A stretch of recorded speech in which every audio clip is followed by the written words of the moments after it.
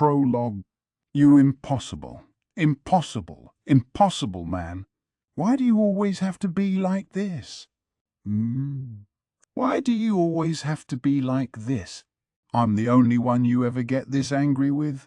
What is it about me that ticks you off so badly? Wait, are you trying to get me to notice you? Like some kind of hot, cold type? If you're in love with me, just say so already. I fired my retort at darkness from the sofa where I was lounging on my stomach. Her eyebrow arched dangerously. And just what makes you think I would ever fall in love with a layabout virgin shut in? Like you.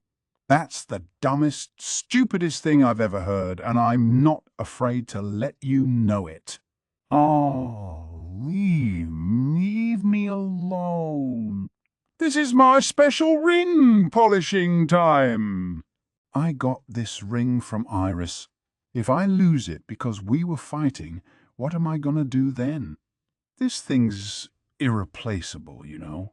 This was of particular concern to me because at that moment darkness had me by the collar. That's exactly why I'm so upset about this. It's a national treasure that was with Princess Iris every waking moment until she gave it to you. You can't polish it with a dirty handkerchief. That hurts. Even I have my pride, you know. I admit this handkerchief isn't the fancy kind, but I am taking care of it in my own way. This ring is precious, the touchstone for all my memories of Iris. You think I'm worried about how much that rag cost? I've seen you blow your nose on it. Go get a nice new polishing cloth this instant. With that last belligerent shout, she finally put me down again. A second later, she collapsed onto the couch herself, looking drained. Sheesh. Being around you is the most exhausting thing, she said. We're finally back home, and I can hardly even relax. You can't relax? It's practically your hobby to cause trouble for me, and you think you can stand there and lecture me? I know you only barely qualify as upper crust, but you are supposed to be a blue blood, right? It wouldn't kill you to act just a little more refined and, noble. Only barely. The Dustiness family, the house people call the kingdom's confidant, only barely noble. In the whole wide world, I think you're the only man who could insult me so thoroughly. Look, if you're trying to compliment me, you're not doing a very good job. You need to be clear and precise when praising someone. I'm not praising you. Darkness leaned back against the sofa and took a sip of the black tea sitting on the table. I know. You've always been this way. Even when I told you who I really was, you cared less about my background than my name. You're weird that way. Whoa, what's this, La Latina? You, of all people, have no right to call me weird. A sheltered rich girl, cum adventurer, cum masochist. You want all the archetypes you can get your hands on, don't you, you greedy lady? Darkness set the tea back on the table. I can see I'll have to settle things with you eventually. Yeah, sure. Let's have us another duel sometime, my lady. She looked regretful, but I didn't pay much attention to her. Instead, I also picked up a cup of tea and took a sip. Hey, this is pretty good. Despite all the things you suck at, you make a pretty mean cup of tea. That seemed to placate Darkness a bit. People don't tend to think much of my cooking, but I'm confident in my tea-making ability. The trick to a good cup of tea is warming up the mug first, then pouring the tea out to the last drop. If you apologize for the nasty things you said to me, I might see my way to making you another cup. Okay. I'm sorry for teasing you. Tell you what, to make it up to you when your household falls into disgrace, I'll hire you as my maid. Disgrace? Sheesh. You really are hard to fathom. Just when I think you're a lazy good-for-nothing, you show a bit of courage. Sometimes you help people out, and sometimes you spend all night partying with the weirdest crowd and doing all sorts of other things I can't approve of. For goodness sake, which one is the real you? The real me? Whatever. Everyone does the occasional good deed when they're in a good mood. But then they get a little upset and suddenly they're peeing on a wall somewhere. I'm just a normal person like that. Sorry, I'm not the big shot, serious hero you wanted. You don't have to be sorry. I like average guys better than princes or heroes or whatever. Guys just like you. Hey, what you implying? What are you trying to say? First Megumin, now you. What is it with you girls and these ambiguous declarations? How's a virgin supposed to understand you if you don't speak clearly? My words only brought a thin smile to Darkness's lips. Now, what do I mean? And then she sipped her tea, looking rather pleased. Chapter 1. May even these rising star adventurers catch a break. 1. The letter summoning us to the Adventurers Guild arrived a few days after we had gotten back to Axel. Now then, adventurer Kazuma Satou, regarding the matter that led us to bring you here. One of the guild's front desk girls was holding a heavy bag and beaming at me. As the amount this time is so large, it's taken us a while to get the money together. However, here is your reward for the defeat of the Demon King's General Sylvia, 300 million Eris. This makes 4 generals of the Demon King you've vanquished, Mr. Satou. You become a real veteran of our guild. Please accept this reward. There was a cheer from the gathered adventurers. Smiling generously, I reached out for the bulging sack, which was indeed very heavy. Hey, you guys, take it easy. You act like I've never taken out a major bounty before. 300 million Eris is hardly worth all this ceremony, huh? Miss, you can let go of that bag any time now. I've got a good grip on it. I won't drop it. A.C. Lego. Get your hands off that. The guild girl seemed loath to part with the money. The building echoed with the murmuring of adventurers. Man, Kazuma and that party of his have taken down 4 generals. When they started out, I wondered how long it would be before they all got slaughtered. But look at them now. Yeah, no kidding. They couldn't even manage a few frogs before, and now Kazuma is one of the richest men in Axel. Some things just don't make any sense. Hey, I've always said Kazuma is a guy who comes through when it counts. Weren't you the one who said we should take bets on how long it would be before his party got wiped out? Well, it doesn't change how impressive they are. Kazuma's an adventurer. They're supposed to be the weakest class. He's got zilch in the way of equipment, and he still goes toe-to-toe with the Demon King's generals. I'd finally managed to wrest the money away from the guild girl and started hugging it protectively. I looked around at the peanut gallery, whispering about me. Keeping my face as straight as I could, I said, "Gosh, you think you're going to get anywhere with flattery like that?" Then I exclaimed, "Well, you're right. I'm ordering a round of the finest wine in the house for everyone here. Yeah. Kazuma! Kazuma! Kazuma! Yes, you're wonderful, Kazuma. Marry me, and then take care of me for the rest of my life. Best nouveau riche in Axel. That's nothing but luck, Kazuma, for you. Ha ha ha ha ha. Praise me all you want, guys, but you won't wheedle anything else out of. Hey, who called me nothing but luck, Kazuma? I have all kinds of things besides luck. It had been close to a year since I came to this place. It was a long time coming, but it was finally here. My moment. You're the worst. Kazuma, you are the worst. Here I am, sick with worry because you're late getting home, and then I find out you're secretly having a party without me. I was right to come and check on you. Aqua was sitting across from me at the guild, which was 20% noisier than usual. Look, I'm sorry for staying out so late, but you were the one who said that when our party gets summoned to the guild, it's always bad news, and sent me here by myself. Oh, hey, look! Here's a nice, cold crimson beer. Come on, have a drink. I took the crimson beer that I had ordered for myself and set it in front of Aqua. Hey, she said, if you think a little alcohol is all it takes to get rid of me, you've got another think coming. Megumin was wandering around the house like an angry bear, muttering, he still hasn't come back every 5 minutes.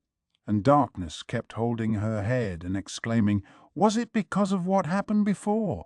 Surely Lady Iris must have realized who the thief really was. Oh, what am I going to do? Glug, glug. Ah, say, bring me another crimson beer. Aqua downed her drink in a single gulp, so excited she was practically pounding the table. Another beer was swiftly ordered. Beside me, Megumin took little sips of her drink and said, still, I'm glad to know we were summoned for something good for once. Aqua said we should have a wager about whether the news would be good or bad. She wanted to bet 3,000 Eris that you had committed some awful crime and were being held in detention at the guild right about now. Hey! Then she said we should get our stuff together so we could make a quick exit if it turned out you'd gotten caught up in some kind of trouble, Darkness added. I can prove it. Just check out that backpack by her feet. As Aqua merrily ordered another beer, I inspected the contents of her pack, then lit into her. You jerk, acting like you were all worried about me. What's with this backpack? Hey, next crimson beer is mine. No way. Get your own. And it's true I was a little worried. Think how hard my life would be without you. Like, okay, well, what about? I mean, there's always, huh? Hey, Darkness, remind me what problems we would have if Kazuma disappeared. You unbelievable jerk. Do you have any idea how much I put up with from all of you? I'm about ready to strangle you. How's about we step outside? Hey, what do you think you're pulling on, you boor? You'll stretch my divine raiment out of shape. Stop it. Stop it already. Aqua beat at my hand, which was clutching a fistful of her feather mantle as I tried to drag her out the door. Beside Aqua, Darkness took a long sniff of her wine and said tiredly, gosh, what Lady Iris saw in such a brutish and immature man, I'll never know. Maybe it was his exotic appeal plus a touch of temporary insanity. A lot had happened in the capital. Some other adventurers and I had repelled an attack by the Demon King's army, and I had protected the nobles of the city from a thief. I had even saved the entire country from a near crisis, although nobody knew it. And above all, I had gained an adorable little sister named Iris. I wonder how Iris is doing anyway, I mused. I worry sometimes that she spends her nights weeping from loneliness. Oh, I know. I'll ask Vanier to make a doll that looks just like me. He said his veneer dolls that laugh in the night are a big seller. How about a Kazuma doll that laughs in the night? I could send it to Iris, and then she wouldn't have to be lonely. Don't you send her any bizarre gifts like that, Kazuma. Stick to letters. I can have my messenger deliver them. Try anything else, and you might be branded a terrorist and thrown in jail. 2. And so a week passed after I received my reward from the guild. We had done nothing but travel recently, and it felt good just to stay in Axel for a while. Hey, who made this? Find the chef who cooked this and tell them that Kazuma Satou, super rich adventurer, who is currently the talk of the town because of how rich he is asking for them. Yeah. And tell them the archpriest Aqua is asking for them too. With our newfound wealth, Aqua and I had quickly become patrons of Axel's finer dining establishments, enjoying gourmet meals on a daily basis. A young man I took to be the chef came over to the corner of the restaurant we had claimed as our territory. Is anything the matter, honored customers? Is there a problem? He was practically shaking at the abrupt summons. Oh, no, I said. This meal is exquisite, and I just wanted to thank you personally. I spent a fair amount of time in the castle in the capital recently, and I'm impressed that you managed to please even my discerning palate. Thank you very much, sir, the chef said, bowing to us.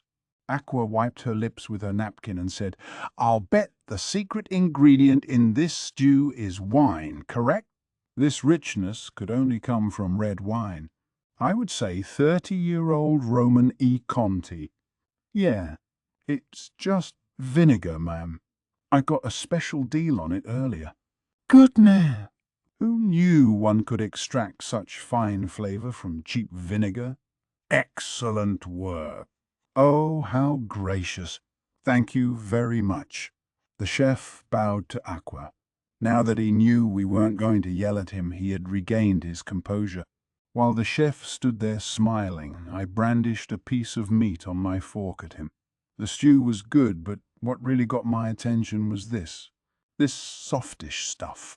If I had to compare it to something, it would be sneaking into the room of a girl you like, your heart pounding, and opening her closet only to discover it's a mimic. It's got that powerful impact, the sort of thing that throws you off balance. You understand what I'm saying, my good chef? Not a word, sir. I see. Well, the point is, this is absolutely delicious. The adventurer Kazuma Satou gives this restaurant 3 stars. I also give this restaurant 3 stars, Aqua added. Thank you so much, the chef said with a broad smile.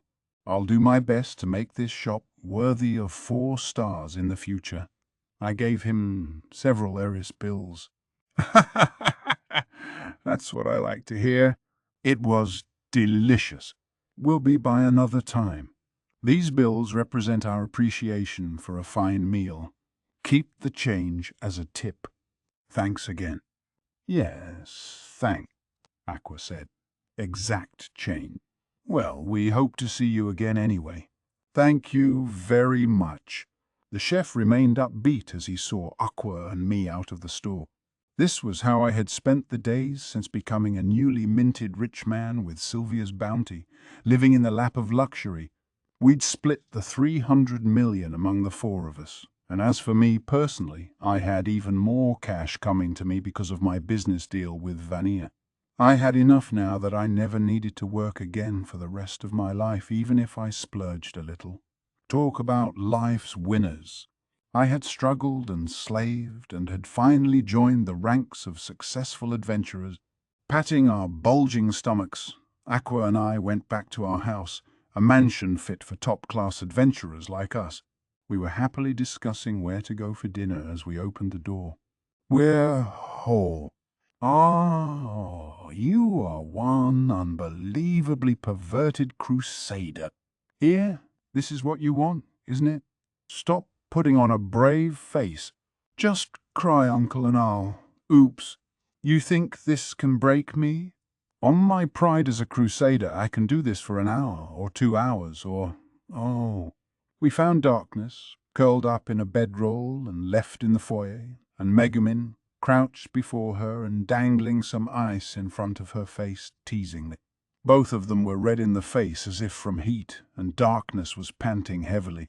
Our eyes met. I quietly closed the door. The door burst back open, and a flustered Megumin came flying out. Please don't close the door. This is not what it looks like, you two. No, hey, don't worry about it. We understand. Aqua and I will go have a nice meal out, so you guys just keep doing what you're doing. We can even find somewhere else to stay tonight. The Axis Church recognizes homosexual love, you know. Do you need a magical blessing? You don't understand at all. Let me explain. Darkness is... Megumin grabbed both of us by the arm and dragged us desperately inside. Darkness growled. You're going to mount a humiliation assault on me too. You think just having Kazuma and Aqua see me in this highly compromising position is going to get me to give up? Your incessant chatter is not helping our case, Darkness. Pipe down. I was only briefly distracted by Darkness, who was still making a scene from her entrapment on the floor. I noticed I could feel heat leaking out from the open door. It was almost summer, but these two had lit a fire in the fireplace. "This isn't some perverse game," Megumin said. "Darkness asked me to help her work on strengthening her endurance. She claims that she wins this town's annual endurance championship every year." Flushed, she held the ice out toward the equally red-faced Darkness. "I don't know whether to be relieved or disappointed," I said. "But if you're going to practice this stuff, do it at Darkness's family's house or something. Don't turn our living room into a sauna." Darkness let out a relieved breath as Megumin pressed the ice against her and said, "Actually, my father hasn't been in such good health lately. If he found me doing anything like this at home, he would worry about what his unmarried young daughter had been up to. I'm keeping it here out of consideration for him. You sure he didn't get sick because you kept piling logs on the fire at his house?" Having the ice pressed against her seemed to have calmed Darkness down and drained some of the weird tension in the air. "Phew," she said. "With you and Aqua home, maybe it's time for me to come clean. With Megumin's help, I've found that, since my level is higher than last year, my resistance to heat has improved as well. I'm sure I'll take the crown again this year." "Hey, Kazuma, could you let me out of here?" She shifted pointedly in the bedroll. "You remind me an awful lot of my predicament when I got hit by Bind back at Oldup's mansion." Darkness looked at me questioningly. "I do. Come to think of it, I guess something like that did happen." "Well, we can talk about it later. Come over here and set me free. I'm soaked with sweat under this futon. I want to hurry up and take a bath." Aqua and Megumin, fully aware of what I was saying, crouched down next to Darkness. They were both grinning. Darkness looked at us, unease finally showing on her face. I made a show of waving my fingers at her. "We've been together a long time, Darkness. Surely you know what I'm like by now. For example, whenever I've been wronged, I always return the favor. Now then, Darkness, I recall that when I was immobilized back in the capital, you weren't afraid to abuse me. And what an interesting position you find yourself in now."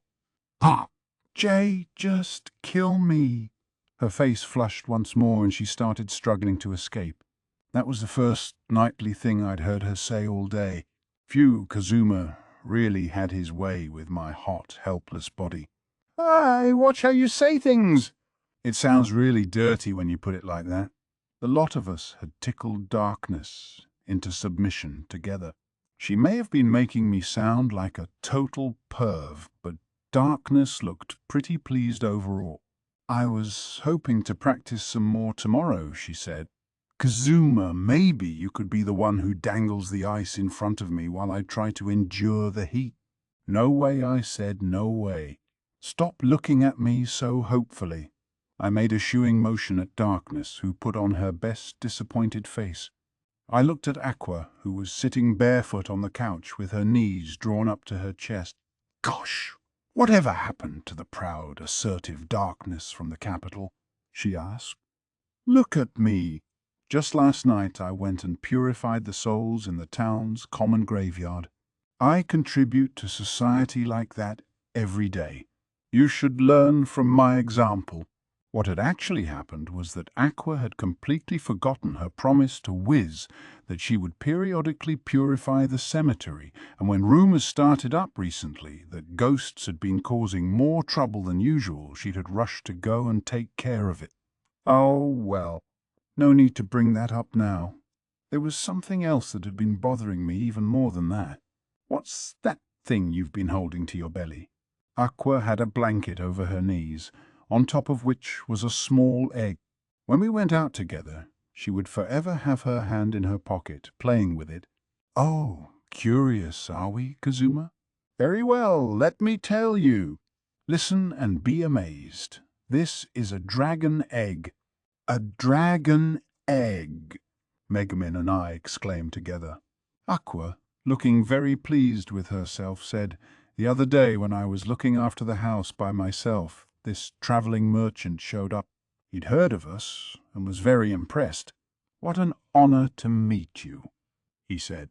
"I've been looking for adventurers just like you, the type who can face down the Demon King's army and live to tell the tale, the kind who sneer at danger and battle the Demon King day and night. I have a special gift for you." He said if we were going to keep on battling the Demon King, we would at least need a dragon, and I thought that made sense. He had heard of us. Something smelled extremely fishy here. I had a feeling what he had heard was that we had a lot of money. Aqua went on about her dragon egg, totally oblivious to the sour look on my face. "Now, listen. I'm aware you're a know-nothing who's totally ignorant of the ways of this world, Kazuma, so let me enlighten you. Dragon eggs are extraordinarily difficult to come by. When one does arrive at the market, it's always snapped up by a noble or some rich guy. So when someone specifically seeks you out to sell you one, what else can you do except buy it? This is a dragon we're talking about. A dragon. Isn't that exciting? It would be a lie to say the thought didn't pique my interest, but the more I heard, the fishier this sounded. "And how much was this egg you bought?" I asked. "You're not going to believe this." He said everything I had would be payment enough.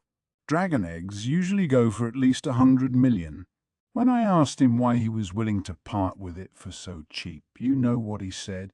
He told me that unlike nobles and rich people who just wanted to buy status, powerful adventurers would raise this dragon so it could be part of the coming battle with the Demon King. She cradled the egg lovingly in her arms. I got a bit of vertigo. "And you bought it?" "Of course I did. I've even named it already. His name will be Zeltman Kingsford.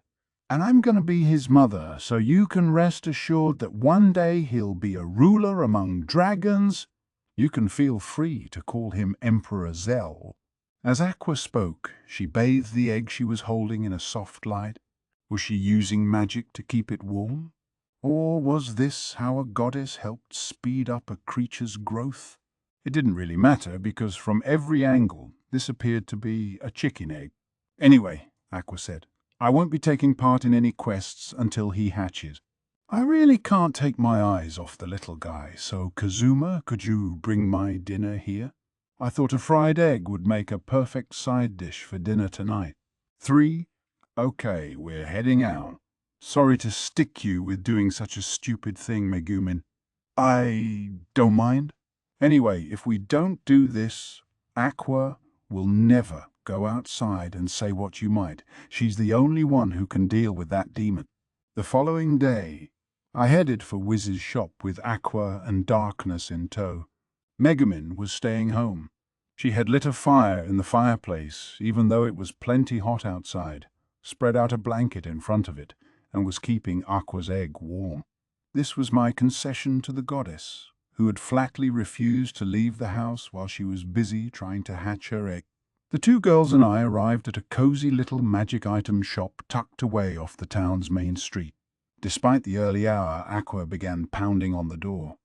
"Let us in, please. Come on, open the door. The sun is already up and everything. Your best customers are here. Hurry and open up shop." It was true. We were certainly familiar faces around this place. After Aqua's commotion, a series of stomps could be heard from inside, and then the door burst open. "Is there no time of the day when you're not noisy? Think of the trouble you're causing to the neighborhood. You're a threat to public order. We're not open yet, and we won't be for a while. Go wash your face and then come back." This tirade came from a part-timer in a bizarre mask, the lackadaisical demon Vanir. "We're not here as customers today. We've got something else in mind." Aqua shot back. "You guys are always busy when you're open for business. We got up especially early to come here and talk to you, so you should be grateful." "Come on, let's hear it." Say thank you." She gave a triumphant little snort as she faced down the demon. It so happened that this store's main business at the moment was selling items I'd invented, and it was making them a lot of money. I had taken my payment in a lump sum in exchange for the intellectual property rights, so however much product Wiz's shop might move, I wouldn't see any more cash. Still, as the inventor, I was certainly happy to see my ideas being so well received. "You're renowned for your inability to read a situation, and I'm not pleased by your insinuation that you've done me some kind of favor. I assume there's a punchline to that remark. But never mind. I know what you're here for. The newly rich boy wants his reward. Come in and wait. I'll get it for you." With that, Vania went into the store, but Aqua stuck to him like glue, saying, "Be grateful. You can say, 'Thank you so much for taking your precious time to come visit a worthless excuse for a demon like me.' Go on, say it. You expect me to ever say such a ridiculous thing? Our tired from pulling so many all-nighters shopkeeper is sleeping in the back, so keep your voice down.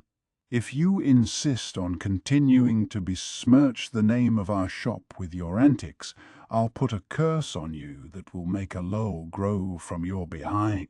Just you try it. A curse from a shrimpy little demon like you would never have any effect on me." "Are you stupid? You said that mask is your true body. I guess there's no room in there for a brain."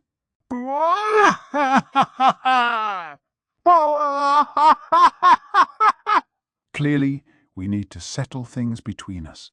"Very well, I suggest we take this outside."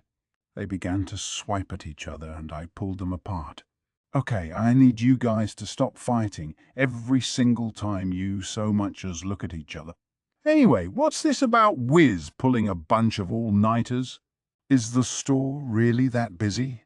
"Indeed," Vania replied. "This is precisely what they mean when they speak of laughing all the way to the bank. We sell our stock as quickly as we can make it, so the owner neither rests nor eats but spends her days minding the store and her nights producing more to sell. This cycle has gone on for nearly 2 weeks now, and she has reached a point of emotional instability. She'll break into laughter or tears for no particular reason. She's in no position to receive customers, so I'm having her take a rest." I could hardly believe what I was hearing. Vania returned with a bulging sack in one hand. I was thinking to myself, how do I take a shopkeeper who inevitably gets into trouble when left to her own devices and keep her from steering right back into the red? I've been observing her, and I notice that when she has too much free time, it leads her to do unwise things. So I hit upon the idea of keeping her busy 24 hours a day without so much as time to eat, and I must say it's worked rather well. He handed me the bag even as the repugnant comments came out of his mouth. Wiz might be an immortal lish, but he could at least let her rest every now and then. Hey, exactly who's the shopkeeper and who was the employee here anyway? Incidentally, Vania said, turning to Darkness. You, the one who's been idling there this whole time. The one whose body burns with sexual desire, night after night, despite being a virgin. Wow. Oh. Darkness shouted and practically came flying at Vania. He dodged her easily. Yeah. Negativity dripping with the utmost embarrassment. Delicious. Young, armored woman, I believe I once predicted your destruction. The constant presence of a certain woman by your side who gives off a disgusting and very bright light makes it difficult to see your future. But in thanks for bringing me such a profitable enterprise, allow me to predict your fortune properly." Then he gave an ugly and fittingly demonic smile. "Hey, is this woman with the disgusting light you're talking about me?" Aqua said, grabbing Vania's shirt. "Predicted my destruction?" Darkness said, frowning. Before she could go any further, I jumped in. "Hey, forget about that. Give me some more details of what you were saying about Darkness a minute ago." Tears beading in her eyes and face, red up to her ears, Darkness decked me. 4. My teeth were still rattling when Vanir said, "Very well then, let me look."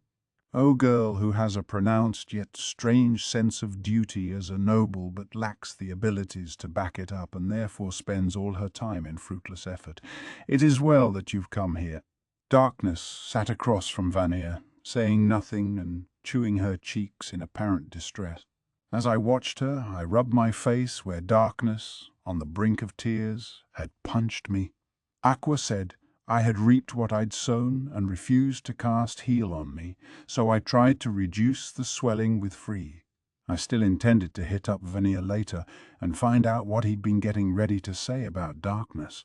I'm telling you, Darkness, take a demon's predictions with a large grain of salt, Aqua said.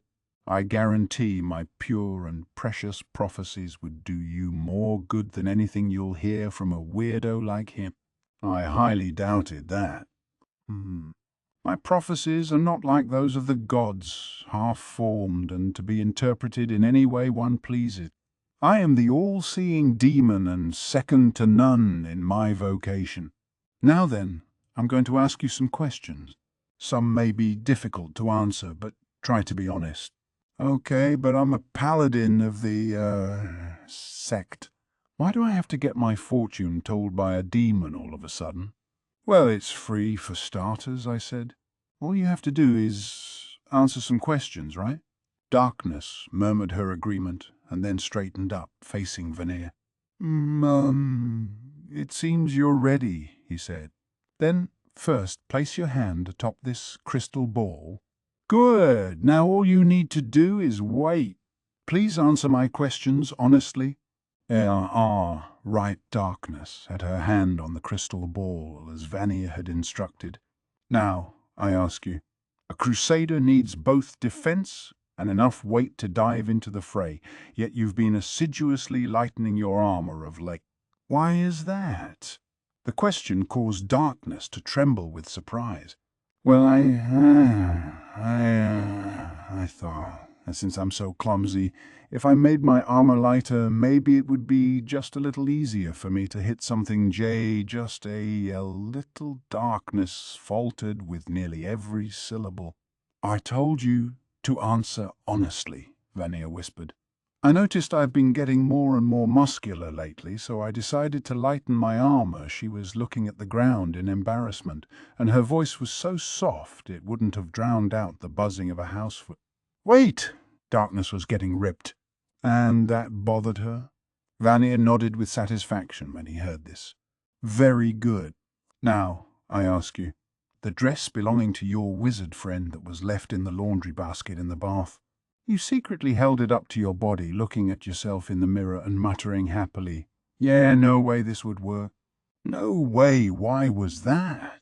Further, why was it that while you spoke, your usual joyless, brusque countenance lit up with a smile? And why did you then blush, take a look around, and then quickly return it to the basket? He wasn't kidding about being all-seeing. Just how much can you tell me, my honored Vanir? CC cute clothes don't look good on me, and I would be embarrassed to buy any or have any bought for me. So I've never touched them before. I just noticed it there and thought maybe I'd try it on. It was just the passing impulse of a brusque, hyper-muscular girl. Forgive me, I'm sorry. She covered her red face with both hands, apologizing profusely in a shaking voice.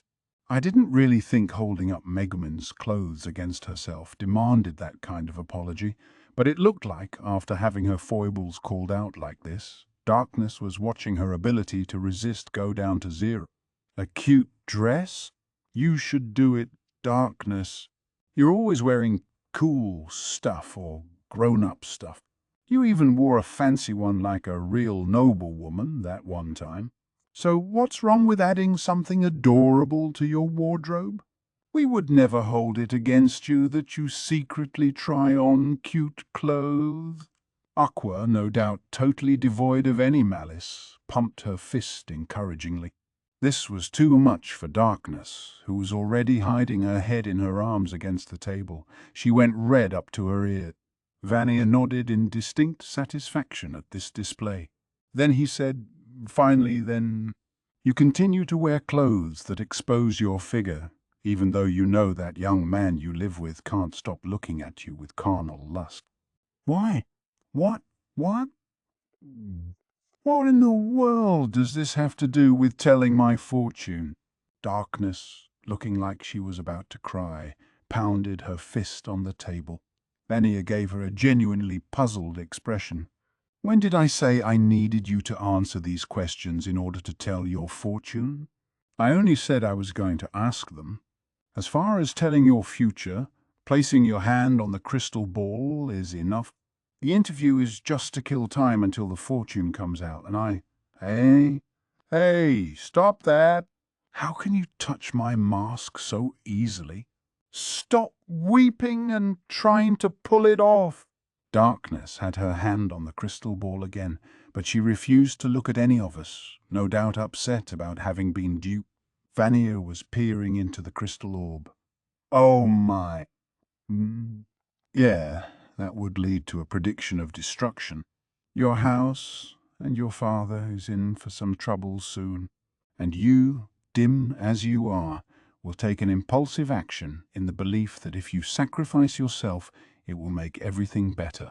But your deed will not make anyone happy. Your father will spend the rest of his life in regret and gloom. Avoiding this fate is... Darkness's face became progressively more serious as Vania spoke. Oh, impossible with your strength. When the moment arrives, your best fortune will come of leaving everything behind and fleeing.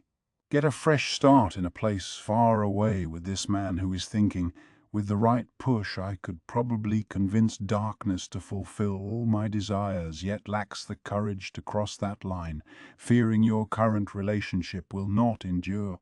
All right, hold on.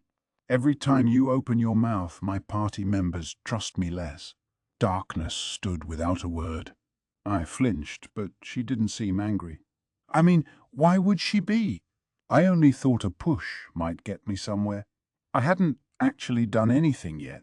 Vania, Darkness said, thanks for the reading, but if I end up in a crisis like the one you've mentioned, I won't be able to run away. I'll listen to some of what you have to say, though. Kazuma, you've got lots of money now, and you obviously don't intend to go on any quests for a while. Not that I'm especially worried about this fortune, but it's been a while since I've been home. Maybe I'll go see my dad. Then Darkness left the shop. Listen to me, you third-rate demon. Can't you say anything more specific? You were the one complaining about how vague the gods' prophecies are. And do a reading for me, too. At least tell me what kind of Dragon Emperor Zell is gonna be when he hatches. Tell me if he'll have what it takes to rule over the other dragons. Oh, and I used all my money to buy Zell, so I need you to tell me a quick and easy way to get more. Surely the all-seeing demon knows that much, right? After Darkness left, Aqua tried to wheedle favors out of Vania, but he only frowned with distaste. I have never encountered such a vulgar goddess. If there was such an easy way to make money, I would have let my wreck of a shopkeeper in on it, and I would currently be using the proceeds to set up my dungeon. My powers allow me to see what a person has done in the past and what's likely to befall them in the future. If they're used merely to satisfy greed, little good is likely to come of them. You don't even seem to realize that. Are you truly a goddess? That provoked a snort of laughter from Aqua. Even for a demon, that's blatant false advertising. Keys, you're worthless. Let's go home, Kazuma. I want to get back to hatching Zell. The sooner he's born, the sooner I can start him on an all-demon diet. Oh ho, something's coming to me, Vania said. Your Emperor Zell. You'd best change his name to Terry. Teriyaki. Then he'll be much beloved, especially at the dinner table. Vania and Aqua stood sort of laughing together. My, wherever did you get a name like that?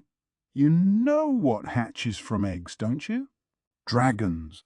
I paid a lot of money for that egg, so why would I give him a name that sounds like food?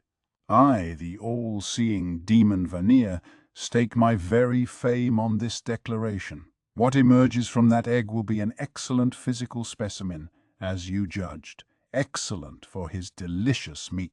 I decided to leave the two of them to their glaring contest. I stood up, clutching my reward protectively. I would deposit it at the bank to keep it from being stolen or lost. The influx of cash put me in good spirits, and I was just about to walk out the door, leaving the supernatural enemies to stare daggers at each other when, wait, boy, who is pleased to have come into even more money and is excited about his overnight reservation at the usual place. I stopped in my tracks. I really wished he would stop snooping into where I had reservations.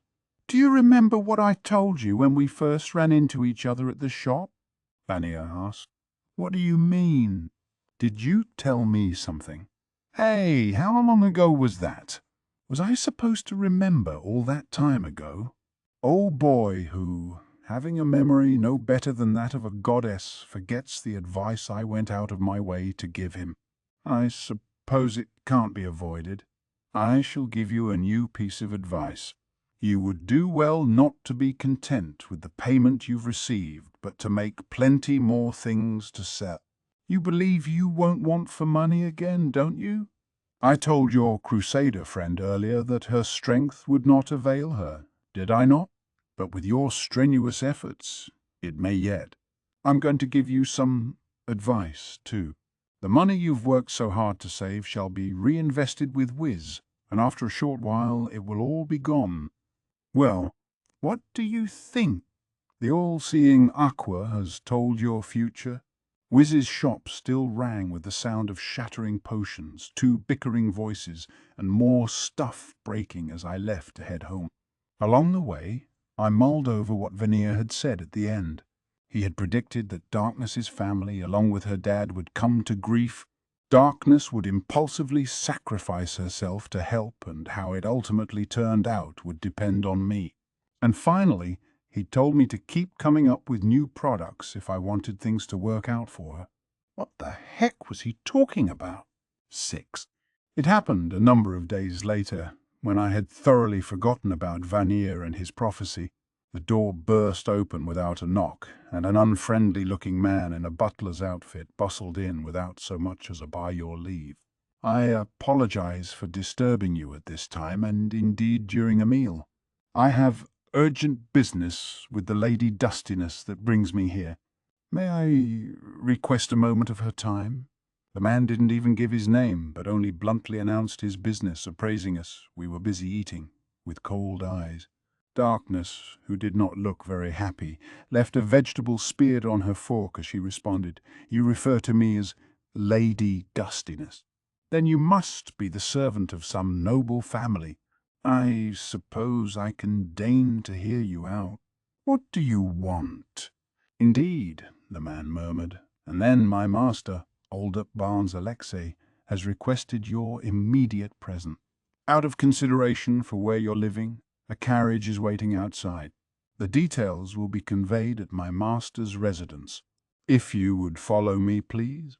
To refer to a person's beloved home as simply where you're living was awfully rude, but it didn't seem to bother the man as he gestured toward the door. I could hear the fork creak in Darkness's hand as she squeezed it so hard it bent out of shape. I was worried that my impulsive noblewoman of a friend would haul off and hit him, but she only set the twisted utensil on the table. I'm going out for a while, she said. If I'm late coming back, lock the front door. I'll see you later. Then she followed the man outside, leaving the rest of us to wonder what had just happened. Who was that? And what did he want? Aqua said. He mentioned Oldup. He's that old noble goon, isn't he? I sure hope she's not getting herself caught up in anything weird again. We went quiet, our faces downcast, collectively hoping that nothing unpleasant was about to happen. If Darkness isn't staying, then I can have her leftover hamburger, right? You'll feed it to me, won't you, Megumin? Kazuma is the worst at feeding people. Yesterday he was feeding me some soup and he tried to put it right up my nose. Quiet, that is, except for one person who couldn't read a room to save her life, nor use her hands because they were still wrapped around her egg. The next morning, it's summer already. Isn't it time for you to shed some of this fur?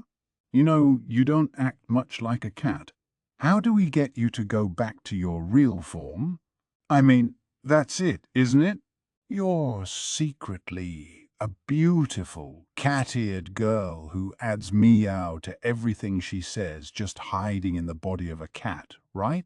I was sitting in the warm sunlight by the living room window and brushing Shomosuke, who was perched on my knees. I had been keeping up a steady stream of banter for a while now. So far, though, I hadn't been able to get any response. Every once in a while, I got the impression that Shomosuke could understand human language, but I still hadn't gotten her to reveal who or what she really was. The only thing I was sure of was that she was not a normal cat, meaning that if this were a manga or something, she would definitely turn into a beautiful woman at some point. But just so we're clear, I don't have anything against beautiful non-human women. It doesn't matter what you are, okay? You always come crawling into my bed on cold days.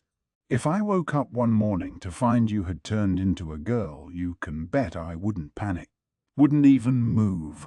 Of course, no matter what you are, you're welcome to stay in this house as long as you like, so don't worry. In fact, we'll cook some nice fish for you every day.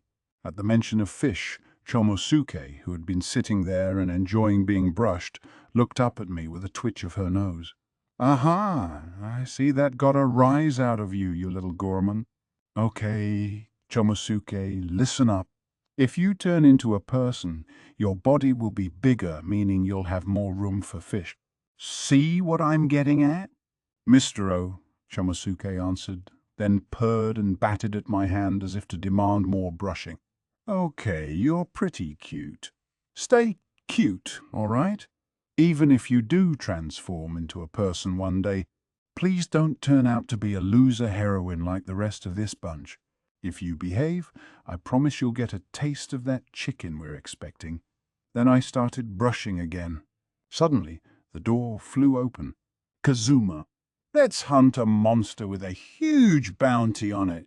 Speaking of loser heroines, the one who had worried us all by not coming home the night before was back now, first thing in the morning, and spouting idiocy the moment she opened her mouth. You're doing the walk of shame, and this is the first thing you say? I don't care where you were or what you were doing with whom. But you aren't married yet, so try to keep the prodigal daughter act to a minimum, okay? The walk of what? I was out so long last night that I thought I would just bother you all by coming home so late, so I went to my family's house. But more to the point. Darkness came over and thrust a piece of paper at me. Have a look at this. Bounty monster, I read. Kowloon Hydra. What kind of Hydra is that? Is it like Yamata no Arashi, the many-headed snake monster? The paper Darkness had given me boasted an illustration of the creature in question, along with a detailed description of its behavior and habitat. I looked at the flyer unhappily. Darkness cocked her head at the name Yamata no Orochi. The Kowloon Hydra lives in the mountains near Axel, Darkness said. It's a big game monster that spends most of its time fast asleep. When it uses up all the magical power it's stored in its body, though, it goes to sleep at the bottom of a lake and starts absorbing emp from the surrounding land. An especially large hydra can take up to 10 years to store enough MP to wake up again, and this one last went to sleep just about a decade ago. In other words, it was due to be awake again soon. Looking at the description on the paper, the word that came to mind was big. I mean, size of a house big. As if that wasn't scary enough, its name and appearance made it look like the final boss of some video game. You got up so early your brain hasn't caught up with your mouth yet? We're not hunting this. What was that butler on about last night anyway? Megumin was worried, you know. You don't have an ounce of street smarts, and she thought we shouldn't send you off with some random noble. Forget about last night. It doesn't have anything to do with any of you. If you don't want to get involved with the nobility, then keep your nose out. And where is Megumin? I think she would be very interested in this quest. Megumin went out with Aqua. They were going to find a cool collar for the dragon they're expecting. Yeah, Aqua asked me to help her build a hutch for the dragon when he's born, but that egg sure reminds me of she glanced at me awkwardly, like she couldn't quite bring herself to say it. No matter how you look at it, I'm pretty sure it's a chicken egg, I said. But whatever. I'm not going on this little quest of yours. You and Megumin and Aqua can all go together. But if you come crying back to me like you always do, don't expect me to help. When have I ever come crying back to you? Actually, just the other day I heard a report that the lake looked kind of weird. You know that wasteland around it. They say some bushes are growing there. That's got to be because the Hydra has stopped drawing magical energy from the area. It's a sign that it's about to wake up. Darkness stopped, then resumed in a dramatic tone. You hear me, Kazuma? The only ones who can save this town are the ones who have already defeated general after general of the Demon King. Our party, if you're any kind of adventurer, then you'll want to protect our home. Kazuma Satou, hero, vanquisher of countless generals of the Demon King, your city needs you now. Darkness issued this exhortation with her fist balled and her eyes gleaming, but I just laughed. Do you think I'm stupid enough to go rushing out just because you called me a hero?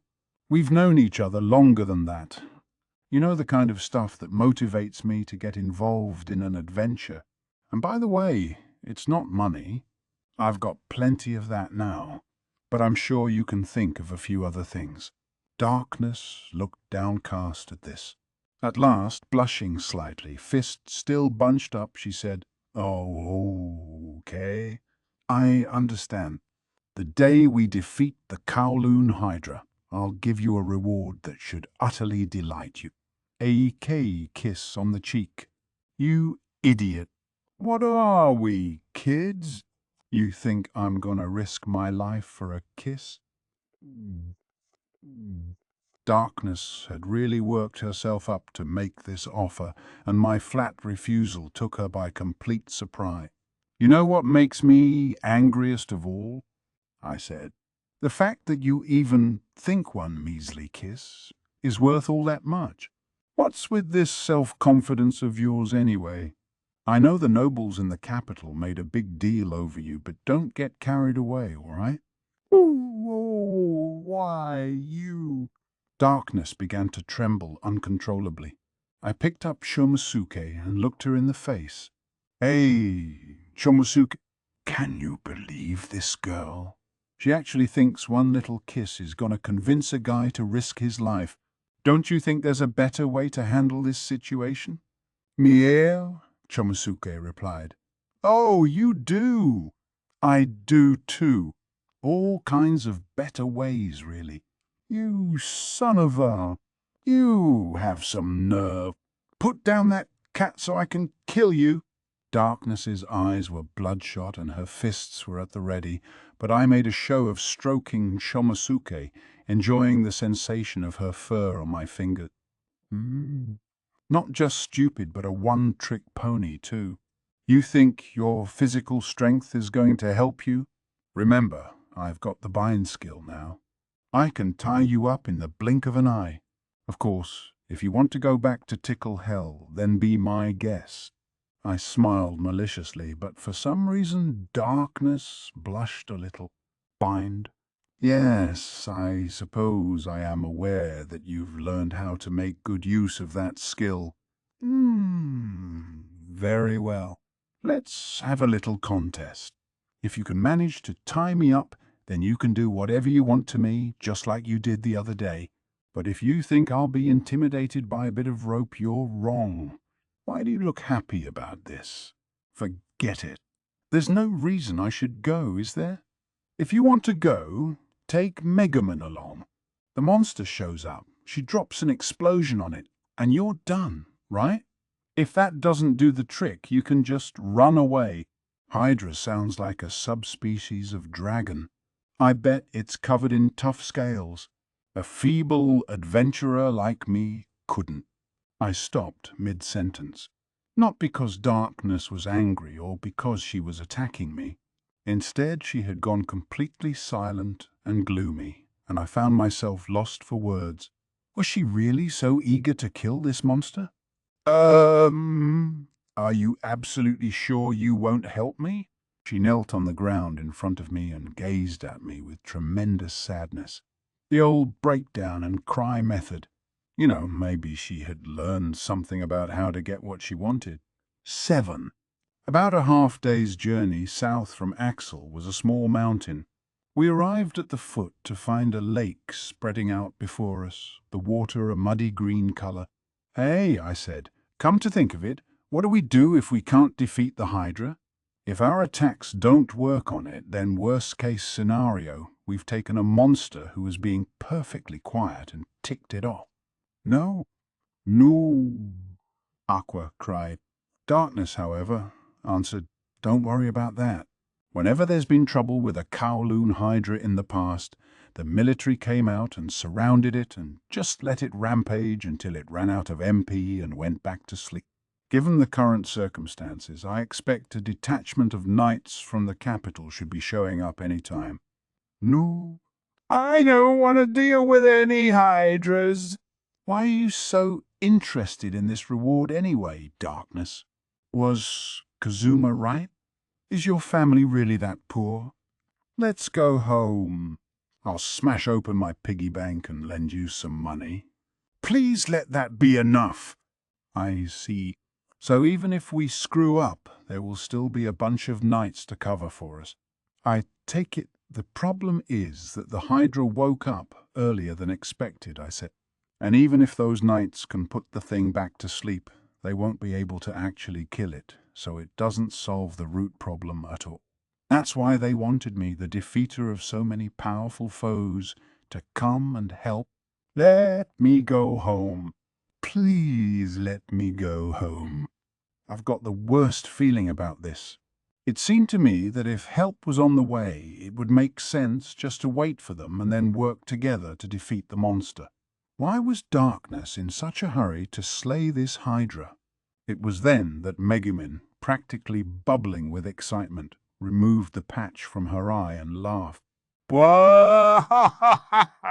Shall I have you leave things to me this time? A subspecies, the Hydra may be, but it's still a variety of dragon. When I destroy it, I can boldly proclaim myself Dragon Slayer. My desire for this sobriquet once led me to explode a wyvern, another type of small dragon, but for some reason, perhaps because I was just a child, it was not counted among the monsters I've defeated.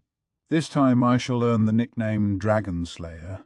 When Emperor Zell hatches, we'll have a dragon in the house, and you want to be known as a person who kills them? Hey, Megumin, let's drop this. I'm sure Zell would never let you ride him if you were a dragon slayer. Come on, come home with me. I nodded at Megumin's brave declaration, then looked out into the middle of the lake. Okay then. First, we have to. I need to hurry home and watch to see when Zell is born. I finally got sick of Aqua's incessant whining. Don't you ever shut up. It takes at least 20 days for a chick to hatch. You've got plenty of time. Now, give it up already. If you leave, how are we going to wake the Hydra? Why do you think a chick would hatch from a dragon egg? And why did I have to leave my precious Emperor Zell somewhere like that anyway? At the moment, Aqua's egg was at Wiz's shop. What were we going to do? There's no one else stupid enough to take us up on just watching an egg to see if it hatches. If we asked any of the adventurers we know, they would probably have eaten it by the time we got back. Having said that, I did notice Wiz drooling a bit when we dropped the egg off with her.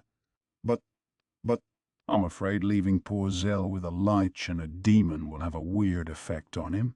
Dragon parents spend a long time carefully nursing their eggs, you know. It helps the children gain exceptional magic power or take on their parents' elemental affinities. I want my little Zell to be born a holy white dragon. What if their dark powers get to him and he comes out as a black dragon instead? Then you would end up with a black-colored chick.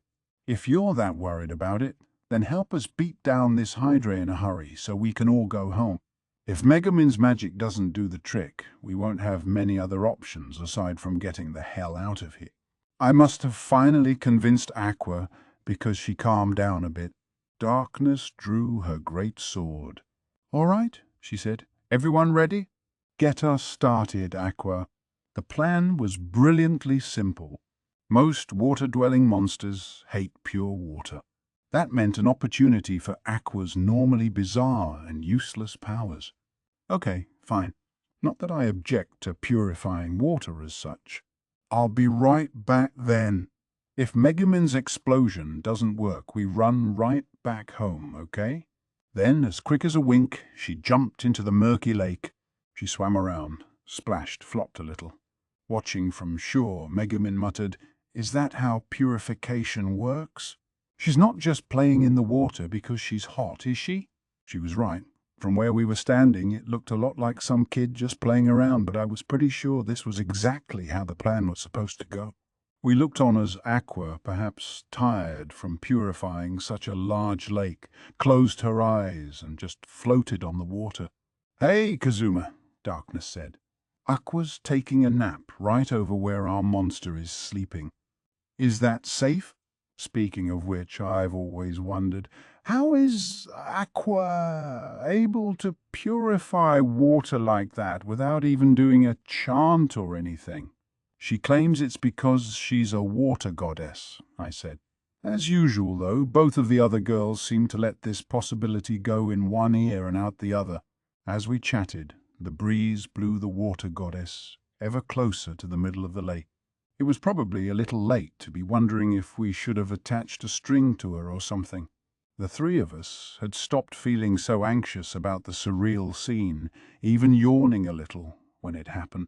A few small ripples ran across the surface of the lake. Megumin had started to nod off, but now her eyes snapped open. "Oh, it's here. Here it comes. I feel an incredible magical power. It's coming from the bottom of the lake." No sooner had she spoken than a massive shadow appeared underneath Aqua, who was still asleep. Something very, very large was floating to the surface. "How long do you plan to nap for, Aqua?" "Wake up. It's right beneath you. Megumin can't let off her spell with you floating there." My shouting woke up Aqua. She started treading water with remarkable facility for someone who had been asleep just a moment before. She yawned and looked around. Then, finally grasping the situation, she started swimming toward us in a hurry. "Hey, that thing's a lot bigger than we were told," I called. "The flyer said it was the size of a large commoner's house, but that thing's bigger than our mansion." As the shadow in the lake grew larger and larger, Darkness's and Megumin's frowns got deeper and deeper. The whole size of a house thing was what had made us think Megumin might be able to handle it with her explosion. But at this size, there was no way a single strike was going to do it in. Kazuma. Kazuma, something really big is coming right for me. The shadow finally became a recognizable silhouette, 8 heads clearly visible beneath the water. And all of them were reaching for Aqua. Here it comes. Megumin, get the boom ready. Darkness, take up a guard position in front of her, just in case. I'm going to keep back and make sure we have an escape route ready. Leave the protection to me. But there aren't any other monsters around, so I don't think we need anyone to secure an escape route. It's a bit bigger than I imagined, but I'm SS sure my explosive firepower can take care of it in one shot. I'll fry every living thing in this lake. I don't care what you fry. Just do it. Do it. Do it." As we ran around in confusion, the creature appeared. All my success recently had led me to underestimate these big game bounties. The 8 heads and 8 long necks came rising out of the lake, dripping water. The hydra's howl, a sound beyond description, cut through the air. It wasn't even all the way out of the water yet, and it already looked like a small island. Staring vacantly at the heads leering down at me from high in the sky, I muttered, "I think we'd better forget this one." Chapter 2. May there be eternal slumber for the Lord of the Lake. 1. Oh, Kazuma, death should not have taken thee. I found myself in an all too familiar white room. As I opened my eyes, I saw that the upbeat voice belonged to Eris. She could be surprisingly saucy, and actually she seemed to know a lot about Japan. "You're in high spirits, Lady Eris." "Sorry. It's just that everybody says that, and I wanted to try it once." She gave me a mischievous wink. To see a real goddess with her unearthly beauty do something so cute was practically enough to make me hyperventilate. Next, however, she scratched her cheek and looked a bit distressed. "Still, Kazuma, getting sent here doesn't even seem to faze you anymore? Let's see your friends are all okay. They've escaped the Hydra and gotten somewhere safe. As far as your corpse, Darkness deliberately got herself eaten by the Hydra and somehow managed to retrieve it. Now, this was a goddess who knew what she was doing. She had calmed all my fears before I even had a chance to voice them. Deliberately got herself eaten? God, she doesn't know when to quit, does she? After the monster had woken up, we'd somehow collected Aqua, and then Megumin had let loose with her explosion, which was great as far as it went. I don't think that's very fair, do you? I found myself complaining to Eris. Growing back its lost heads? I mean, really? That's right. Megumin's blast blew off several of the Hydra's heads, but it magically regenerated them and then went on as if nothing had happened. There was another question, too. What kind of shape is my body in after being eaten by a Hydra? I'm pretty sure I can't be resurrected if the injuries are too extensive. And that would be the end of me. Let's see, yes.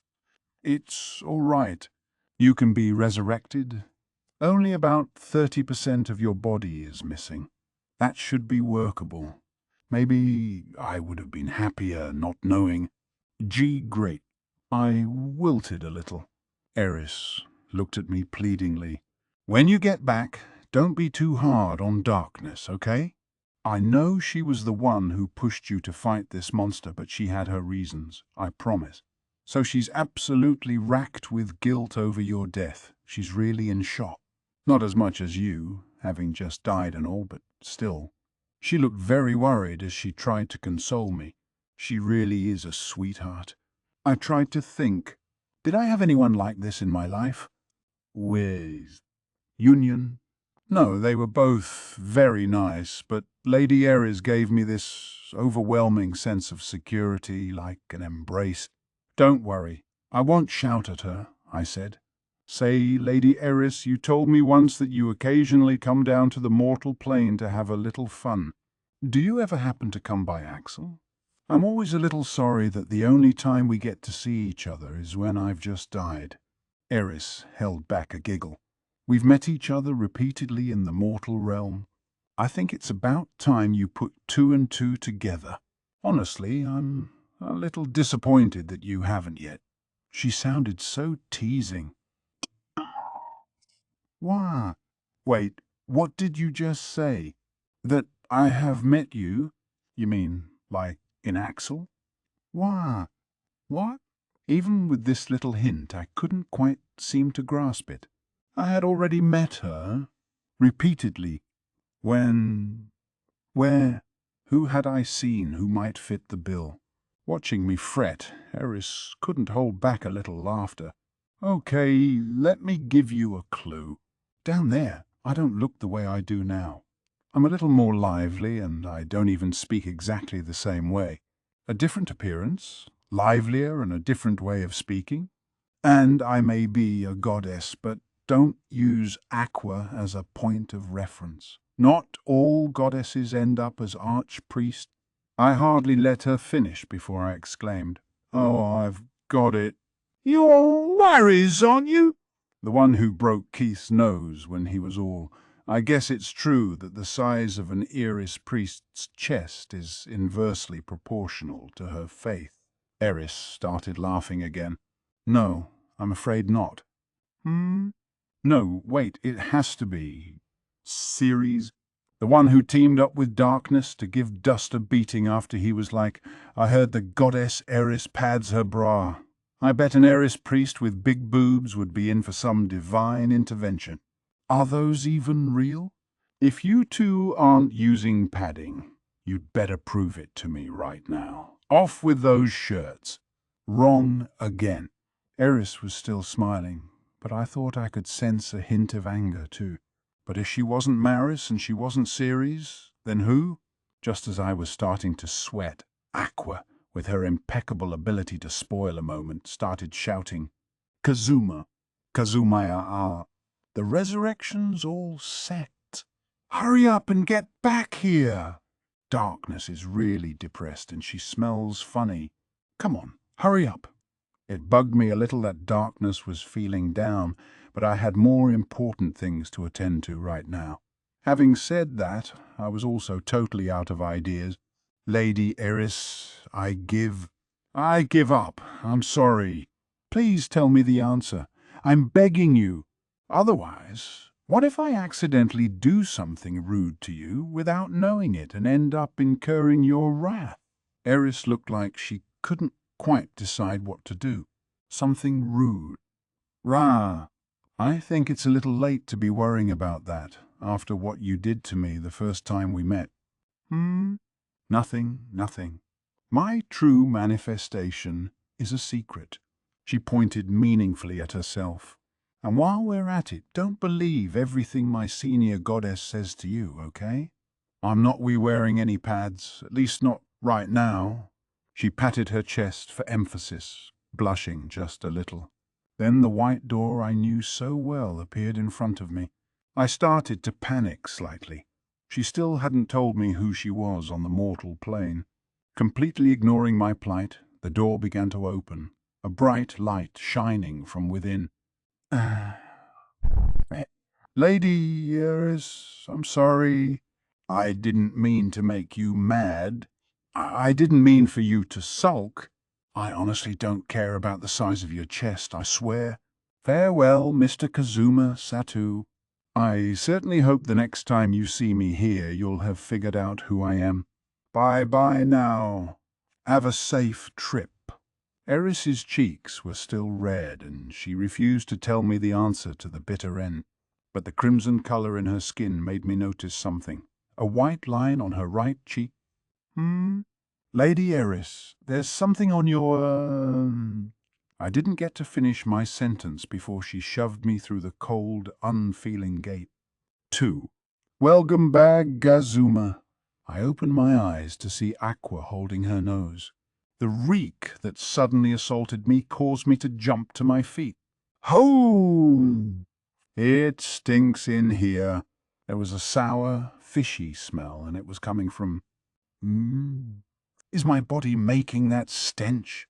I guess when you spend enough time in the stomach of a hydra, you start to smell like it. Then something else dawned on me. No one would meet my gaze. And that, in turn, led me to another revelation.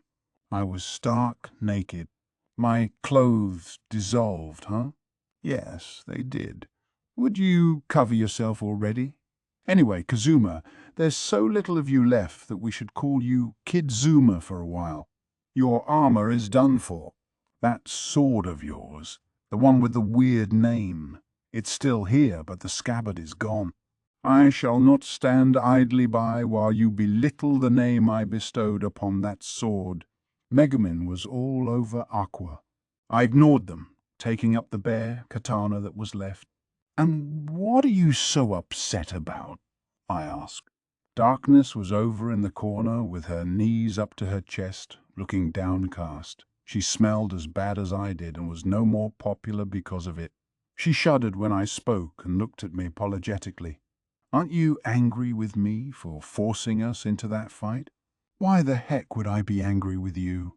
Yeah, you were the one who was all excited to go for it, but it's not like we aren't used to fighting the Demon King's generals and big game or me dying. That's true. I guess this seemed to throw the normally straightforward darkness off her rhythm. That wasn't like you, I said. I heard from Lady Eris how you got yourself eaten by the Hydra just to help me. Heck, I can see you've got blood specks here and there. Are you okay? You don't look too dissolved. Darkness glanced at me. This blood splattered on me after I rescued you. I had to cut my way out of the Hydra. Much longer in there, and I would have suffocated and perished as well. But I'm okay now. I'm not injured. She still looked pretty bleak. I appreciate your going in to get my body, I said. Thanks. Hey, come on. Let's hurry home and take a bath. Sound good. I smiled as if to say, no worries, right? Hey, Kazuma, I'm glad you're trying to cheer up darkness, but I don't think you should be offering her a bath in that state. Oh, that's right. Naked. Oops. 3. I finally understand why the Royal Knights haven't offed that Hydra yet. It's not that they won't, it's that they can't. We were on the road back to Axel, reflecting on the battle with the monster. We practically had to drag Darkness, who still seemed depressed about something. Apparently, a Kowloon Hydra uses all that magic to regenerate lost heads, Megumin said. To defeat it, one would need to hit it with such immense firepower that it would be unable to regenerate or otherwise to wound it over and over, forcing it to use up all its magic regenerating, and then finally deal it a mortal blow when it was out. Neither seems very practical. She was right about that. And Hydras weren't stupid. You could keep on hurting it, but that was why it fled to the bottom of the lake to regenerate its emp. As for firepower, what could we use that would be more powerful than one of Megumin's explosion? I looked back at Darkness, who was trudging along at the tail of our formation. Megumin's right, I said. This one's too much for us. Let's just let the Knights deal with the Hydra. They can work down its magic until it goes to sleep. You okay with that, Darkness? After a long pause. Yeah, was the only answer we got. Had she really been that interested in taking out a big bounty? Then Aqua spoke up, looking inordinately pleased with herself for some reason. Well, it's not all bad news. Thanks to me, that Hydra won't be coming out of that lake anytime soon. It'll consider the water I purified to be an infringement on its territory, and it'll be busy polluting the lake again. That should buy enough time for the Knights to arrive and take care of things. Hold on a second, I said. What's this? Did you actually do something worthwhile? Something almost clever? The two of us were ecstatic, but Megumin, riding on Aqua's back, offered when Aqua is this confident, there's usually a catch. Why did she have to go and jinx us? I was normally the one to give Megumin a piggyback ride after she had used up her MP, but today she asked Aqua to do it, claiming I smelled funny. No, I don't think there'll be any trouble this time, I said. Heck, even if there is, it won't be our fault. We were the ones who bought some time for the Knights to get there. That's right, Aqua added. Do you have some problem with the way I work? I can't believe you, Megumin. You'd better be nice, or I'll make you ride with Kazuma or Darkness. Please, anything but that. I apologize. We got back to town without any special trouble. Megumin and I will go report to the guild. You two stink bombs should go home and take a bath. The way you look right now, Kazuma, you'd probably just get arrested anyway. At the moment, I was covered in nothing but a cape I had borrowed from Megumin, and between that and the smell, I was eager not to attract too much attention. Let's go, Megumin. Be sure to exaggerate what we did as much as possible. We can't get a reward for killing the monster, but maybe we can score some cash. Just leave it to me. I shall spare them no detail of the impressiveness of my explosion. Somewhat against my better judgment, I let the two of them go, and Darkness and I headed back to the house. 4. Once we were home, I let the still gloomy Darkness take the first bath, then I went in and soaked until the smell was finally gone. It's kind of scary what a person can get used to, I muttered to myself as I sank into the tub. I just died, but it doesn't especially bother me. I looked down at my body, about a third of which had been destroyed. Aqua had joked about calling me Kazuma, but I had been healed back to my original size, right? There in the bath, I did a thorough inspection of the parts of me that had gone missing. I heard Darkness's worried voice from the changing room. Kazuma, you're taking even longer than usual in there today. Do you hurt? Or are you still trying to recover your physical strength after coming back to life? I'm just fine. No problem. That smell was awful, right? I'm just making sure it's all washed off. Darkness was kind enough to be concerned about me, despite her own depression. I could hardly tell her that I was making sure I hadn't shrunk after having my body restored. In spite of my assurances, Darkness didn't go anywhere. She was just standing there. Was there something she wanted to say? After a moment, she managed to come out with, "Hey, Kazuma. I'm sorry I forced us into that hunt. Everything's gone so well for us in the past, I guess I just got overconfident. I really wanted to take down that Hydra."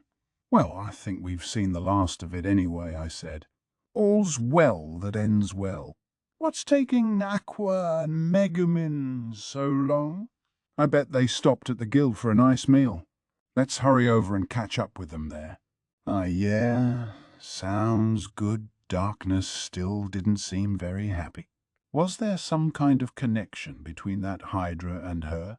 Or did it have something to do with that butler from the other day? "I left you a change of clothes in here, okay? I'll be waiting in the living room." She was about to leave the changing room. "Is there some reason you feel like you have to defeat that Hydra?" I asked.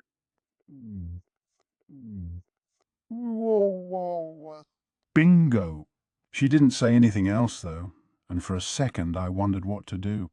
I wouldn't normally be too keen on going a second round with an opponent who had just killed me, but it seemed like the despondent Darkness couldn't bring herself to ask to go back and fight the Hydra again.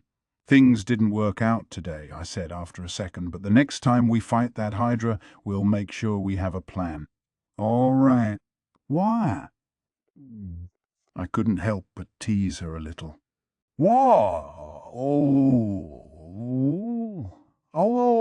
That. Talk about keeping the citizens safe and stuff, and you were just gonna give up on that monster?" "I was not, you idiot!" "Who do you think I am?" Protecting the populace is the very mission of the Dustiness family. The next time we meet that Hydra, it's done for... the familiar bluster. I felt like I'd gotten a little bit of the old Darkness back. Having both taken our baths and gotten rid of the delightful smell, we arrived at the Adventurers Guild. I assumed Aqua and Megumin were already finished making the report. I opened the door and... Why? Why must you always do these outrageous things to us? It's true. "Aqua! You remember the other day when you turned the fishmonger's tank to pure water and killed all the fish he got from the ocean?" But I thought I was doing them a favor." That fish tank was so small. I thought the least I could do was give them some nice, clean water. "What do? We can't deal with a Kowloon Hydra on our own." Mom, I want to go home. Pass around those wanted posters. More posters. One for every adventurer in town. The guild was in an absolute uproar. Adventurers and staff were shouting, and right there in the middle of it all, Aqua was standing and weeping. "Oh, Kazuma, Darkness, thank goodness you're here," Megumin said when she spotted us. "You have to do something about this." She worked her way through the commotion to reach us. "And what is this?" I asked. What's got everyone so upset? It looks like they're all angry at Aqua, but I thought we did pretty well this time. We did, and the Hydra would have woken up eventually, with or without us, so there's no reason everyone should be this upset. Megumin, never keen on confrontation, shrank into her cell. Darkness grabbed a passing guild girl. Hey, what's going on here? I know we failed to defeat the monster, but there's no call to make this much fuss about it. We didn't manage to kill the thing, but at least we bought some time until the Royal Knights arrive. That's just it. Your timing couldn't be worse. It seems there was some kind of problem in the capital, and the Knights don't have time to trouble themselves with the likes of us. Some kind of problem? Spilly! Whoa! What's going on? Is the capital in trouble? Is my adorable little sister in danger? Little sister? No, it sounds like the trouble occurred a short while ago and is mostly over now. It seems nothing serious came of it. Right now, the Knights are on a manhunt for this person who turned the capital upside down. I felt my heart start beating again. I had been on the verge of running off to the capital myself. Apparently, a group calling itself the Silver-Haired Thief Brigade actually managed to infiltrate the royal castle. Darkness and I both just about choked. The employee didn't seem to notice us, though. She held out a sheet of paper. Just 2 people managed to overcome the Royal Knights and a group of highly capable adventurers to boldly rob the castle of several important treasure. I took the paper and looked at it. It was a wanted poster. Across the top it read, Silver-Haired Thief Brigade. It depicted a villainous-looking guy in a mask, along with a silver-haired boy. The reward was 200 million Eris. Man, oh man! They were offering almost as much for me as for a general of the Demon King. 200 million, 200 million. Darkness? Don't look at me like that. Darkness normally showed no particular interest in money, but she was holding a wanted poster and giving me the crazy eye. The guild employee gave us a somewhat puzzled look, but said, the upshot is that we don't know when or if a unit of knights will actually come here. Crap! That makes pretty much everything our fault. The employee, totally oblivious to my mounting anxiety, continued, but there is some hope. A few of the knights went all the way to Crimson Magic Village to see a famous fortune teller who would tell them where the criminal was. Apparently the fiend is right here in Axel, and the knights are on his trail like a pack of hounds. I broke out in a sweat. So we need your help, Mr. Kazuma Satou. You and your party have such good luck with big bounties like this one. If you can catch the thief, I'm sure the knights will be able to spare some men to help us. I'm sure you're right, I said. I was trying to act calm, but Darkness jabbed me with her elbow. It's only a matter of time until they catch the thief, she said. After all, our own town is home to a fortune teller even more powerful than the one in Crimson Magic Village. I knew who she meant. Someone wearing a mask very much like the one shown on this wanted poster. This was bad. That demon loved his money, and for a bounty like mine, I was sure he would turn in his own business partner without so much as a second thought. Suddenly Darkness was frowning and trembling. The guild employee clenched her fist as if to emphasize how high her expectations were. I just know you'll do everything you can to help us, Mr. Satou. She smiled widely. I, of course, decided to go full shut-in. One day in the woods there a mighty dragon stood. Aqua sat with her feet up on the sofa, looking out the window at the pouring rain as she hummed a song. As ever, she was holding her egg, projecting a beam of warm light onto it from her palm. She claimed that singing to the egg was a way of helping the animal inside learn before he was born. Megumin jumped up and said, loudly enough to drown out Aqua's singing, Kazuma, revenge. We must take revenge on that Hydra. I was sitting cross-legged on the floor, brushing Shomosuke. It had been 3 days since we'd fled the Adventurers Guild. Now that I knew people were on the hunt for me personally, I stuck close to Aqua to avoid Vanne's future vision and never left the house. The miserly demon seemed to have trouble seeing people who were around Aqua. It was my good luck that Aqua, still obsessed with hatching her egg, never left the house either. Megumin, apparently impatient with the shut-in lifestyle, urged us on a daily basis to seek revenge. "I heard you before," I said, "but how exactly are we supposed to defeat that monster?" "I've been thinking about it, but I haven't been able to come up with a good plan." Megumin clutched her staff and clenched her teeth. "Firepower is the answer. We need to hit it with even more. If one explosion isn't enough, we must drop them on the foe until it is wiped out of existence. If you could use Drain Touch to transfer Aqua's M to me, like you did during the battle with Mobile Fortress Destroyer, I believe it would be possible." Megumin's impassioned argument caused Aqua to leave off singing. "No way. Why should I have to be subject to some corrupt lich skill like Drain Touch? I'm tired of having to put up with that. Kazuma can try to threaten me, and Darkness can try to bribe me, and you can go as crazy as you like, Megumin, but I say no way. My holy imp isn't something I dole out to just anyone." I gently ran the brush along Chomosuke's tail. "And what have you been doing with your oh-so-important lately? You don't have to look after that egg every waking minute. Just leave it in front of the fire. If you leave it too long, you can just have it for lunch. You're gonna get a taste of my holy fist the next time you mention snacking on this egg. I'll have you know that I'm pouring emp into this dragon egg." Dragons can practically be described as balls of magic, so the more they have, the stronger they are. And this dragon is going to stand above all his kinfolk. As his mother, I want to do everything I can for him. She was bent on insisting she had a dragon egg. Fine, forget about her. Anyway, Megumin, why do you want revenge so badly? I know Darkness has some weird fixation on this Hydra, but what have you got against it?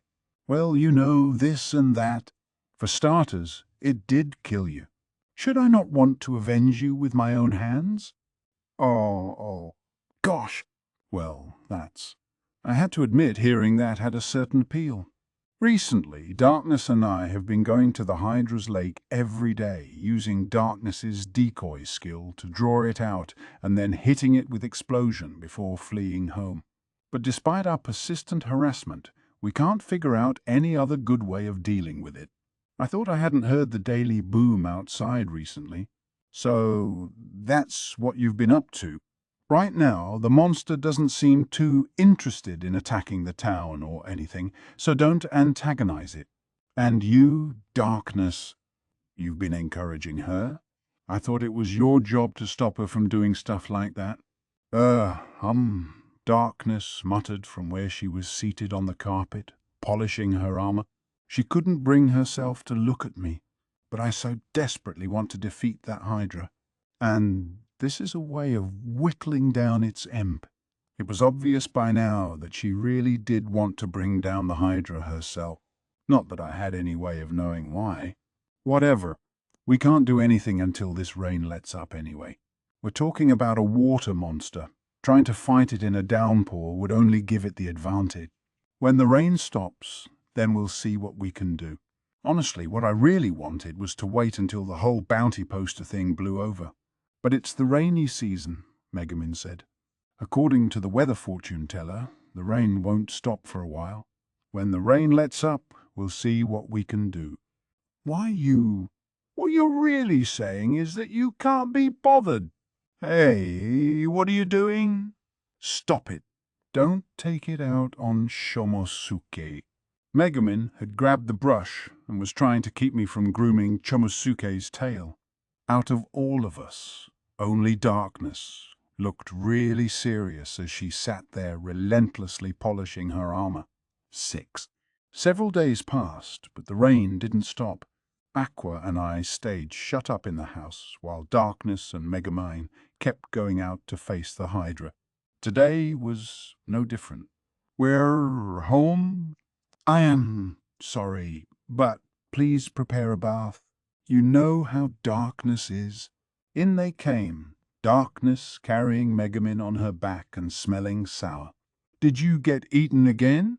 I thought you were just going to smack it with an explosion and run away. This is dangerous.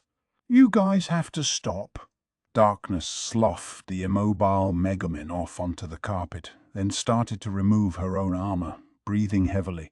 She had just polished the stuff the other day, and now it was covered in scratches and spatters of Hydra blood. That accursed beast, she said. Maybe it's not just chance that it's survived so many days of explosions. Before I could use my decoy skill, it ambushed us.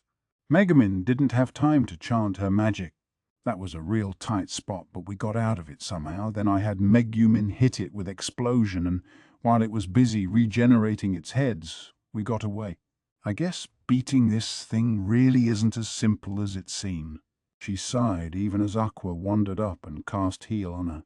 When Darkness finally had her armor off, she thanked Aqua and then headed for the bath. "Hey, Kazuma," Aqua said. "Can you really not think of any ideas of how to score a quick victory over that Hydra? You're so weak, but your redeeming features are your wide range of not very valuable skills and the way you can think of a dirty trick to get out of any situation." "Oh, hey, something just came to me. First, we tie you up in chains, and then we throw you into the lake. When the Hydra swallows you, we get a whole bunch of adventurers to pull on the chains and fish it up. Then we make sure it can't get back in the water and beat the stuffing out of it. What do you think?" Aqua launched herself at me, but I grabbed her egg and held it hostage until she calmed down.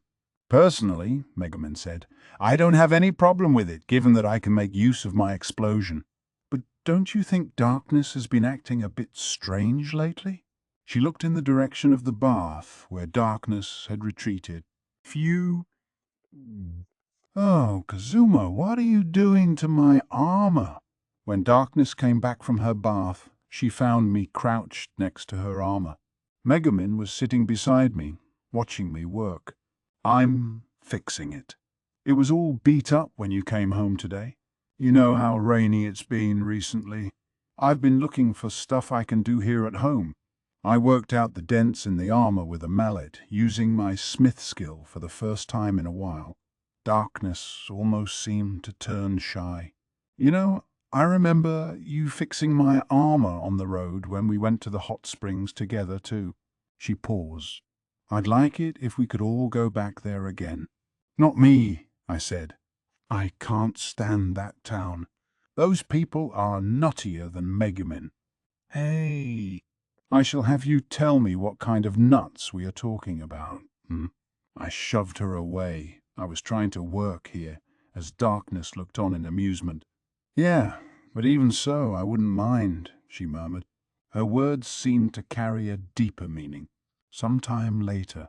"Kazuma, she's not here." When I went to wake her up, her room was empty. "Oh, that crusader." I explicitly told her not to go to that lake anymore. Why must she be such a terrible listener? Darkness, who had told Megumin it was too dangerous to bring along any companions, had started going to the Hydra's lair on her own each day. She ignored our attempts to stop her and would come home ragged every time. We started taking turns guarding her, but "How could you be asleep, you idiot?" "Ooh. Why, I'm tired too, you know. I take care of Emperor Zell all day. Being a parent is hard work. You could stand to have a little sympathy. Parent my ass. Gimme that egg!" "I'm starting to think it looks mighty tasty." "Stop. I've been heating that egg for so long that if you broke it open now, something terrible might happen. If you saw what was inside, it would break your heart."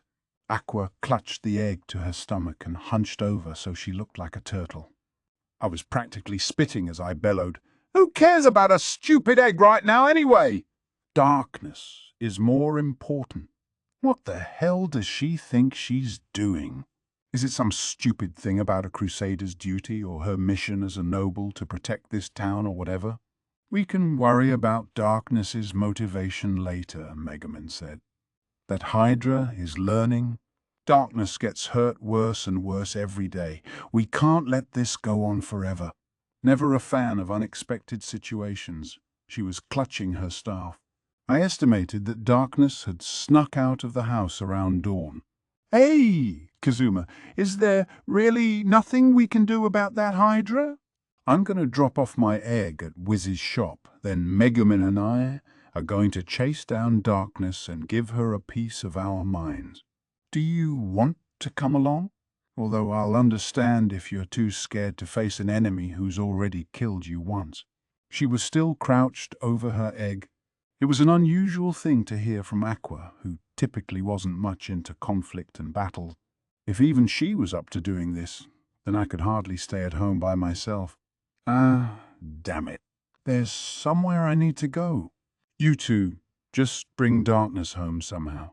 If you run into the Hydra, don't fight it. Just run back here." The two girls nodded. Left alone in the house, I grabbed some Eris bills from my room and put them nonchalantly into my wallet. That stupid idiot. I guess I've got no choice. To help my stubborn noblewoman, I would do what I had to do. 7.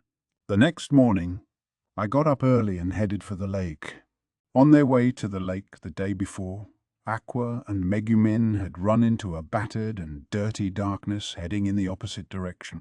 Darkness told me later, with an embarrassed smile, that Aqua had healed her wounds and then lectured her all the way home.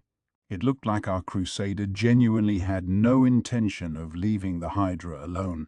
I looked at the lake that spread out before me, waiting for Darkness.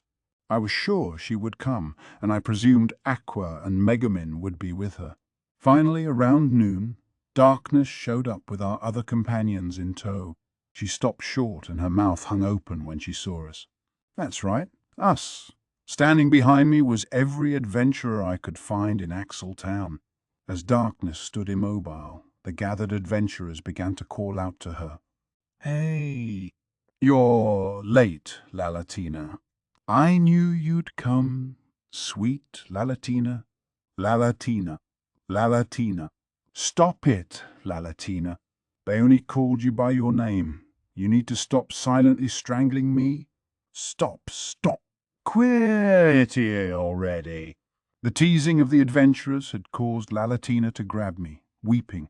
"What's the big idea, Kazuma? If this is some new form of harassment, two can play that game." "No.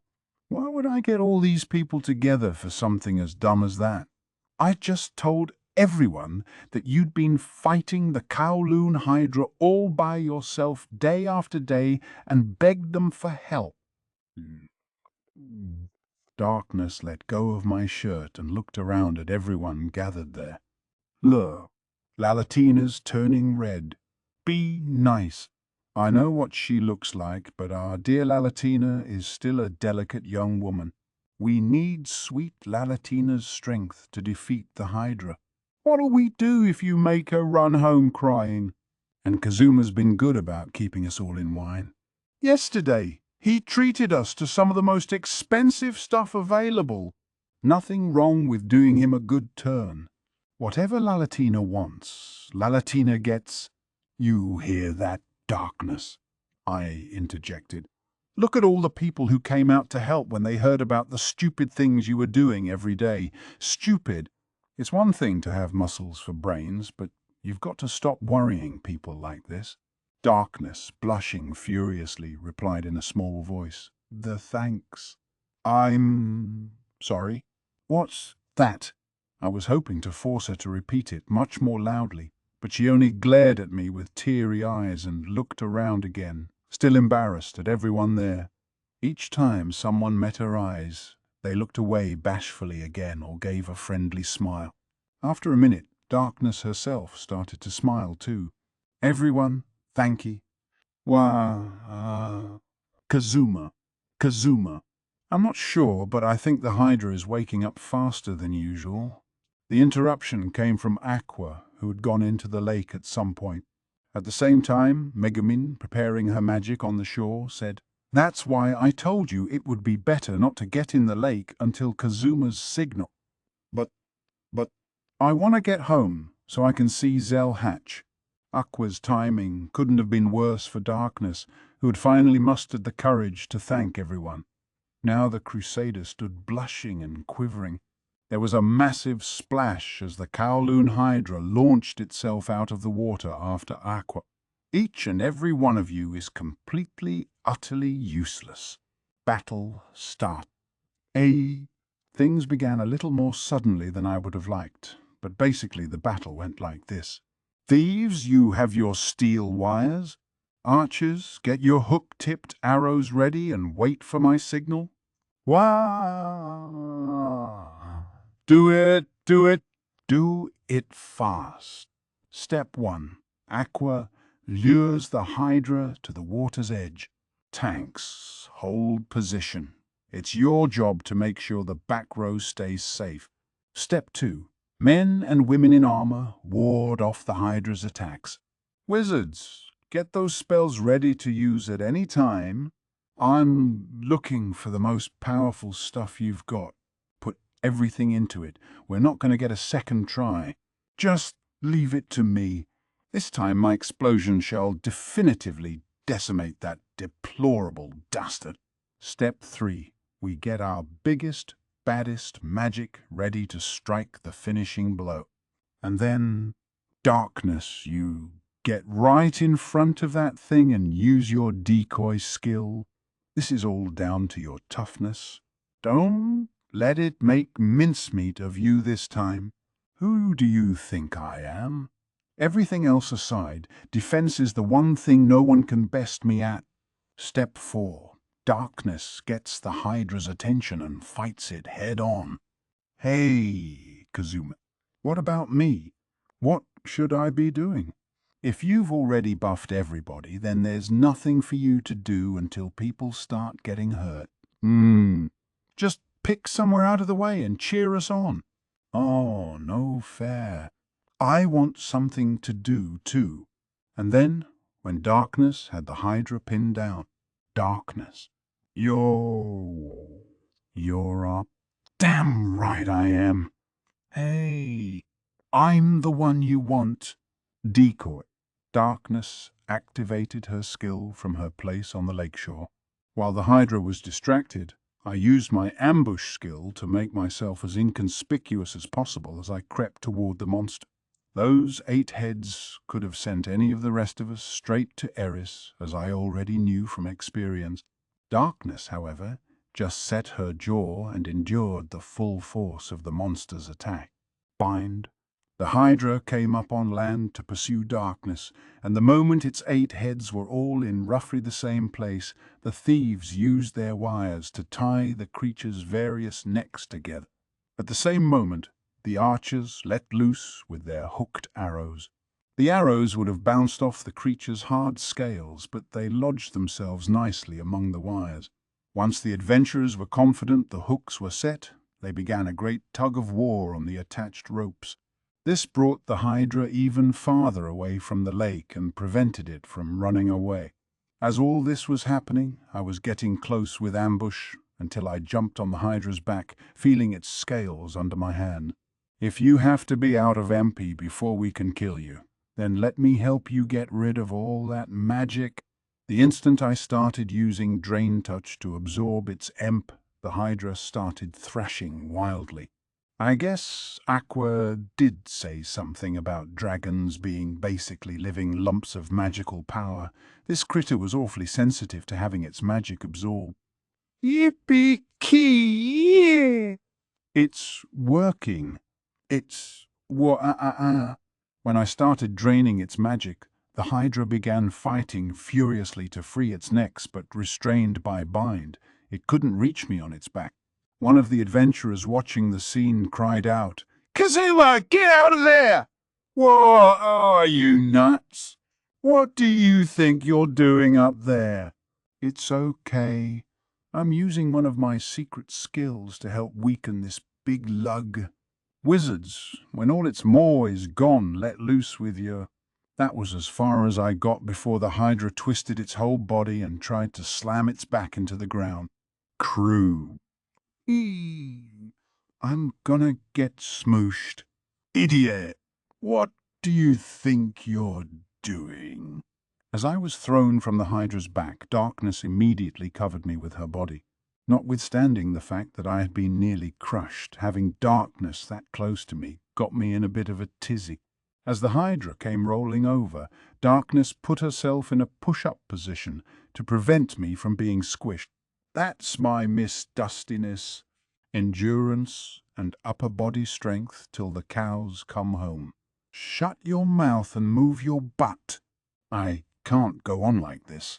Darkness may or may not have been fine if the Hydra continued to roll over on us, but for me, it definitely wouldn't have been pretty. With darkness red-faced above me, I reached out toward the Hydra. "Keep going, darkness!" I said. "You have to hold out a little longer. Don't give up. Just stay right where you are." Is this the fabled edging play? I'm sorry, I can't. It's too much. Darkness had been here every day whittling away the Hydra's MP. I wasn't about to let all her effort go to waste by letting this thing get away now. I simultaneously threw myself into two separate activities, using Drain Touch and Scolding Darkness. You finally decide to start being some help and you're already finished? I thought you were planning to defend your title in the Endurance Championship? And you can't even put up with this? Finish what you started. Are you really gonna give up so easily with all these adventurers watching? Being physically crushed by a Hydra and emotionally crushed by this man's words at the same time. What have I done to deserve such a reward? Why today of all days? Darkness's whole body was shaking, her face red and her eyes brimming with tears. Every muscle was dripping with sweat, but somehow she managed to hold out. I continued to drain the monster with all my might. The Hydra flung its captive heads around, slamming them into darkness. Pull, pull. The beefy adventurers who had been guarding our back row were now pulling mightily on the ropes, attached to the arrows, attached to the wires, attached to the Hydra. Apparently, they intended to rescue Darkness from her trial of endurance. Darkness gave me a contented smile and whispered, I can't hold on anymore, but don't worry. Kazuma at least will die together. Oh, I'm worried. Don't you quit. I'm the only one who would die anyway. You're the one with all the buffs and everything. You think just being squashed flat by a Hydra would kill you? My equipment at that moment was minimal, partly because most of my gear had been dissolved in the Hydra's stomach the other day. At this rate, with my laughably weak defenses, I was as good as dead, and I was not keen on dying twice in such a short time. If I give up, you'll die. What is this? You're ordering me to endure, almost as if you were my master, and yet at the same time I hold your life in my hands. Oh, the paradox. Which of us is the master now? I've never tasted such a sensation before, Kazuma. Great.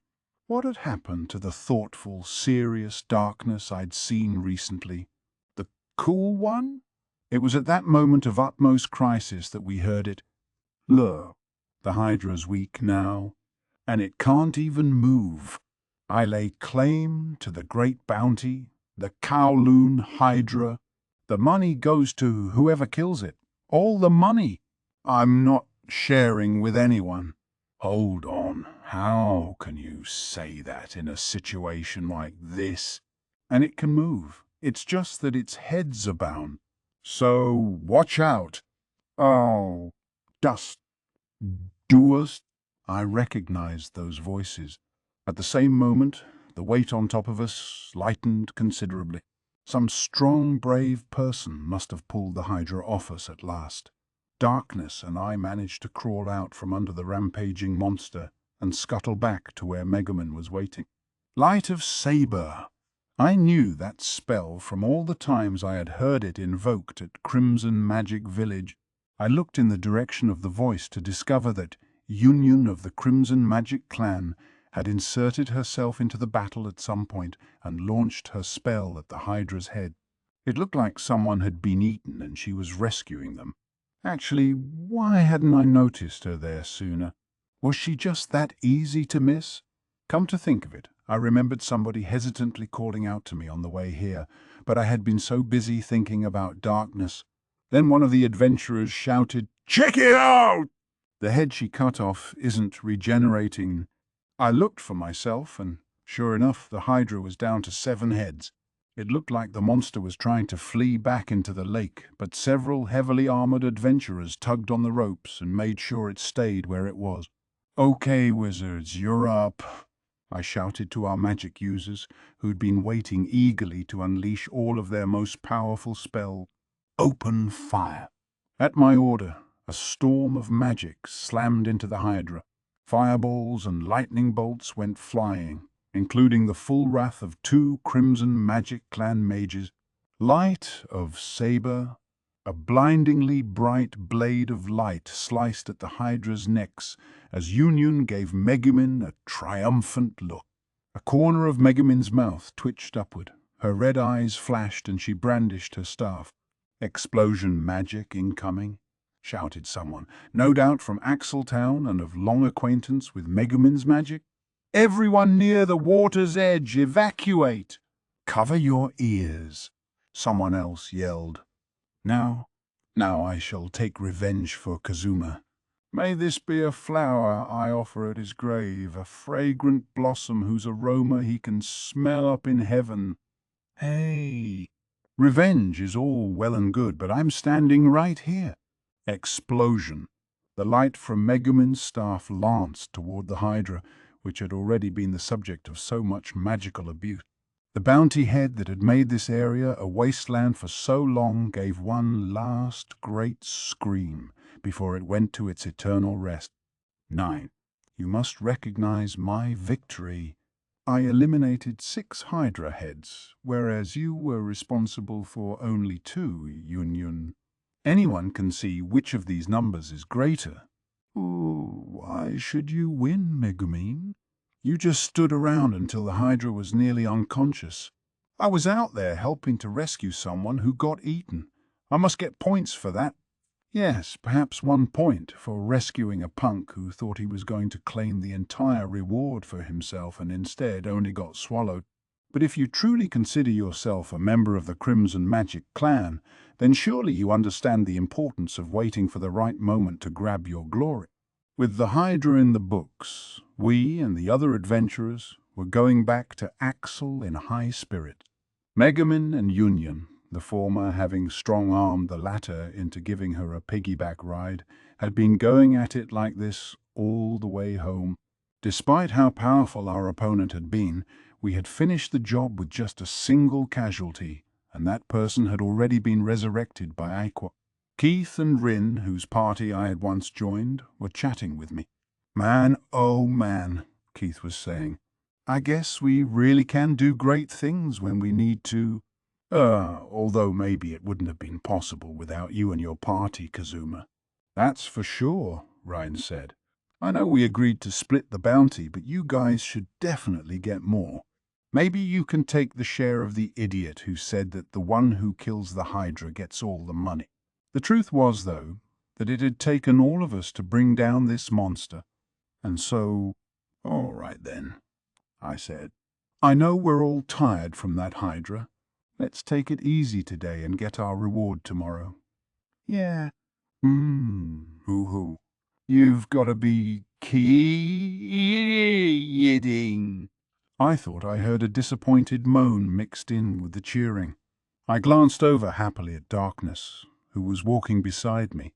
The nervousness and unhappiness she had shown lately were gone, as if she had been freed of whatever had been possessing her. So, how do you feel now that the Hydra's gone? Think you can start getting some sleep again? I do. You've helped me figure out a few different things, she said. Things I now feel silly for having worried so much about.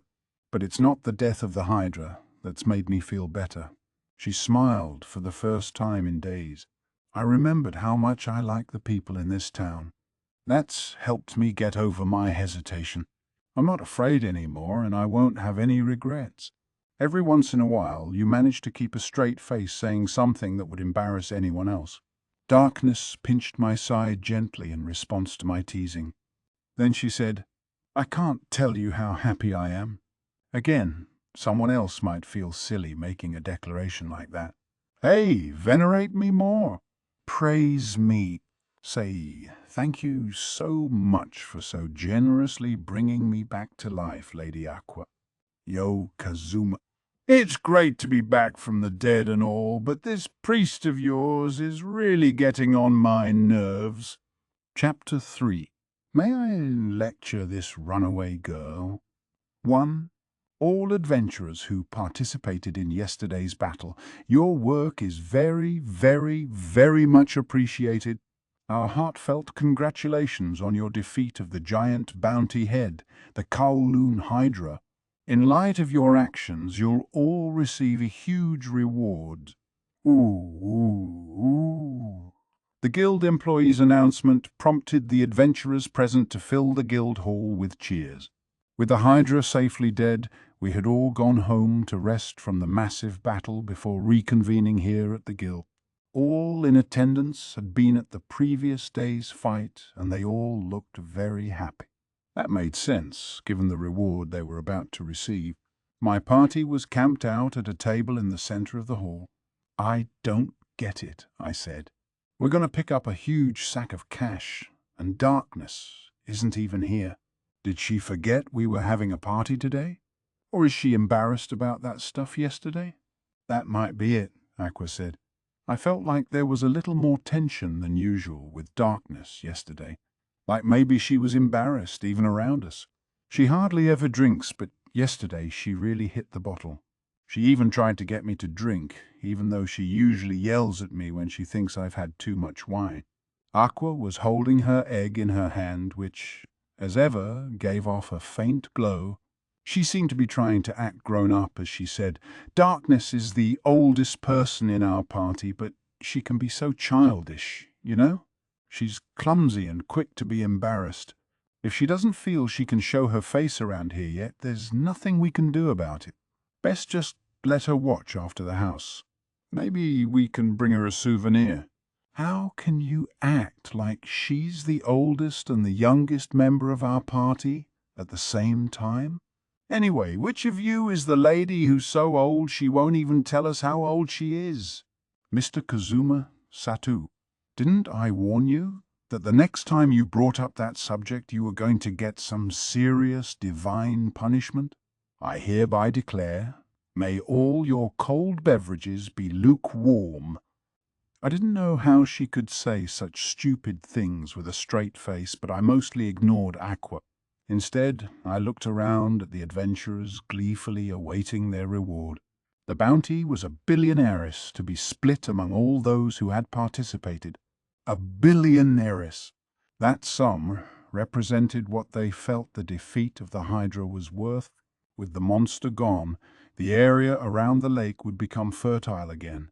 The money was proportionate to the benefit of having rich new soil to farm. Approximately 50 people had been part of this latest monster-slaying expedition. That meant 20 million Eris each. They called the adventurers up by name, one by one, until finally it was our turn. Mr. Kazuma Satou and party, in addition to the reward of 80 million Eris, representing 4 shares by special request of those who participated in the battle, you are also to be awarded 1 extra share for a total of 100 million Eris. Thank you so much. All right, everyone, let's put this extra 20 million to good use right here and... Hey! Lego. He didn't want to hand over the last bag of money either. I had to pry the cash out of the unwilling hand of the guild employee. Thanks again for your help yesterday, everyone. Now let's party. Ooh, ooh, ooh. The whooping and hollering filled the entire guild hall. It was only noon, but I foresaw myself having a late night. 2. It was well after sunset as we walked through the streets of Axel, making our way back to the mansion. With the Hydra defeated for once, we hadn't a care in the world, and we had bought some stuff a cut above what we usually got. I thought we could use it to have ourselves a little after-party with darkness at home. What did we get? Speckled crab. I hadn't had it since Darkness's family had sent us some as a gift. Aqua had been exceptionally excited ever since she saw it. When we got back, though, Darkness was nowhere to be found. Hey, Darkness, we're home. What, did she go out? Then I noticed a single sheet of paper on the table. It was a note in Darkness's handwriting, and it said she had gone to the local lord to report the slaying of the Hydra. The mansion of the local ruler, which I had destroyed some time ago, had finally been rebuilt. Now that we were back home, Aqua took her egg out of her pocket, sat on the couch, and got back to the business of trying to hatch it, but not without urging me to hurry up with the food like a puppy waiting for her dinner. Hey, pipe down, I said. We have to wait till Darkness gets home before we can eat anyway. And another thing, stop trying to hatch your dumb chick for a few minutes and help out around the house a little. Have you been cleaning the bathroom like you're supposed to? Hey, Kazuma, you could afford to be a little nicer to a woman who's practically on the verge of childbirth. And I want you to stop calling him a chick already. You're so mean to Emperor Zell, and he hasn't even been born yet. When he gets big, don't be surprised if he eats you. Finally, Megumin and I decided to make dinner on the assumption that Darkness would be home sooner or later. The remaining member of our party was too busy hatching an egg to help, so she just lazed around on the sofa. At last, our nicer-than-usual meal was ready and laid out on the living room table. Hey, Kazuma, Darkness is pretty late. I don't think I can hold out with the food sitting in front of me like this. Hurry up and find Darkness. Go find her. You're awfully demanding for someone who didn't pay for the food or help make it, I replied. Meanwhile, Megumin got silverware and tea for 4. This is a rather special meal. Even a daughter of nobility like Darkness doesn't get speckled crab very often, I should think. I look forward to seeing her reaction when she tastes my cooking. You just shook some salt over it and then got the silverware. I couldn't blame Megumin, though, for seeming pleased. We were eating well tonight, if I did say so myself. I had started to acquire refined tastes from constantly going out to eat, so finally I had shelled out some money to learn the cook skill. After all, from here on out I intended to engage in adventuring only as a hobby. That meant skills that would improve my quality of life were worth more to me than combat abilities. Maybe I could take some of my loads of money and open a restaurant or something. I mulled over the idea as all of us waited eagerly for Darkness to come home. Finally, the curtain of night had well and truly fallen, and Darkness still hadn't come home. Hey, Kazuma, the food's gone all cold. Hey, eat it up again. Forcing someone to wait for their food, I'm not Darkness, and I do not enjoy this kind of play at all. As punishment, when she gets home, I shall make her sit in front of the sofa and watch while we eat fur. I don't think she would find that as punishing as you hope. In fact, I think she might, forget it. She really is pretty late, though. She said she'd be back by dinner. What is she up to? Maybe something happened at her home, just like Veneer predicted. She could at least send us a message or something. None of us was very happy to be waiting. At length, irritation turned to anger, and we convened an impromptu conference about how we would get back at her for this. It was a surprisingly thorny question, given that she took most punishments as more like rewards. What would work on someone like that? The only thing none of us suggested was that we go ahead and eat. We settled on forcing her to wear an absolutely adorable outfit coordinated by Aqua, and then parading her through the guild and town, taking photos with a magical camera, despite the fact that such equipment would be very expensive to rent for even a day. By the time we had figured out what we were going to do to darkness, today was about to turn into tomorrow. "Boy, she's really late," Aqua murmured. And still no one touched their food. How could it take this long to report the defeat of one Hydra? I knew the guy she was reporting it to was a famous lecher, but I didn't think even he would try anything with Darkness, who was nobility after all. It looked like she wouldn't be coming home today, no matter how long we waited. That meant she'd be getting back in the morning again, and then we would really let her have it. "I don't think she's coming back today," I said. "I wish she'd at least let us know." "Hey, let's just eat already." But despite my suggestion, Aqua and Megumin didn't budge. They just sat there looking disturbed. Damn it. I'm gonna make that big, dumb masochist cry for real. Maybe I can rent Vania for an hour and have him ask her every embarrassing question he can come up with. Okay, I've got it. The longer she takes to come home, the longer I'll let Vania interrogate her. Now, I had a plan, but Darkness didn't come home that day, or the next day, or even the one after that. For days on end, she didn't come home at all. 3. "Hey, Kazuma, what's that? What are you making?" I was at the living room table where I had been working industriously all morning. Aqua picked up the product of my labors and inspected it. It was basically imitation dynamite. It was back to basic stuff, like the kind Nobel had first made. Nitroglycerin mixed with sand and a hardening agent, wrapped in paper and topped with a fuse. But then nitroglycerin hadn't yet been discovered in this world, and I couldn't find anything that would make for a good fuse, so even if you lit this thing on fire, it wouldn't explode. I didn't actually know how dynamite works, so I couldn't exactly build some for myself. I have kind of this vague idea of the shape and what's involved, but we don't have the right materials, so I can't make the real thing. But I thought if I could make something with the right shape, maybe some visionary would be able to find something to use in place of nitro. I see. You're bringing hyper-modern weapon technology into a world that knows nothing of it. Kazuma, you terrify me. Actually, it was more like I decided to go ahead and revisit a few ideas I had previously rejected on the grounds that no one would want them. But who knew? Maybe they'd sell. Aqua held her egg to her stomach with one hand and picked up the dynamite in the other. There was a reason I was doing this.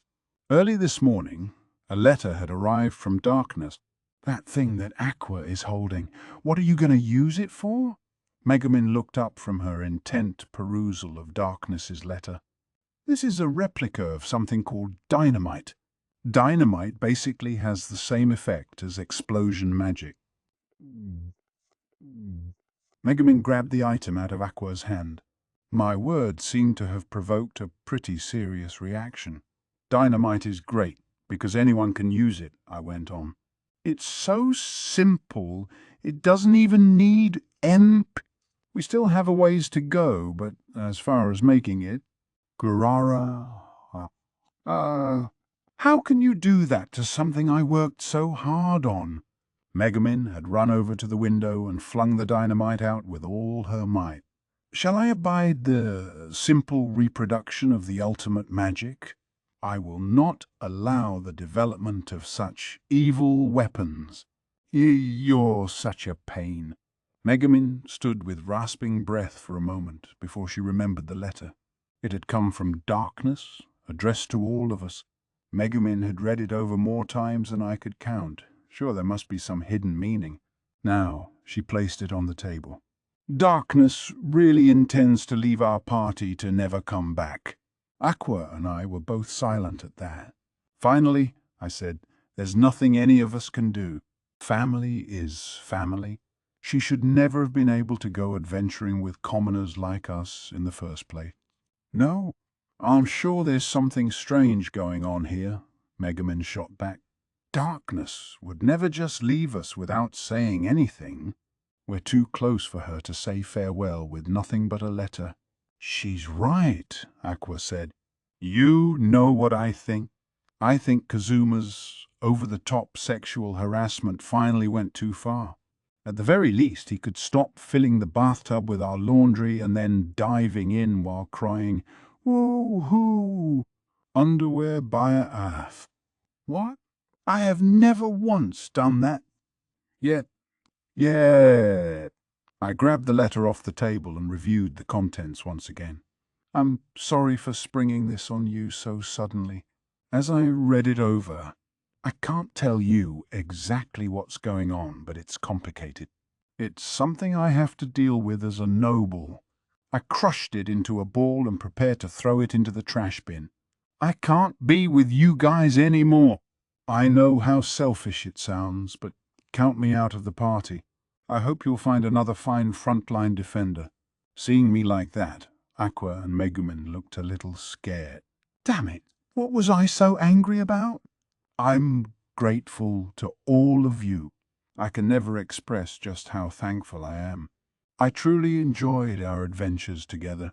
This has been the best time of my life. I promise I'll never forget the experiences we shared together. She was nobility, after all. She lived in a different world than we did. She'd just gone back to it. Yeah. Now we could get a real tank, someone whose attacks actually landed. That was the plan. I sat down at the table and started on my next product. Thank you for everything. Signed, Lalatina Ford Dustiness. To my beloved companions, I express my gratitude from the bottom of my heart. There was a crack as the tip of my box cutter broke. I had been pushing harder with it than I'd realized. That caused Megumin to say, "I believe you are bothered as well, aren't you, Kazuma? Why not be honest? And then let us go once more to Darkness's mansion." She clenched her fist in determination and came closer to me. That first day Darkness hadn't come home. Shortly after midnight, we started picking at the cold food. Then, straight away that morning, we pretty much mounted an assault on the Dustiness mansion. "They'll just chase us off again," I said. "We're talking about a serious, noble family here. If we try to fight our way in, the best we can hope for is that we all get arrested. Darkness and her dad being who they are, we might avoid the death penalty, but if she doesn't want to see us, we don't have a lot of choices." Megumin wilted at this. When we had arrived at Darkness's home, the guard at the gate had told us simply, "I can't tell you what's happening. I must ask you to withdraw," and then turned us away. Irritated, I started looking for a replacement box cutter. "I don't think you believe what you're saying, Kazuma," Aqua said. "You're still hoping there's something we can do for Darkness. That's why you're working so hard on all this new stuff. You really believe what that useless demon said to you, don't you? Let me tell you something about demons. They're all con artists, and they never help someone for free." I froze when I heard Aqua give voice to my inner turmoil. "No way! You're so wrong, you don't even know." "I just don't want to work, so I'm coming up with even more gadgets to sell, that's all." Aqua looked at me very seriously. "What's with the passive-aggressive act, Kazuma? You don't have to pretend not to care. Just be honest. Say that you're lonely without Darkness around." I refuse to acknowledge anyone who tries that I pretend not to care, but I secretly care a lot. Act, but doesn't have golden twin tails. So either get your act together, or get some dye and start doing that hair. I grabbed the egg from Aqua as if I was going to go make breakfast with it. That was enough to get her weeping and apologizing for crossing the line.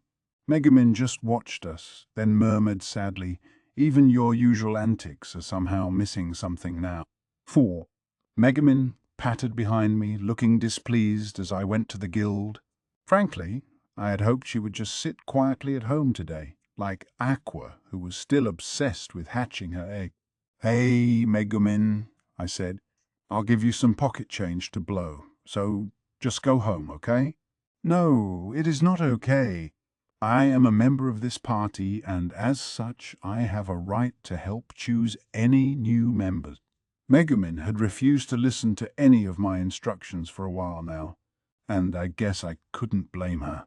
After all, the reason I was going to the guild right now was in hopes of finding a new frontline member to replace Darkness. The wizard stepped up her pace until she was immediately behind me and said, "I'm appalled. A precious companion with whom you've shared laughter and pain goes away for just a few days, and you try to replace her?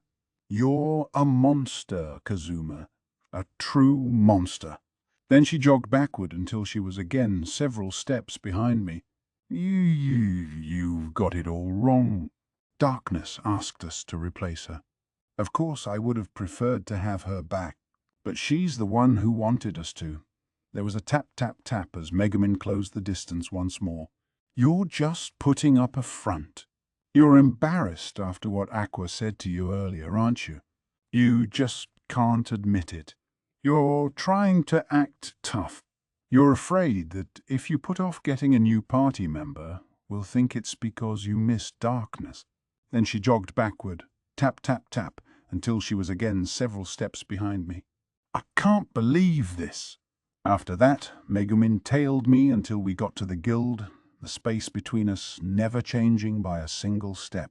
Kee! She could just walk beside me, but no. Annoyingly, she never fell back far enough that I could try to lose her by running away. When we finally made it to the Adventurers Guild, Megumin came up and tugged on my sleeve. I really don't think you should go in there, Kazuma. If you do, you will experience firsthand the wrath of the Crimson Magic Clan. What are you gonna do? Try anything, and I'll stuff that precious staff of yours down the toilet. I walked into the guild with Megumin, who was frowning close behind me. I went over to the looking for group board and started going through the posts. There was no point in posting a request for new members myself. Our party's terrible reputation would precede us. I was painfully aware that nobody would answer my request for a front-row tank. That meant we had to find someone who was already looking for a new party to join. We could strong-arm them a little if necessary. Oh, I actually found someone right away who looked pretty good. A warrior, specializing in one-handed swords. Confident in their defensive prowess, looking to tank on the front row. 18-year-old male. That sounded just about right. I grabbed the paper and went over to the table where the adventurer was waiting.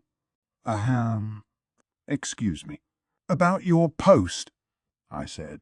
The guy looked up at me with a cheerful expression. Maybe he didn't know who I was. Oh, yeah. Pleased to meet you. My name is... Never mind the introductions, Megumin said, coming up behind the guy. This couldn't end well. I don't want to know your name until I have tested you to see if you are right for our party. We are, after all, a first-rate operation that routinely goes toe-to-toe with generals of the Demon King. Your test is this. You must defeat a major bounty solo without any. Ow! There's no test! Please, just ignore her. I'm sorry. Give us a minute, okay? Sure. I gave the jabbering Megumin a smack to shut her up. Come over here, you. Absolutely not. Oh. Don't pull on my hood. I got this robe from a friend. You'll stretch it out of shape. I dragged Megumin over to where we would be out of earshot of the warrior guy. Don't you get it? I said.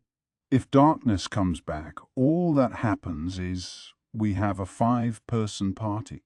I don't have the stamina to be our wall. Neither does Aqua. And you are out of the question. If we want to face a bunch of monsters without Darkness, we need someone to block for us. Get it? Yes, Kazuma, I get it. I am quite intelligent enough to understand the need for front-row muscle. Let us proceed, then. There's no way she really understands. She's going to sabotage the interview. Listen up, I said to her. We've taken down a bunch of the Demon King's generals. One of these days, we're going to get the attention of the king himself.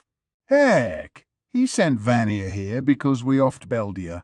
We need to have at least a minimum of functioning combatability at any time, just in case he shows up. We could get that kid to join us on a temp basis. You see, you won't undermine me, will you? I see, and I won't. Believe me, I won't. Megumin nodded, unusually docile. It was when she was most demure that you could be surest she was planning something. I went back to the warrior's table, keeping one very close eye on my wizard. Okay, I said. Sorry about that. I'm Kazuma Satou. You can call me Kazuma. And this is... Just as I was about to introduce her, Megumin gave her cape a dramatic flourish and, in a voice that carried around the entire guild hall, said, My name is Megumin, greatest of the magic users of Axel and master of explosion. In this guild I'm known by the nickname of Crazy Explosion Girl. Now let us together. Ow. As Megumin stood there doing a ridiculous self-introduction and attracting the attention of the entire guild, I gave her a smack, but it was too late. A look of recognition was dawning on the warrior's face. Wait, I've heard rumors about you. I'm sorry they were the most terrible things. It's too much for me. Please ask someone else. I was curious what kind of rumors he'd heard. Maybe our reputation was worse than I'd thought. We left the warrior, still apologizing, behind us. Megumin turned to me with a smile that was part satisfaction, but part pain, as if she had lost something important. It doesn't look like he's a good match for us, does it, Kazuma? All I did was introduce myself. Let's try the next person. Who is it? Self-introduction. More like a suicide attack. I had underestimated Megumin's commitment. I never expected her to embrace the nickname she loathed so much. Anyway, who was next? Megumin and I went back over to the board, but each time we found a likely prospect, they refused to so much as make eye contact. It looked like Megumin had succeeded in fatally wounding our reputation with her little outburst. Damn it! Usually she just mindlessly exploded things. Why did she have to choose now, of all times, to be clever? That was when it happened. Hey, Kazuma. You looking for party members? Why not ask me? It was Dust. He didn't seem to be with his usual group today. You already have party members, don't you? I said. What happened to the others? Dust's face twisted. They're the worst. Get this, Kazuma. Just listen to this. They made all that money in the battle with the Hydra, so now they tell me they don't plan to work for a while. I didn't get any reward, and I need to make some cash. But everyone's so loaded right now that they aren't even looking for 10 party members. And warriors like me are an Eris a dozen. That's my story. If you're looking to fill out your front row, why not let me do it? Megumin was glaring at Dust as if he were a very inconvenient bug. Okay, so he had a reputation as a punk, but he was also known as someone who could get a job done. Megumin and Aqua had actually partied up with him at one point, so he was sort of a friend. I didn't have any reason to turn him down, so Dust joined our party on a trial basis. What we needed now was a way to make sure the whole party gelled, temporary member and all, so we grabbed a random quest and headed for a big farming area on the outskirts of town. It was the rainy season, and while in Japan that brings out cute little toads around here, it meant something much more dangerous. Day-die. Dee-die, dee, day-die, dee-die. This isn't working.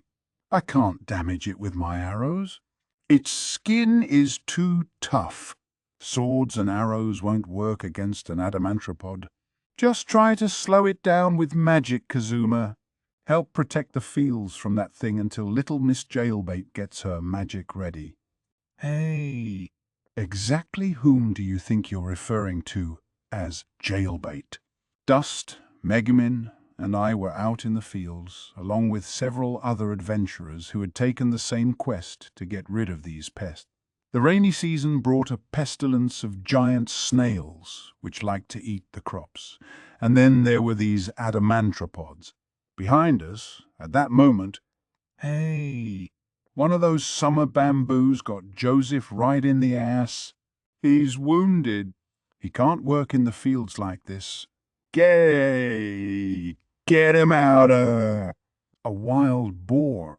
It must think all this confusion is its chance, because it and other crop-eaters are showing up in droves. These shouts were coming from the farmers trying to harvest the crops. Harvesting was a labor-intensive project in any world. Freeze! Freeze, freeze, freeze! I used ice magic to lower the adamantropod's body temperature and slow it down. It didn't have the prefix adamant in its name for nothing. Not just its shell, but its entire body was exceptionally tough.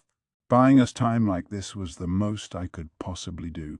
In the fields, Dust had already dispatched several monkeys and now stabbed another one with his sword, bracing himself with the hilt while he brought up the shield in his left hand. A wild boar was about to charge, and Dust was getting ready to meet it. "Come at me!"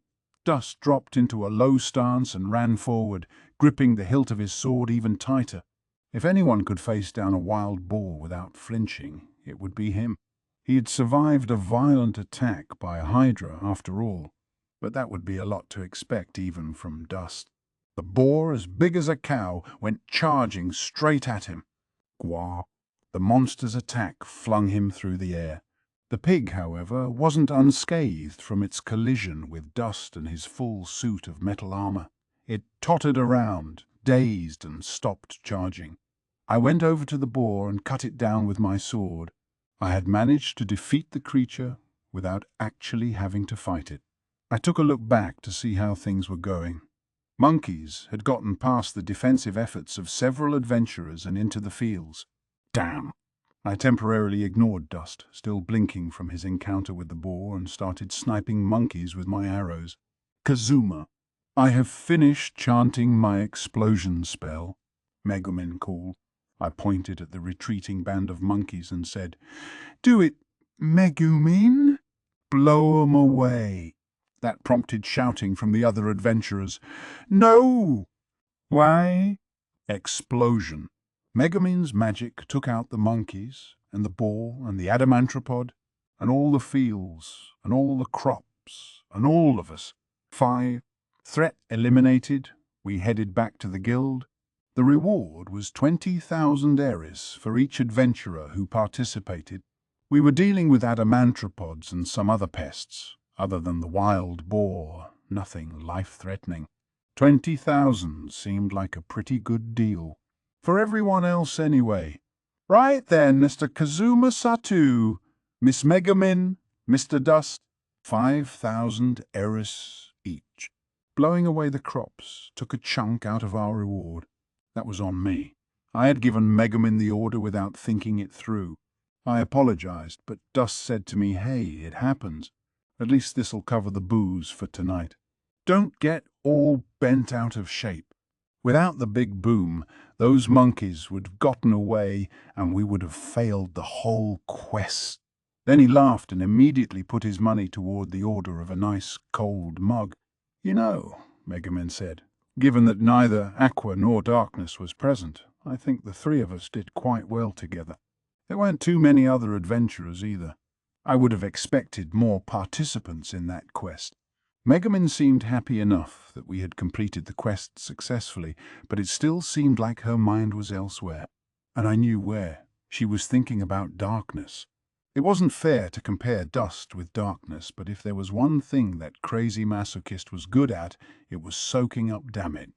Dust had done himself proud, getting rid of some of the monkeys and being an all-around decent front-row fighter, but still Darkness might never have hit anything with her attacks, but she could have absorbed that boar's charge without flinching. Again, not fair, I know, but I couldn't help thinking about it. Well, what was the point of comparing Dust and Darkness now? Dust was the one we had in our party, and we would just have to see how things went. The day after we had acquired this provisional party member, the front door of our house flew open without so much as a knock, and a man came dashing in. I know I said yesterday that since you had joined our party for the time being, you should stop by the house, and I would formally introduce you to Aqua, but you don't have to be in such a rush. What's up?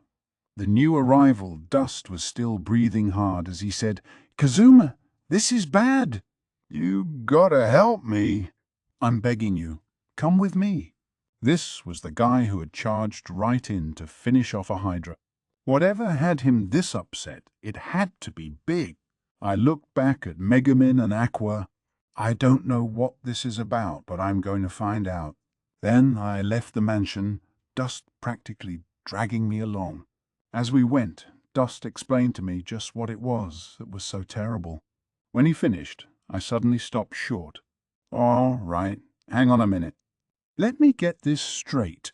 This awful situation you're so worried about is that Ryan got a guy. Yeah, surely you can see how serious this is.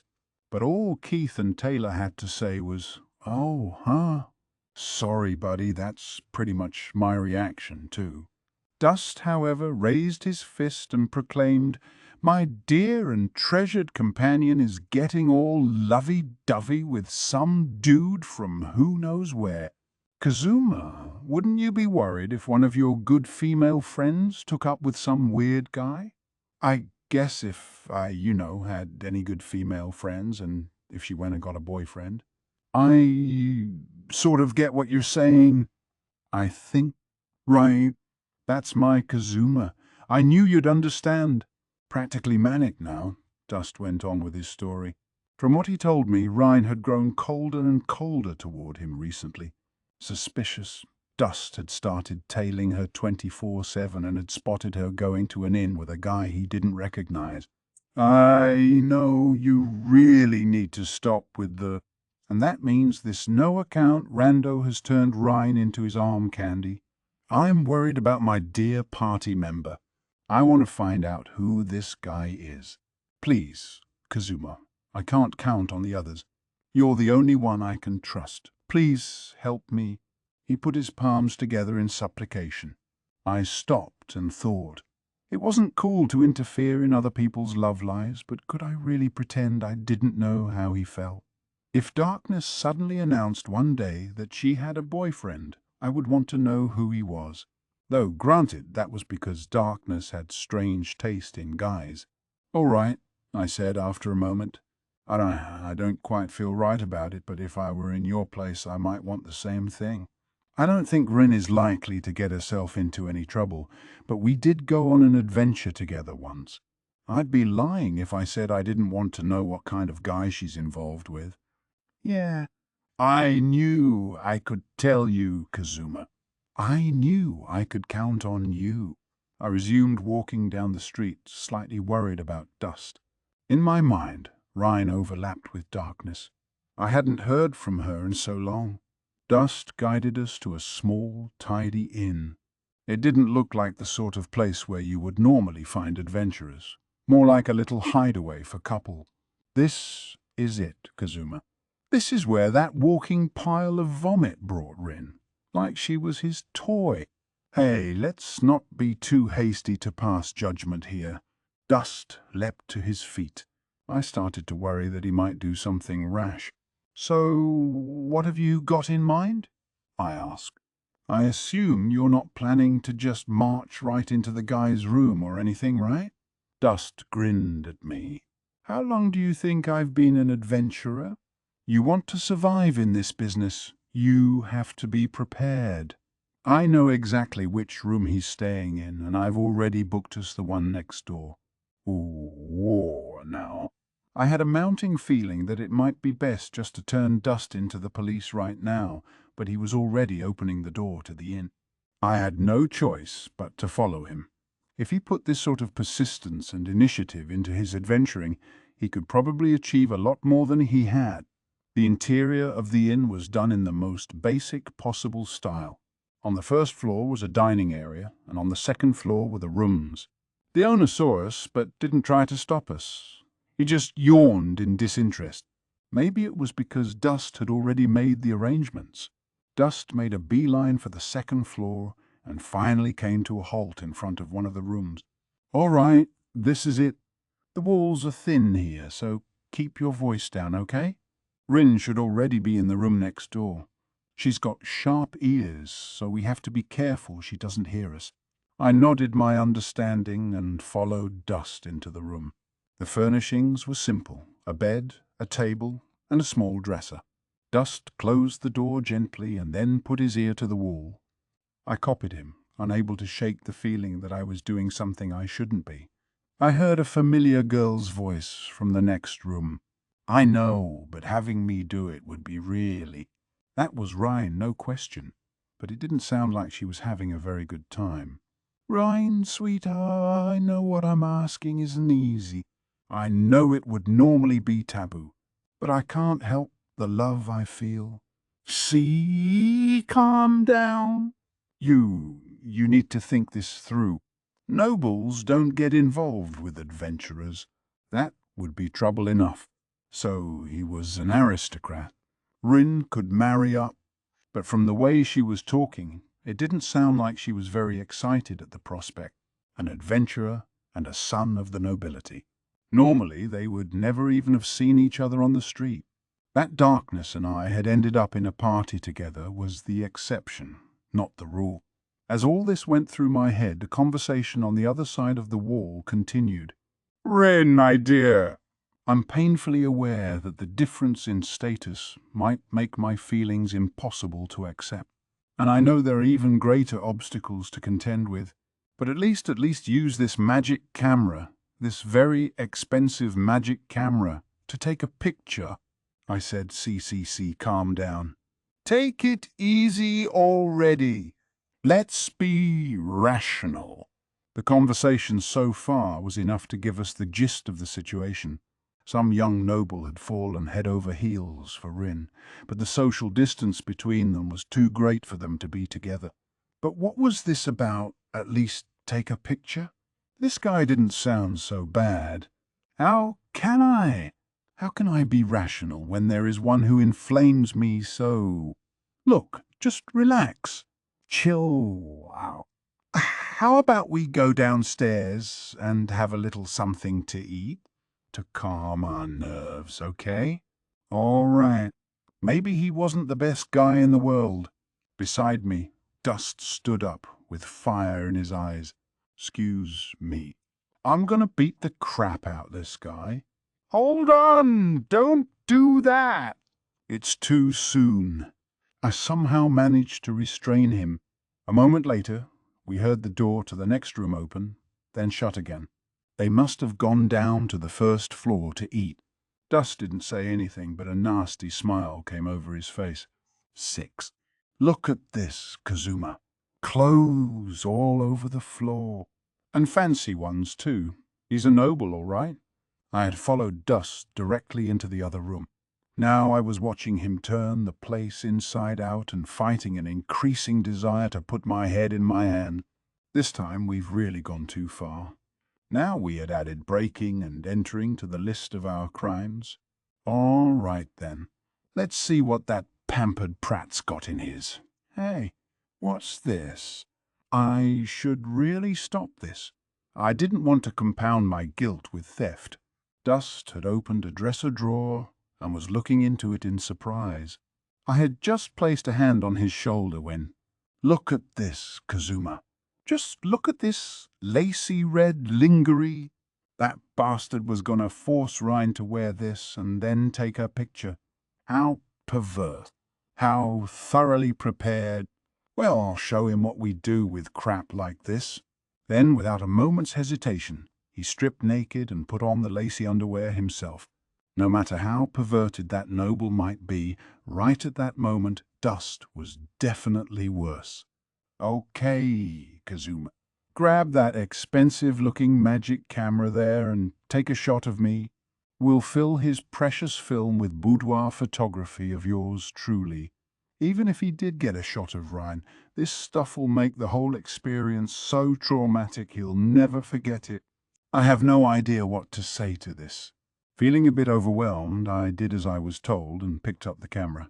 The construction looked fairly simple, but I could definitely feel a powerful magic within it. The object I was holding was probably worth as much as a house, and I was about to do the stupidest possible thing with it. Dust stood there naked with his arms crossed, doing a backbend without even using his hands. He may have been a pervert, but he was also pretty built. He used his neck to support himself, forming a perfect arch with his toned body. Right, do it, Kazuma. Now posterity can enjoy this beautiful body of mine. I lost track of how many photos I took.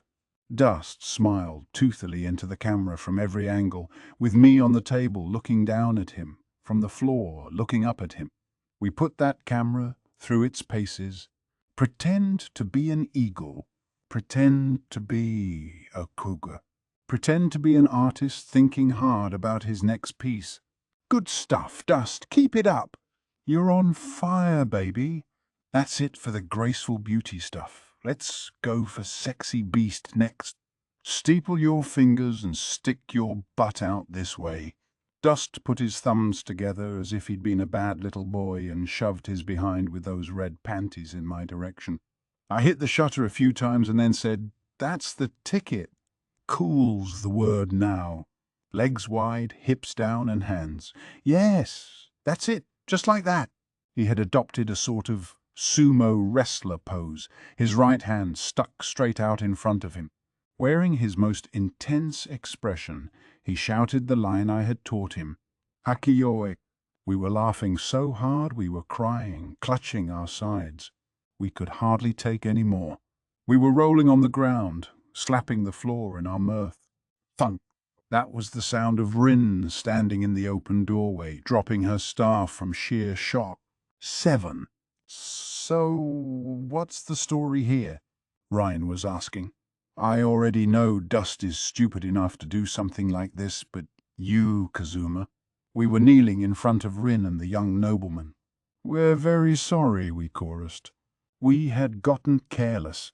It was like some weird switch had been flipped and we'd gotten completely caught up in taking ridiculous photos. The pathetic sight of us was enough to provoke a long, deep sigh from Ra. The look she gave Dust was almost painful. Actually, so was seeing Dust in those red panties. I wished he would at least change his underwear. Gah, she said. And here I was, so worried about you. Do whatever you want with him. I won't stop you. Come on, Kazuma, let's go. Rin looked profoundly tired, but she held out a hand to me. Ah, are you sure? Should we really leave those two together? Might turn into some real trouble. Ryan took my hand and half dragged me outside. Don't worry about it. I certainly won't. She shut the door with her free hand as we came out into the hall. We could still hear the voices of the two men still inside. Mr. Dust, you must understand that finding you in my room in such an outfit. Oh, yeah, I busted in. What are you gonna do? Cry about it? It sounded like Dust was done being shaken and apologetic. Did he even understand what he looked like at that moment? Hey, Rin, shouldn't you stop him? Something's gonna happen. Rin, however, looked at me with tired eyes and shook her head in resignation. Maybe he'll do something. Maybe he'll have something done to him. I tried, Kazuma. I really tried. But then I opened the door, and there's that moron standing there. Dressed like that, he's like a lobster who throws himself into the pot and closes the lid. There's nothing else I can do. Now this was strange. I had the feeling we were talking past each other. Oh, obviously, I'm not going to complain, Dust. Dust, Dust. Ah, this is so exciting. Rin told me to give up, but here you are, thank the goddess. I joined the Axis Church and kept praying and praying. There really is a deity in heaven. I don't know what you're so thrilled about, but if you think I'm intimidated just because you're nobility, you're wrong. I'm totally used to being with kings or nobles or whoever. We're just two guys here, no more, no less. We clear on that? You mean you won't pay any heed to my status? That here we are simply two men? Ah. Oh, Lady Aqua, I thank you for this most wonderful day. Ren and I left the inn without waiting to hear another word. So what were you two doing in a place like that anyway? Ryan asked, perplexed, as we came outside. For a moment, I pondered whether to tell the truth, but then said, well, actually, I told her everything that had happened, emphasizing that Dust was genuinely worried about her. The result was that Ryan ended up laughing so hard she couldn't breathe. That buffoon. There's something wrong with the both of you. Believe me, I agree completely. Frankly, I would never normally have gotten involved in something like this, but somehow Ryan and Darkness just ran together in my mind. Ryan wiped away the tears from the corners of her eyes, but her shoulders were still shaking as she said, Sigh, you see that nobleman? It's Dust he's really interested in. At that, time stood still. What? What had she just said? I told you. That nobleman came to me because he is in love with Dust and didn't know what to do. He understood that Dust wouldn't want to be with him, and he hoped I could at least take Dust's picture for him. Then we heard it. A scream from Dust unlike any I had ever heard before, a sound like a dying bird from the second floor. I'd been considering Dust a temporary member of our party, but maybe it would be best to forget about that for a while. I walked along with Rin, trying to tell myself that nothing had happened today. I was exhausted. I just wanted to go home and take a nap.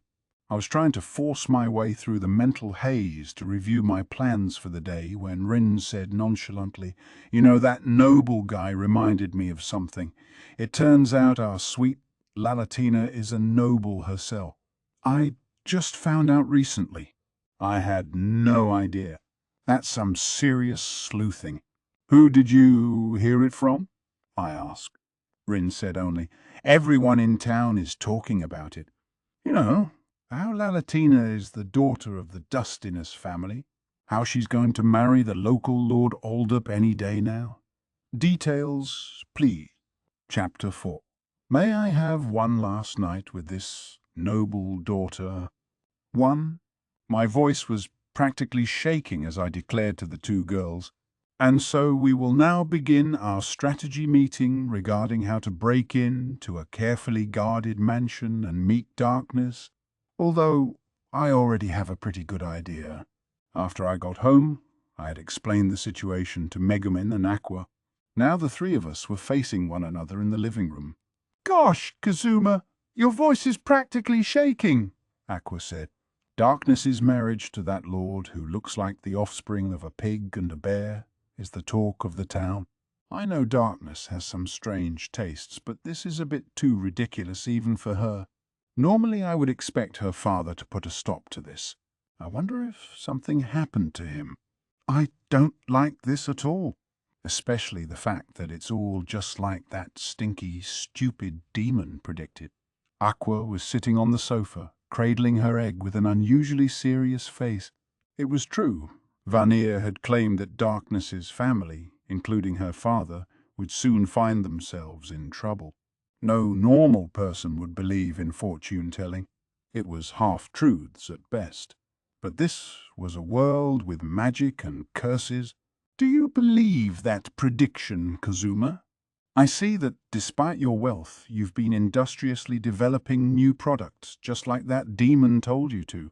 I hate demons less than Aqua does, but I agree that they help no one for free.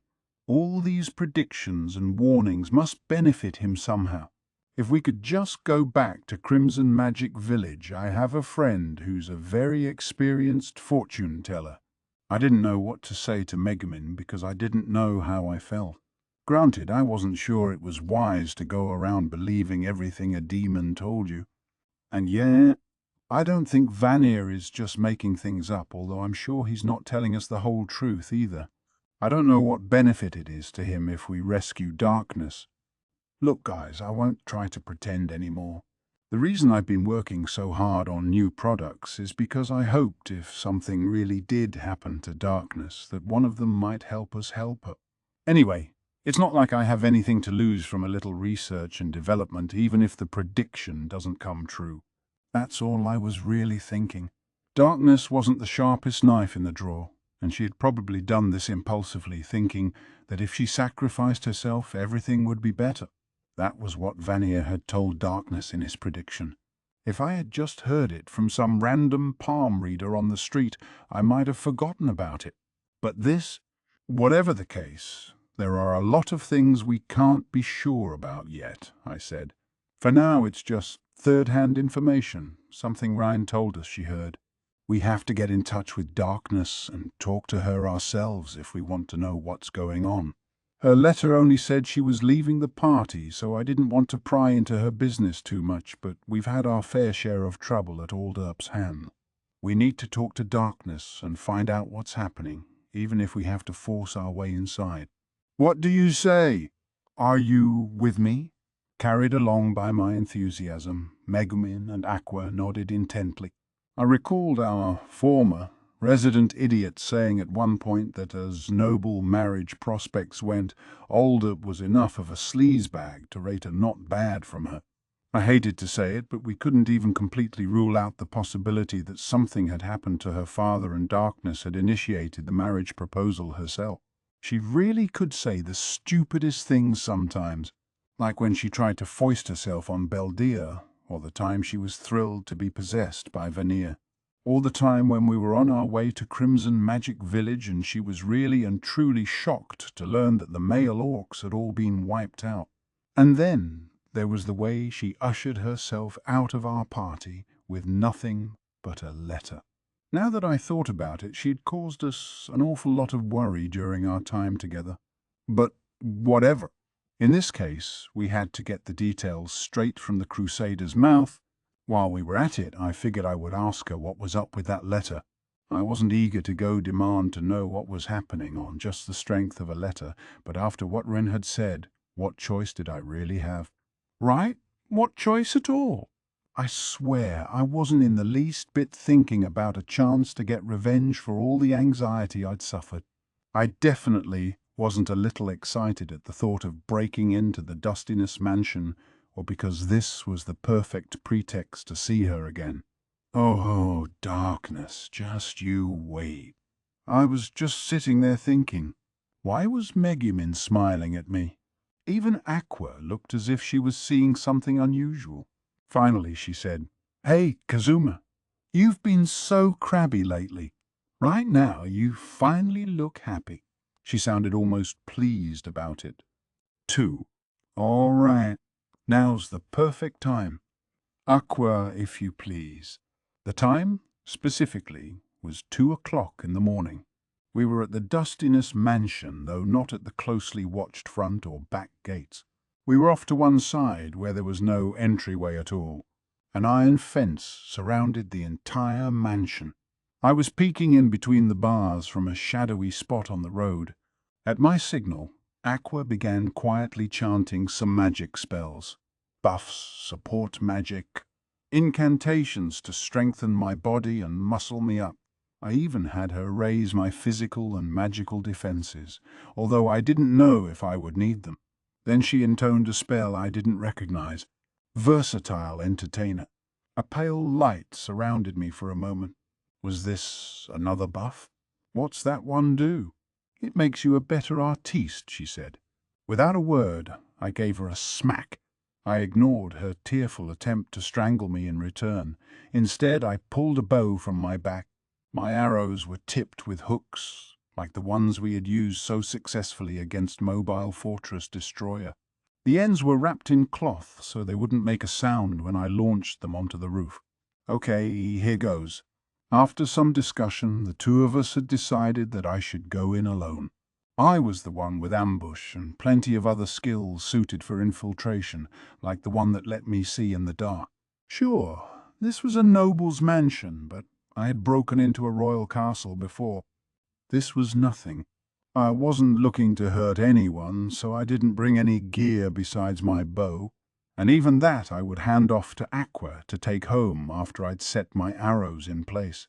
Remember the mission, Aqua whispered. Knock out darkness and kidnap her? Should a member of the clergy really be saying that sort of thing? She is right, Megumin piped up. Darkness being who she is, I'm sure she will be stubborn about telling us what's going on. Feel free to be a little rough with her if you need to.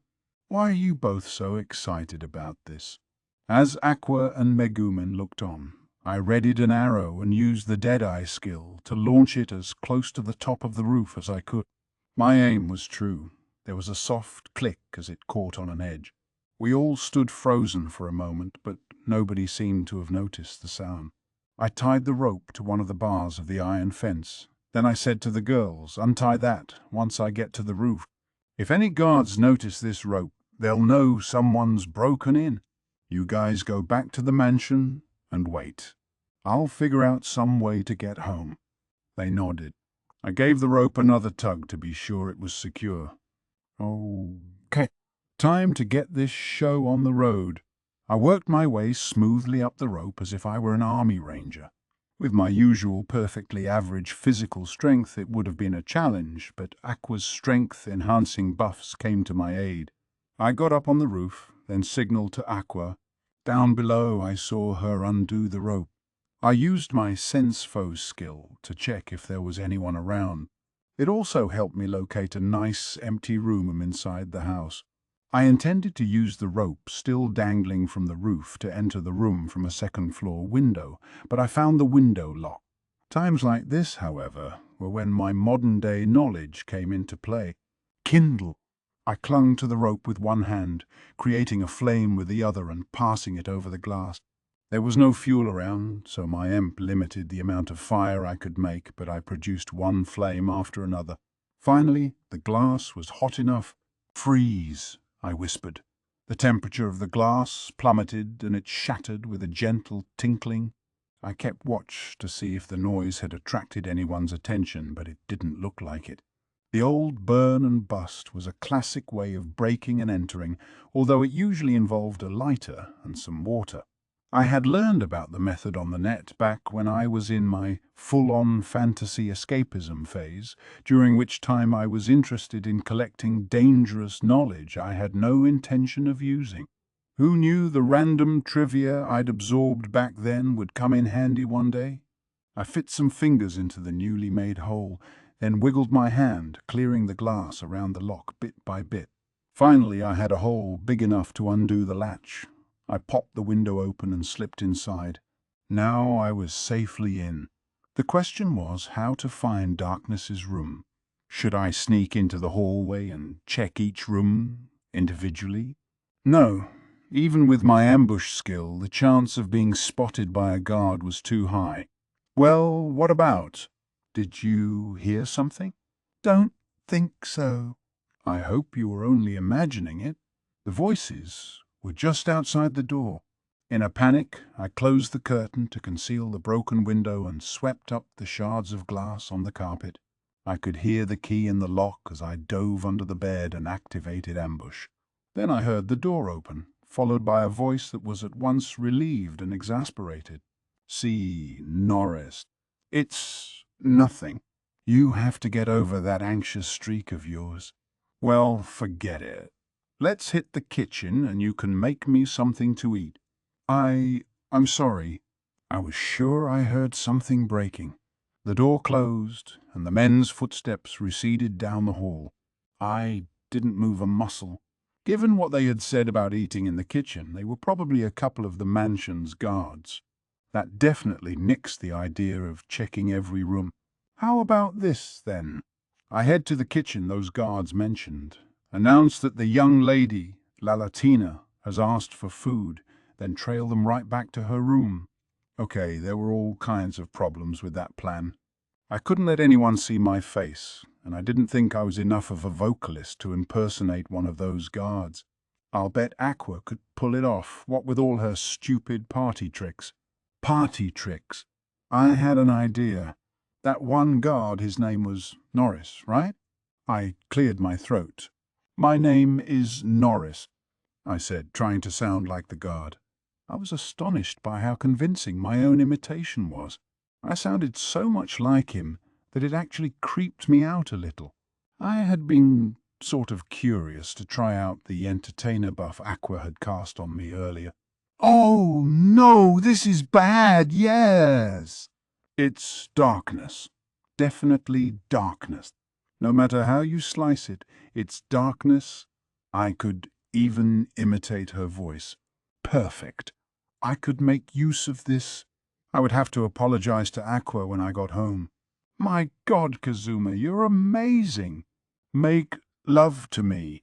I spent a moment having a little fun with the voices of darkness and my other companions until, with a start, I realized I didn't have time for this. I was in danger of losing sight of my objective.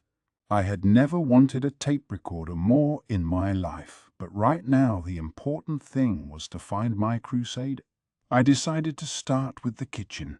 I crept out of the room and made sure ambush was still active. I tailed Norris and his friend to the kitchen. After I was sure they were gone, I went up to the door. I cleared my throat and thought of Norris's voice. Then I gave a hurried knock on the door and started yammering. "I'm sorry, it's me, Norris. I forgot. The young lady asked me to bring her dinner. I have to get back to my post. Please ask someone to take her food to her." I mentally apologized to Norris, whom I'd never even met. The voice on the other side of the door was almost wry. "Hell, Norris, you're always so much trouble.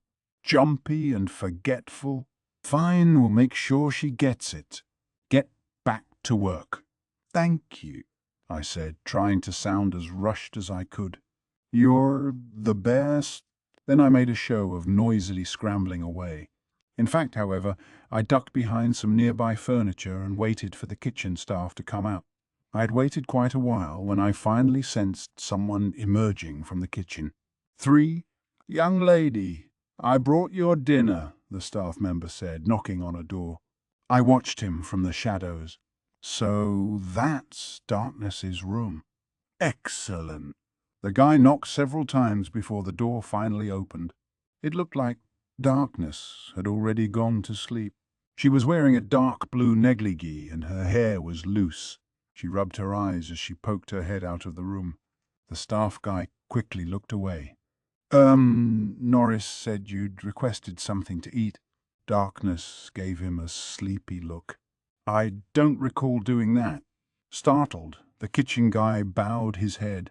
I'm very sorry then, Mom. My apologies for bothering you so late." He excused himself as quickly as he could. Darkness, still looking a bit perplexed, closed the door. The staff member, hanging his head, walked right past where I was hiding. A little while later, confident no one else was coming, I knocked on the door of Darkness's room. "Young lady, please wake up."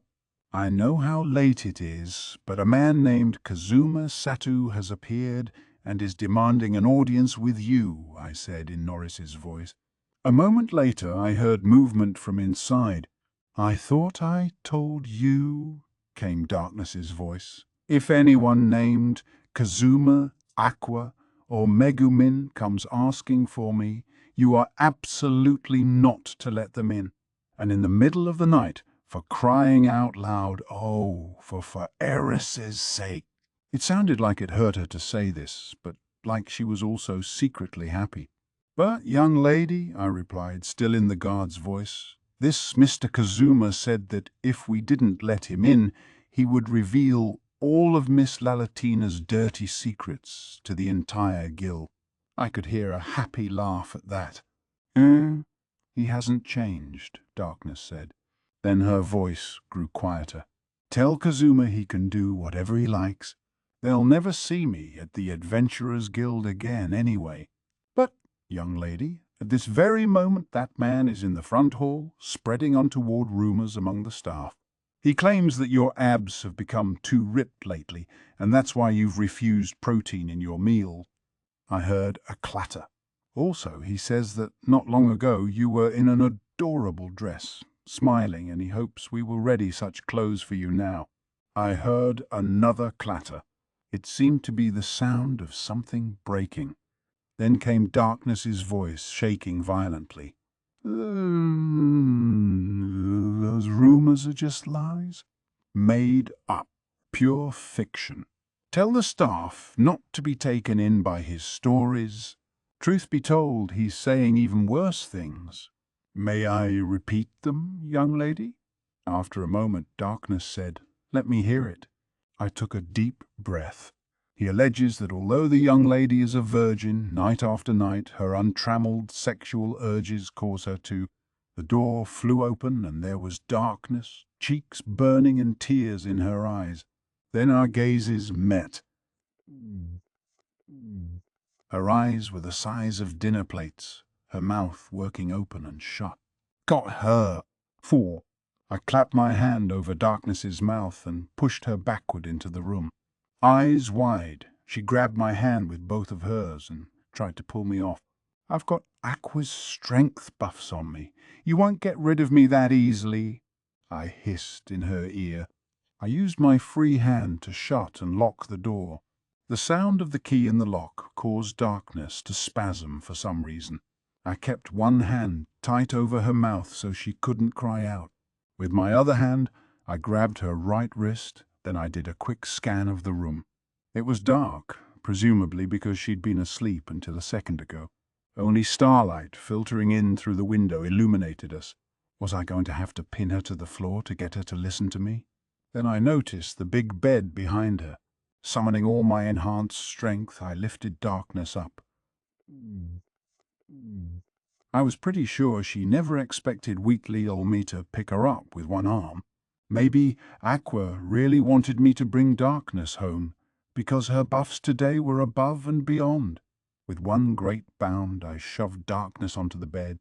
There was a gentle thwomp as she sank into the mattress.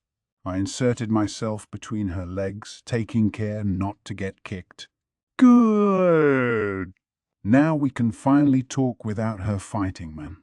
Darkness let all the strength out of the hand that had been gripping my arm, letting it flop down onto the bed. Tears were beading at the corners of her moist eyes, and in the faint light of the stars, I could see her cheeks were flushed. Her flustered breaths trickled out between the fingers of the hand I still had clapped over her mouth. Well, hang on. This was one dangerous situation. How about some resistance? A little more fight? What am I going to do if you just let me have my way? With Aqua's wholehearted support magic behind me, I didn't think I would lose to Darkness in a contest of strength. But now that she was looking totally defenseless and resigned like this, well, that caused its own problems. In the quiet shadows, I whispered, "Hey, Darkness, don't get the wrong idea, okay? I know this is 100% weird, but it's just, I only came here to talk to you, so don't think I'm trying to break into your room for any other reason, all right? Open those eyes. Don't act all resigned to your fate. Stop it. You're making this way more awkward than it has to be. Stop it, I said. This is all kinds of dangerous. Dangerous for who? Dangerous for me. If I went back and said I broke into her room so I could talk to her, but she was so hot that I just got carried away and crossed that line, I think it would be a vicious cycle of explosion and resurrection for as long as they could manage. I shook Darkness violently, keeping my hand over her mouth. Fine, then just lie there and listen to me. I busted in here so I could ask you what the hell is going on, okay? I'm going to take my hand away now. Don't shout or anything. I've only come to talk, all right? My pleading caused Darkness to open her eyes slightly and nod. Phew. For some reason, I was more nervous than I had ever been in any of our battles. All right, I'm letting go now. Remember, no screaming. Darkness nodded again. I positioned myself so I could slap my hand back down if she started to yell, then slowly pulled my hand away. Free of my grip, Darkness turned her head to one side as if she was embarrassed. You think maybe you could look away too, Kazuma? Are we really going to have a conversation? staring into each other's eyes from this close? In this position? I quickly looked in the opposite direction from Darkness. Ah, yeah, sure, you're right. Sorry I couldn't find us a better place to chat. But why would you leave us a letter like that anyway? No sooner had I let my attention slip away from Darkness than she exclaimed, "Pillar!" I'm being at her. Oh. She got me. Damn it, I can't believe I let my guard down. I shoved my hand back over her mouth, but it was too little, too late. I could already hear a commotion from the hallway. Somebody was coming this way, fast. Crap, crap, crap. What am I gonna do? Although she was once again silenced, Darkness looked up at me with a taunting triumph in her eyes. The laughter in her expression was unmistakable. Stupid, stupid Darkness. What's the matter, young lady? I'm gonna open the door now. A key scraped in the lock. Gaia, how I hate that victorious look on her face. But if she thinks I'm out of ideas, she's got another think coming. No, don't. Not decent. I'm sorry. I was just, playing, and I got so excited I couldn't contain myself and cried out. When she heard my voice, Darkness's eyes got huge. That's right, I was impersonating her. But I really must confirm your safety, miss. And what do you mean by playing at this time of night, anyway? He didn't believe me. I didn't blame him. He probably thought the invader had forced Darkness to say all that. Playing, as adults sometimes do at night by themselves, don't make me say more. It's too embarrassing. Young lady. The voice on the other side of the door choked. At the same moment, Darkness grabbed my right hand with her free one. Or perhaps, I said, is checking on me just some sad excuse to see me in my least presentable state. You twisted pervert? Darkness, staring daggers at me while tears flew from her eyes, gripped my arm so hard she seemed ready to break it. It was enough to send my voice up an octave, at which the panicked interrogation from the hallway resumed. Whoa, what's going on in there? Fighting against the pain, I replied, and nothing. I just forgot to turn off this strange magical toy. Oh, I'm gonna break. I'm going nuts. Any more and I'll really break. Pardon me, young lady. I must excuse myself. The footsteps rushed back down the hall. Darkness's shouting, or rather my shouting in her voice, seemed to have attracted a small crowd, but whatever the guy said to them, I sensed them dispersing. Somehow I withstood the pain in my arm. I looked down at Darkness, who was quaking and crying, and smirked at her. Darkness started jabbing at the hand I had over her mouth. She seemed to be saying, I won't scream again, so let me go. When I finally pulled my hand away, she let out a deep breath. I looked at the arm Darkness had grabbed and saw a huge hand-shaped bruise. Without Aqua's defensive buffs, it probably really would have broken. In an exasperated tone, Darkness said, Sheesh, you're as awful as ever. Now look what you've done. Every servant in the household is going to think I'm some weirdo who... Am I? That was as far as she got before she started shuddering. You're thinking that wouldn't be half bad, aren't you? I'm not, too. A time like this, and she's still, sigh. All right, spill it, I said. What's with leaving the party? Aqua and Megumin are worried sick about you, you know. You at least owe us an explanation. We're your friends is what I was about to say, but I suddenly felt embarrassed to act so involved. Darkness, as if oblivious to my feelings, only laughed. There are some things I can't tell you because you're my friend. It's nothing all that important anyway. Just a family matter. This household borrowed money from that lord. My father was supposed to repay it a little bit at a time, but he hasn't been in the best of health lately, so Aldep has started pressing the matter. He wants to know if my father can really repay him before he dies. He also said that if I would marry him, he would forgive the debt. That's it. That's the whole story. That's it, my ass. You mean your family is in debt to that moron? Hang on, I thought your dad was supposed to be some kind of VIP in this country. Couldn't he go to the king for money? And anyway, it's almost... I snapped my mouth shut. Almost like I'm being sold to pay my father's debt? Yes, that's exactly what it is. But that's not so strange among noble houses. The daughter of one family is sent as a bride to another. It's nothing more than that. Darkness sounded as if it really was nothing to her. When she saw my expression, she went on, "Don't make that face, Kazuma. You know what kind of men I like. I think that Lord wants to make me his own the moment he gets the chance. He shoved aside all kinds of traditional ceremonies to hurry up the wedding day. He's so frustrated, I don't think he'll even be able to wait for our first night together.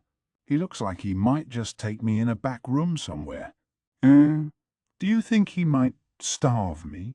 Refuse to give me food or water? It's enough to make my heart pound." She laughed. She was trying to fool me. Pretend it was a joke. Well, if it was as funny as that, why did she look so sad? So that was why you were so hell-bent on us defeating the Hydra by ourselves. And I had to go and get all those people involved. How much is this debt? I could. Please don't say you'll pay, Kazuma. I'm a noble. Nobles are supposed to protect the common people. Have a commoner repay my debt using money he earned at the risk of his life? I would sooner choose to sell myself. Anyway, it doesn't matter. The debt is so large that even your current resources couldn't cover it. She stared straight at me as she spoke. I was still on top of her. In the starlight, I took a fresh look at Darkness, whom I hadn't seen in so long. Her proud, stubborn blue eyes gazed back at me. Her golden hair was splayed across the bed, glowing faintly in the reflected light from the heavens. Her breathing still wasn't quite under control from the struggle earlier, and a bead of sweat dribbled down her cheek. With each hard inhale and exhale, her chest, covered only by her sheer nightgown, rose and fell, making its presence inescapably obvious. The fight with me had caused the straps of her negligee to fall down off her shoulders. Her whole body was warm. Panicked, I mentally intoned some magic spells to help clear my head. My mum half naked, rolling around in the living room. When I realized that underwear belonged to my grandmother, Dust's butt in red panties, I beg of you all, give this heart of mine a moment's peace.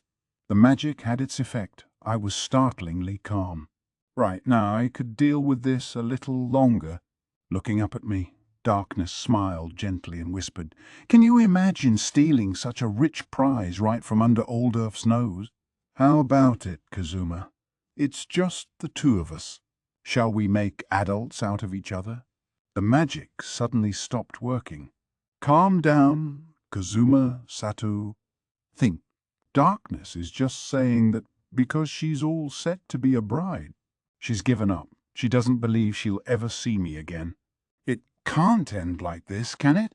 No, it can't. I'll never let someone like him have her. That meant it wouldn't be right to cross that final line here and now. What, was I ready to be Darkness's boyfriend? Hell no. Get it together, Kazuma Satou. Remember what you came here to do. As I tried to keep myself from falling apart, Darkness gently took my hand and began drawing it closer to her body. She seemed to be at a loss where exactly to go with it.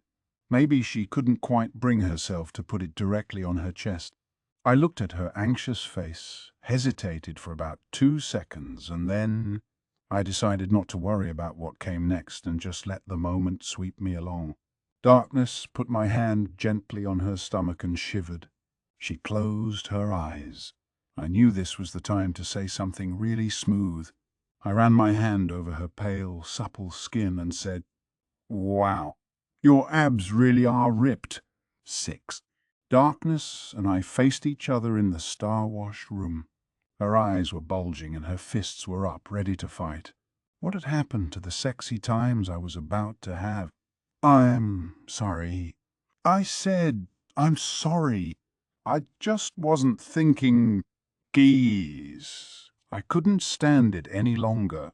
I'm not always just playing at being upset, you know.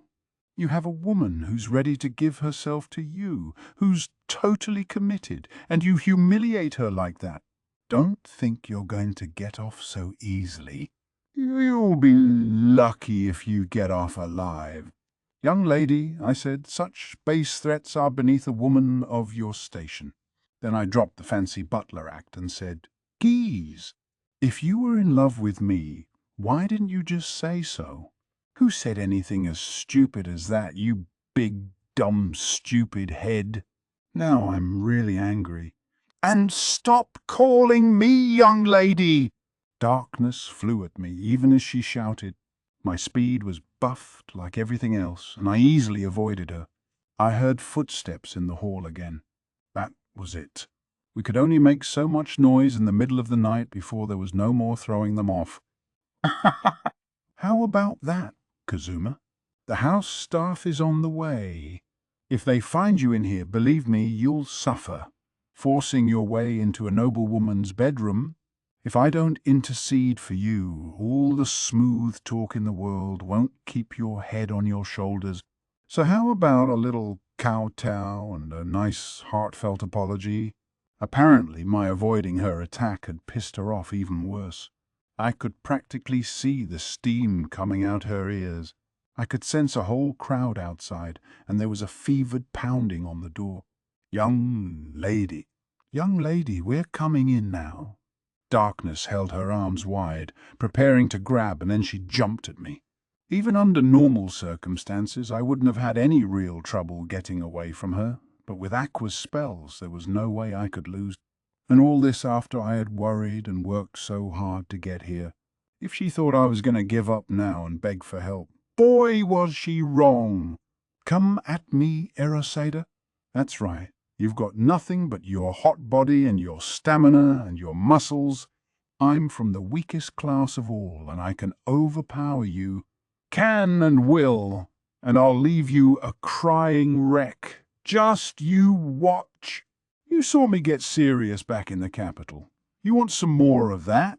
I said every word of this in Darkness's own voice. Then I caught her hands in mine and we leaned into each other. Dee, don't you steal my voice. You young lady, what on earth are you doing in there? The voice on the other side of the door sounded very confused. Fair enough. Darkness and I did sound identical now. The key scrabbled in the lock. I glanced toward the door and shouted, No! You mustn't! Open it! Your sweet Lalatina isn't wearing a shred of clothing. You mustn't look at me. Wow. Oh. Sorry. For a second, the key went silent. I took the opportunity to use Drain Touch on Darkness, stealing her vitality. But she was a cut above mere royal knights. A quick drain didn't even make her flinch. She just gripped my hands even harder, her face turning red. Spare me this, you mustn't nonsense! In my own voice, no less. Hey, don't listen to him. He's an invader, using magic to make himself sound like me. Yes, miss. Right away, miss. The key started up again. Damn it all. Victory goes to me this time, Kazuma. I haven't always bested you in our battles, but how satisfying to triumph this one last time. I was draining her, even as she spoke, but she was holding her ground. One last time? Screw that. Now I'm really not gonna lose. I let myself go limp. Darkness, who had been leaning into me, pitched forward. I took the opportunity to free my left hand and slammed it down on her back. I didn't make any effort to sound like anyone but myself as I bellowed, Freeze! Nungaya. Darkness yelled and quaked as the ice magic suddenly assaulted her skin. Her face was still flushed and her body still trembling as she collapsed to her knees. I wrenched my right hand away from her and, young lady. The door flew open with a bang, but I was already pointing my palm in the direction of the entryway. Create a... It was the simple, blinding tactic I so often used. When Darkness saw the pile of dust in my hand, she knew exactly what I was planning and tried to warn the staff. Everyone cover your eyes, is what she was going to say, but I was too fast. Wind breath. A magical gust sprang up. 7. Kazuma here. I'm an adventurer from Japan. My dream is to live free and easy with so much money that I never have to worry about anything again.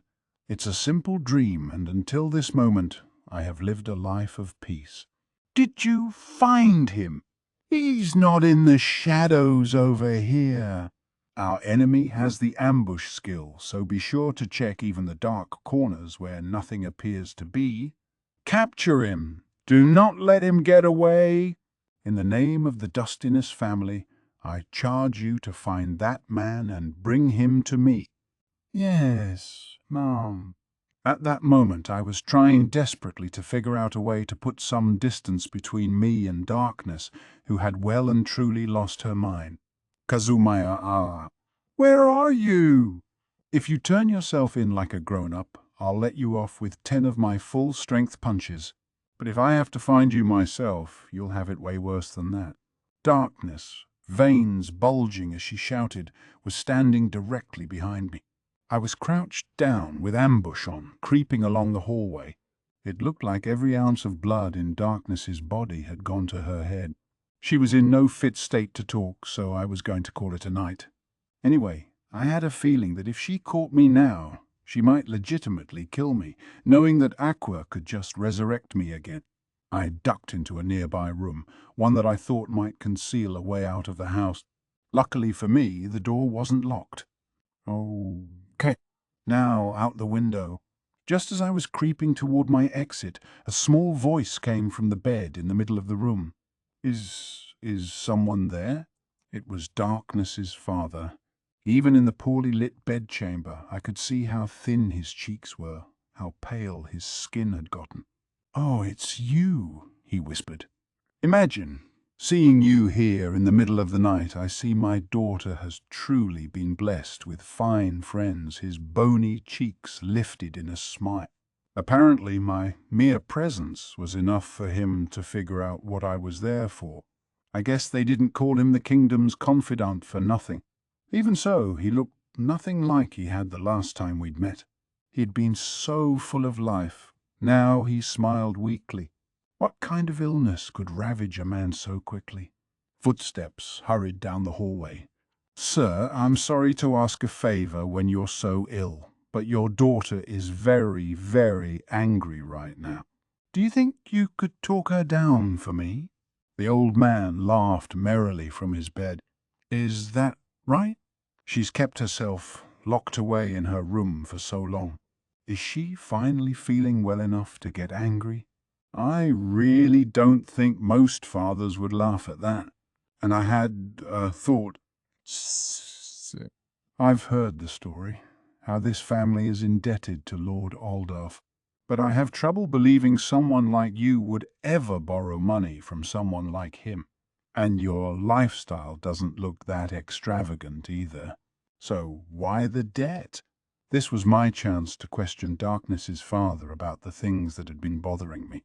I felt bad interrogating him when he was in such poor health, but Darkness wouldn't tell me what was going on. Maybe her dad would. Young Kazuma, he said after a moment, I knew you were intelligent. Perhaps I really shall entrust my daughter to you. I'm very sorry, but please take her. Take her and run away somewhere safe. What the heck was he talking about? I ask him about a debt and he tells me to elope with his daughter. I'll pass, thanks. That one's a miss for sure. In fact, it so happens that I'm in this room because I'm trying to run away from your daughter. Very ladylike young woman you've raised there." "Indeed, ladylike and kind, pure-hearted and shy and loath to cause anyone trouble." He ignored my sarcasm and even seemed to be proud of his daughter. Whatever was making him sick, it looked like it had affected his brain. I wanted to ask him if we were talking about the same person, but I kept my mouth shut. Darkness's dad looked right at me. His body might have been wasting away, but there was still a powerful light in his eyes. "Please don't ask me why. My daughter knew about the debt when I entered into it, but, well, if she isn't here, then that's that. I can sell the house. It will bring a fair amount. Anyway, I'm exploring various possibilities. The debt itself may yet disappear." So, did that mean the debt was unjust? Whatever. Dad was capable enough to take care of that. It's my daughter. She's the one who's rushing to give herself away. I wish only that she be stopped.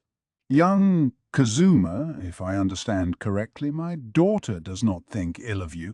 Perhaps my pride misleads me, but I believe she is a worthy young woman herself. Do you agree?" "Oh, what a question. She just told me a few minutes ago that she was going to murder me. Anyway, there was something more important to deal with now. Tell me what's wrong with you. We have an excellent archpriester, well, excellent at magic anyway. She can even use resurrection. I don't know what's ailing you, but I'll bring her here." Darkness's father just smiled faintly at that.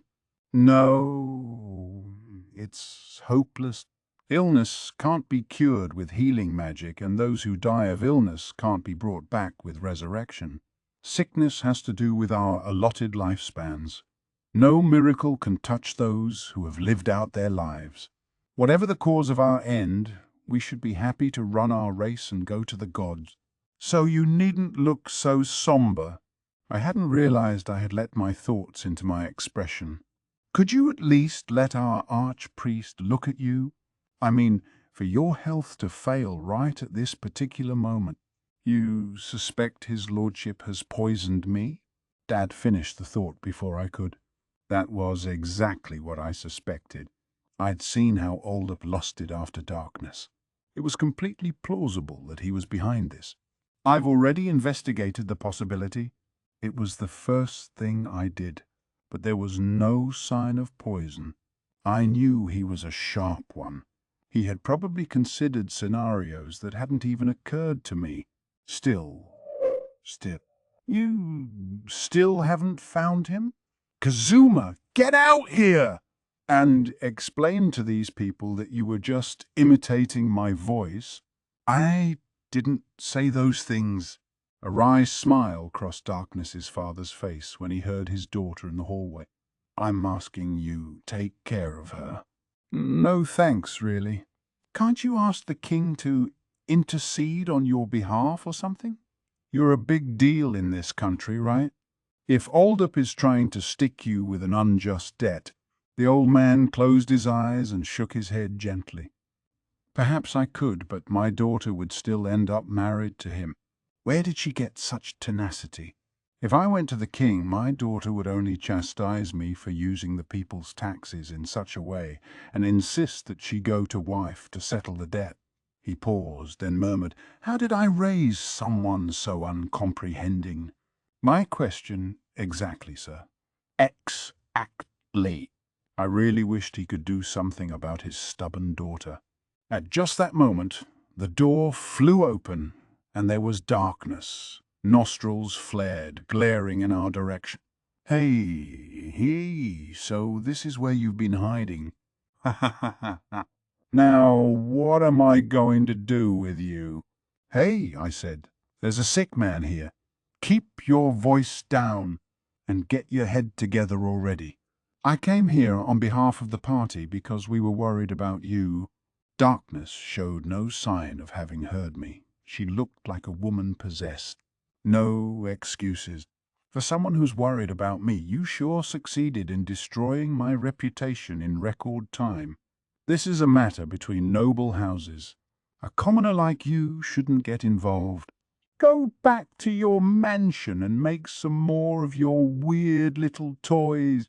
Why, this obnoxious. Forget about the stupid debt already, I said. Why can't we just run away from it? Why can't we all just start over somewhere new? Anyway, you know as well as I do that if I slink back home without you, those two, especially Megumin, are gonna do something terrible for sure. Don't be surprised if the whole ceremony goes down the tubes on your wedding day. Just you try it. I'll have them arrested and you as a co-conspirator. Don't like it? Then keep a leash on your party. I'm not going to run away. If I did, the burden would just fall on someone else. Forget it, you and I have other business. Then she charged at me. It looked like she was bent on settling our score before she got married.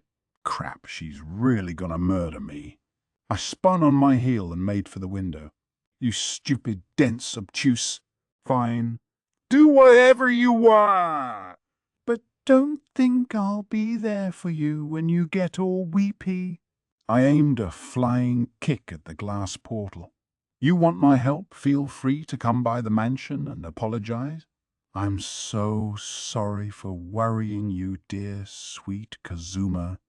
You'll say, please, please help 'em grow. The window glass was stronger than I'd expected, and it failed to give way under my kick. I had to body slam it to get it to shatter, but that threw me off balance and I went tumbling to the ground. We were just a couple of stories up, but with no chance to break my fall, I slammed into the ground. Never a pleasant experience. Darkness ran to the window and looked down at me.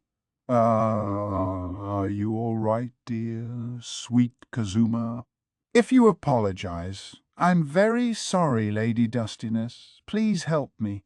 We won't begrudge you healing. Her shoulders were shaking. She was barely restraining her laughter. I forced my body to move, starting to climb the iron fence to escape the guards who were coming this way after the commotion. Damn you, darkness. I'll never help you again unless you apologize to me with tears in your eyes. Stay back. Create water. Freeze. As I tried to get in a final parting shot at Darkness, who was watching all this with glee, I laid down a trap for my pursuers and fled for my mansion. A-R-G-G-G. Aqua. Aqua. Heal me. Heal me right now. I barely understood how I made it back to the mansion. I went up to Aqua, who was dozing on the living room sofa, her egg in her hands. Darkness hadn't pursued me to the house, maybe because she couldn't stand the thought of seeing Aqua or Megumin. Yawn.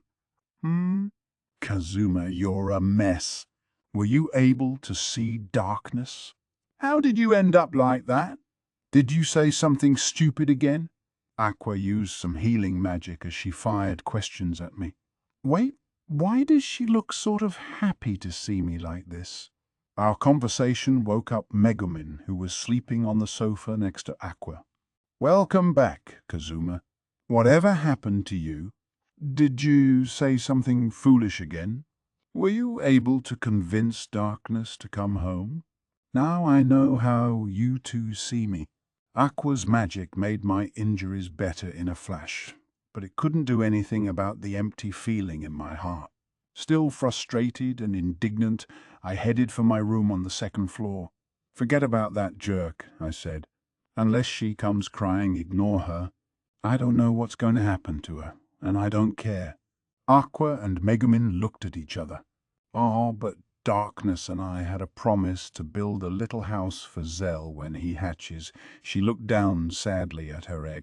Megumin said, I don't know what happened, Kazuma, but is this really the time to pout? Do you at least know why Darkness has to get married? I stopped on the stairway. Debt. Her family owes a bunch of money, and if she marries Aldup, he'll forget all about it. Debt, Megumin said. I don't know how much she owes. but I've already sent money back to my family, so I don't have very much on me right now." She looked into her wallet, which was stuffed with coupons and membership cards, and let out an anxious sigh. "Well, you know what they say about a friend in need," Aqua added. "If she really needs money that badly, I can break open my piggy bank." "Sure, like that would help." I didn't know how much the dustiness is owed, but if it was enough that Darkness had to get married to settle the debt, then it was a lot. More than Megumin and Aqua could make up with their pocket change. I turned my back on them and resumed the trek to my room. She's decided what she wants to do. Leave her alone and let her do it. Either she comes back here weeping and apologizing, or I forget I ever knew her. "Kazuma, this isn't the time for theatric," Megumin said to my back. "Darkness is going to be married off. Can you really live with that? Why don't you ask her?" Chapter 5. God's blessing on this beautiful bride. 1. The town had been one big party for several days now. The normally stingy Lord Aldup had spread a little wealth around the city, hoping to create some excitement about his upcoming wedding. It was like he was trying to make it that much harder for anyone involved to change their mind. The date was set and had already been announced. The ceremony was to take place in a week. I guess he really couldn't wait. I was sure he was busy getting all hot and bothered at the thought of the day he could finally marry Darkness. "Kazuma, I ask you again, are you sure you can live with this?" "Are you sure? Are you sure?" I was in the living room, busily working on various prototype items. Megumin was in the living room too, busily getting in my face with questions. I was trying to develop a new product based on blending the sap of the tar plant with extract of slime. Mix them together and you got a sort of half-dry vinyl. I didn't stop working as I replied, "And I tell you again, Darkness is being too stubborn for me to do anything. We still have a whole week. If she comes crying back, I'll do something. And if she doesn't, I'll let it go." As I spoke, I used a dropper to inject a burst of air into the vinyl-like substance. This stuff wasn't easy to manufacture. There had to be some way to mass-produce it, but at the prototype stage I would just have to suck it up and do it by hand. Aqua was lounging on the sofa nearby, humming to her egg, completely ignoring Megumin and me.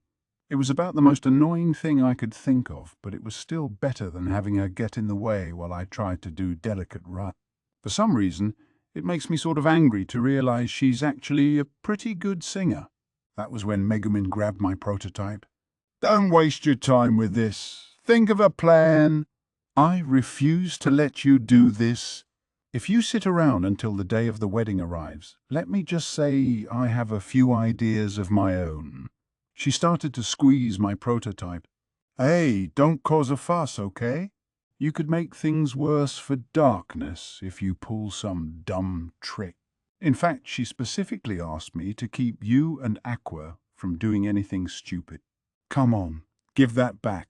I've spent all day on it." I held out a hand in a gimme gesture. "What is this, anyway?" Megumin asked, inspecting the thing in her hand. "I'm trying to recreate something we had in my country. It was called bubble wrap. I don't have the right materials or manufacturing processes, so it's not exactly the same, but I'm pretty pleased with my progress." "What's it for?" Megumin said. "You crush it and it goes pop, pop. It's kind of a game. It makes you feel better." "That's it?"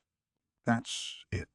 Megumin gave my bubble wrap a great squeeze, like she was wringing out a dish rag. "Yeah, Megumin let out a contented breath and tossed the ruined bubble wrap at me. You're right. "I do feel better," she said. "That was rather pleasant." Then she pattered outside and I slumped to my knees. All that work?" Beside me, Aqua kept singing as though the entire commotion had just passed her by. "Steer! Steer the Sisei Mimi! So steer! Pipe down already?" I spat at her. I didn't mean to, and it only made me hate myself. Damn it all. There was no call to be mean to Aqua. What was I so upset about anyway? 2. 6 days until Darkness's wedding. 1,000 pardons, but is Mr. Kazuma Satou here? A butler, in the first flush of old age, was standing at the door of the mansion where I had locked myself away. If you'll excuse my asking, who are you? I said. But then I added, wait, haven't I seen you before? That's right. I know this guy. He's a servant at Darkness's house. Yes, sir, and may I say it's a pleasure to see you again. My name is Hagen, head butler at the Dustiness household. I've come to beg you for your advice, Mr. Satou. My advice? Had Darkness finally caved? Was she going to ask me for my help? But of course, that was too much to hope for. Hagen, head bowed, held out an envelope. Truth be told, letters such as this one have been arriving at the household on a daily basis. Sorry. I'm very sorry. I'll take that idiot to task, believe me. Not at all, sir. But I'm rather concerned she may escalate this and start sending them to Lord Aldup himself, which would be no small problem. I wanted to confer with you before that happened. I crumpled the letter in my hand and threw myself apologetically to the ground in front of Hagen. I saw him off. Apparently this was all he'd wanted to say, and then glanced again at the letter in my hand. To house Dustiness. I have it on good authority that a general of the Demon King is threatening a terrorist attack against the Eris church in Axel. The intended date of the attack is the day of the ceremony. If you do not call off the wedding immediately, this general will blow up the church. I implore you to take this warning seriously. Signed, a concerned mage, Megumin. I need to talk to you. Open up, I shouted through the door of her room. 4 days until Darkness's wedding. All right. For my next trick, I'm going to pull a huge beginner's bane out of this tiny bag. What are you talking about? Don't pull out a man-eating monster. What are you doing? Come here. I grabbed Aqua, who was standing in the middle of a crowd smack in front of the Dustiness mansion. Hey, what do you think you're doing, Kazuma? Let me go. I posted a quest at the Adventurers Guild to get this bane. And just look at how many people are here for a look at my amazing tricks. I told you, the family summoned me here to stop you because you were making a scene right outside their house. What are you doing out here anyway? Aqua was surrounded by curious onlookers, some of them tossing her the occasional coin. Oh, no tips, please, Aqua said. I'm not a street entertainer, and I can't accept them. She turned back to me and whispered, Kazuma, this is all part of my plan for getting Darkness to come out of the house. Wait, is she? You're doing these dumb tricks here, hoping Darkness will notice you? Exactly. Don't tell me you don't know the story of the Celestial Cave.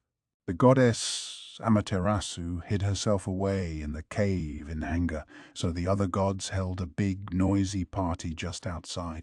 When she came out to see what all the fuss was about, they blocked the cave so she couldn't go back in. Of course, I know that story. Is partying something gods like in every world?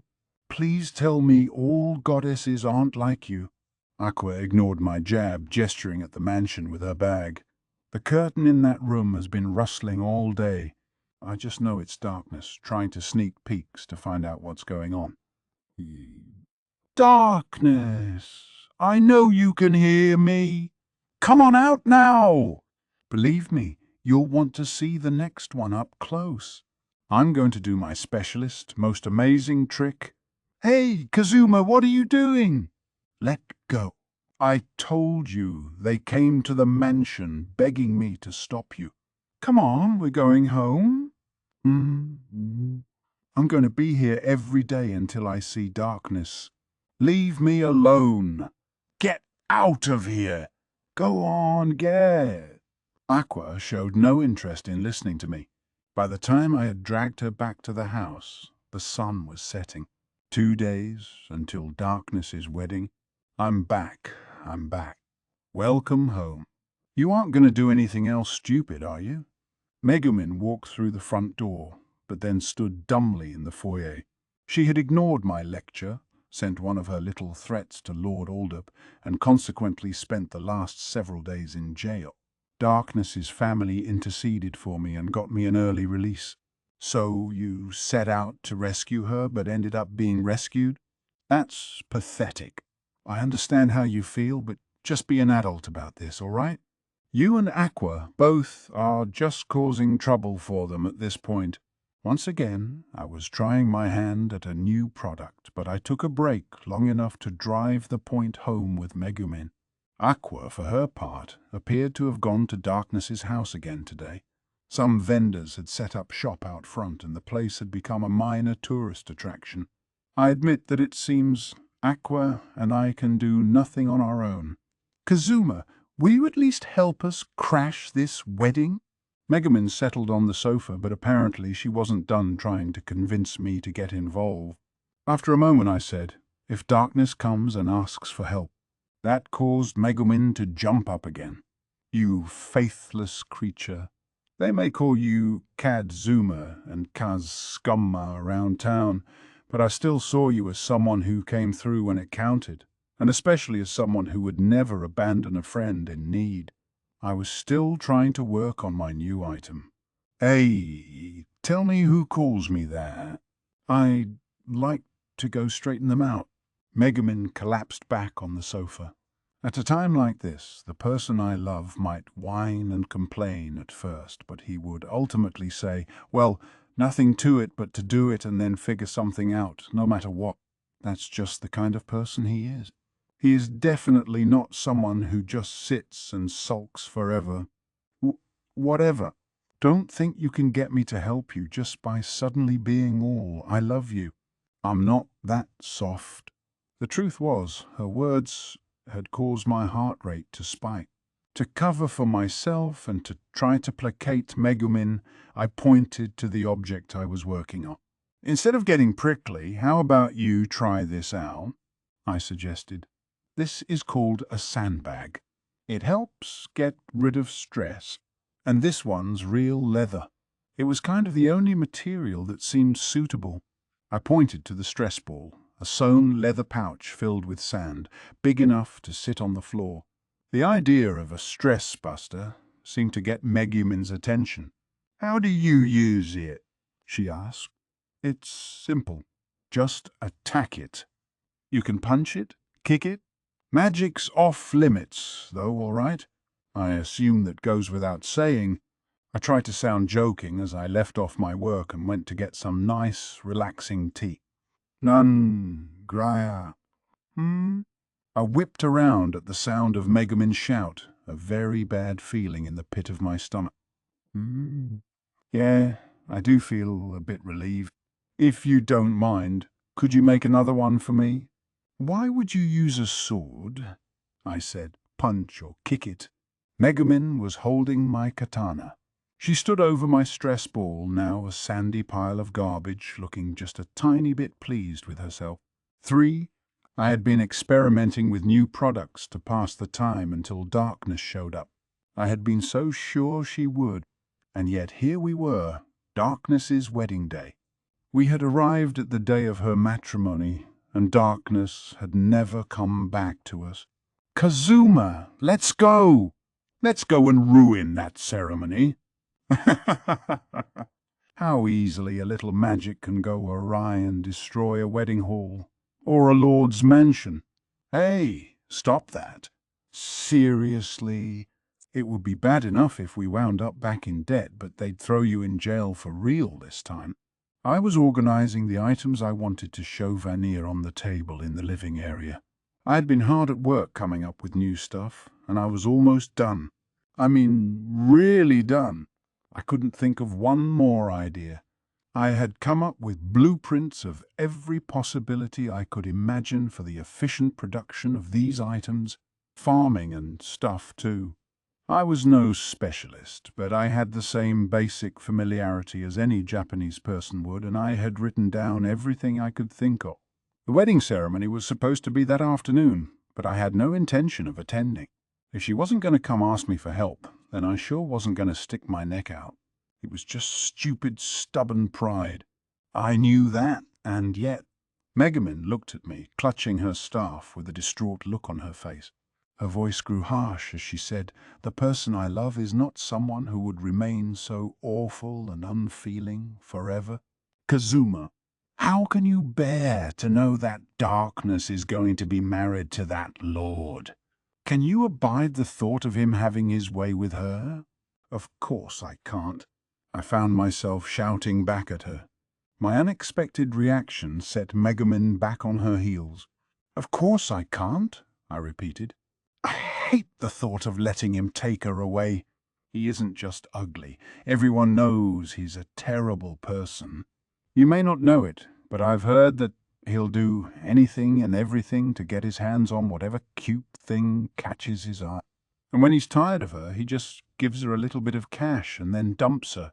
He's awful, and he does all these awful things, but for some reason no one has ever been able to prove it." Megumin stood there looking at the ground and sniffling as she absorbed all this. "Sorry," I said. "I decided to investigate this guy she was getting married to. When I did, I found out the guy in question was even worse than rumor told. I'm no private eye, and even I was able to dig up an endless supply of terrible stories about him. Exploitation, bribery, the list went on and on. Yet strangely, there was never any physical proof. The women he victimized were forcibly silenced, and supposedly he had enough people in his pocket, even at the national level, to keep evidence of his deeds from ever getting out. Darkness's dad had been sent here, apparently, to find that evidence and to keep an eye on Alder." Megumin's grip on her staff tightened. "Then that's all the more reason we can't let this go on, isn't it? Kazuma, surely you have some dirty trick in mind? Surely this will be just as it's always been. Aqua and I have tried and failed, but now you'll step up and succeed. Won't you? Dirty trick. Who did she think I was? This time, Megumin, I can't do anything. For starters, darkness wouldn't tell me how much the debt was. Next, even if I could come up with the money, I wouldn't be able to convince darkness to accept it. She's too stubborn. She'd never take it. And finally, Megumin cocked her head. Yeah, finally, what? This is a marriage between noble houses. Security's going to be tight. I don't think we could get close if we wanted to. Honestly, that's part of why I've been waiting for darkness to come to us. I'm sure they upped the guard at the Dustiness mansion after I broke in. I don't think I could get in there a second time. I had never paid much attention to the social difference between us, but then it had never hurt this much before." Megumin stood silently, watching me. I turned my back to her, unable to meet her gaze any longer. I probably looked like some guy who was sulking about having his girl stolen from him. Darkness's dad is really sick. I don't think they would let us see him if we asked. And I don't have any noble connections I could use to score an invitation to the wedding. I'm just a commoner, after all. I had thought of the friends I made in the capital, and maybe I could have leaned on Eris. But if Darkness and Alder both wanted this marriage to go ahead, then there really wasn't anything to be done. A difference in social position. That's all this was. The simple fact that we had been able to go adventuring with Darkness for so long, despite inhabiting such different worlds, was a miracle in itself. I informed Megumin of all this as off-handedly as I could. "I understand," she said. "Knowing that you investigated the other party, that you did try to do something, is enough for me." As hard as I was trying not to look at her, she managed to gaze into my eyes. She smiled. She seemed somehow at peace. "I will think of something myself and travel a path that will leave me without regret. Kazuma, I hope you'll do the same." What had she had in her breakfast that morning? She sounded so serious and wise. almost like an honest-to-goodness mage. I sat slightly open-mouthed as Megumin pattered out of the mansion. Should I stop her? It doesn't matter, I could stop her, but we can't stop this wedding. I watched Megumin leave, and then I was all alone in the living room. It suddenly felt huge. Aqua, oddly enough, had a visitor. Right then they were talking in her room on the second floor. It sounded like some kind of urgent business, but today of all days I just couldn't work myself up to help Aqua with whatever it was. This was the room where we all got together and lazed around when we didn't have anything better to do. Being there by myself made me realize how big this house was and how lonely. There's nothing I can do. Going adventuring with the daughter of a noble family? Back in Japan, I could never have imagined it. Reality was never so convenient. I sank into the sofa and heaved a sigh. A violent slam from the front door popped the bubble of my melancholy. And who should be standing there but— Good day to you all. The all-seeing demon has come to your collective aid, accepting your miserable excuse for a goddess. You would do well to weep and dance with joy at my arrival. Now then, show me the many fruits of your knowledge. 4. Go away. Bring me that beautiful shopkeeper instead. I want to trade? Why do I have to talk business with you when I'm so stressed? I wish I could change you into that beautiful shopkeeper. Whiz. I want whiz. Vania simply sat down at the living room table across from me. Your pretty little friend is presently working the floor, although she is weeping all the while that she wanted to sleep in a little more. It's had a surprising effect. People find a tearful shopkeeper adorable, or they think she's shedding tears of joy from the sheer pleasure of salesmanship and buy more to indulge her. Anyway, do you honestly think that Debt Machine could hold a decent business meeting? Yesterday, when I relaxed enough to give her some time off, well, I took my eyes off her for 1 second, and when I looked back, she had ordered this pendant. Adventuring couples will love it, she says. He showed me a piece of jewelry. And what does the pendant do? I asked. When the person wearing it is on the edge of death, the pendant utilizes their last breath of life to explode. Protect your loved ones to the bitter end. That's the idea. Very romantic, isn't it? That's what she thinks, anyway. But the power of the explosion would blow away your loved ones along with your enemies. It makes me doubt whether she has any sense for business at all. Want to buy one? I'll pass, thanks. So, what's this about you coming here to help us? Vania, however, said, we will come to that later. First, bring out your prospective wares. My all-seeing eye shall quickly discern which are viable. Although, I've taken the liberty of bringing with me a sum of money that I don't think you'll refuse. He placed a small black bag on the table with a heavy thump. Being all-seeing certainly did make one more efficient. Hey now, you can't be sure I'll accept, I said. This stuff represents all the ideas I had left after last time. I'm not going to let them go for cheap, you know. And if it couldn't help me to help darkness, then there was no point in selling anyway. Vania, as if to emphasize his omniscience, said, O young man, who so wishes to go help the armored girl but fears being rejected by her if he does so.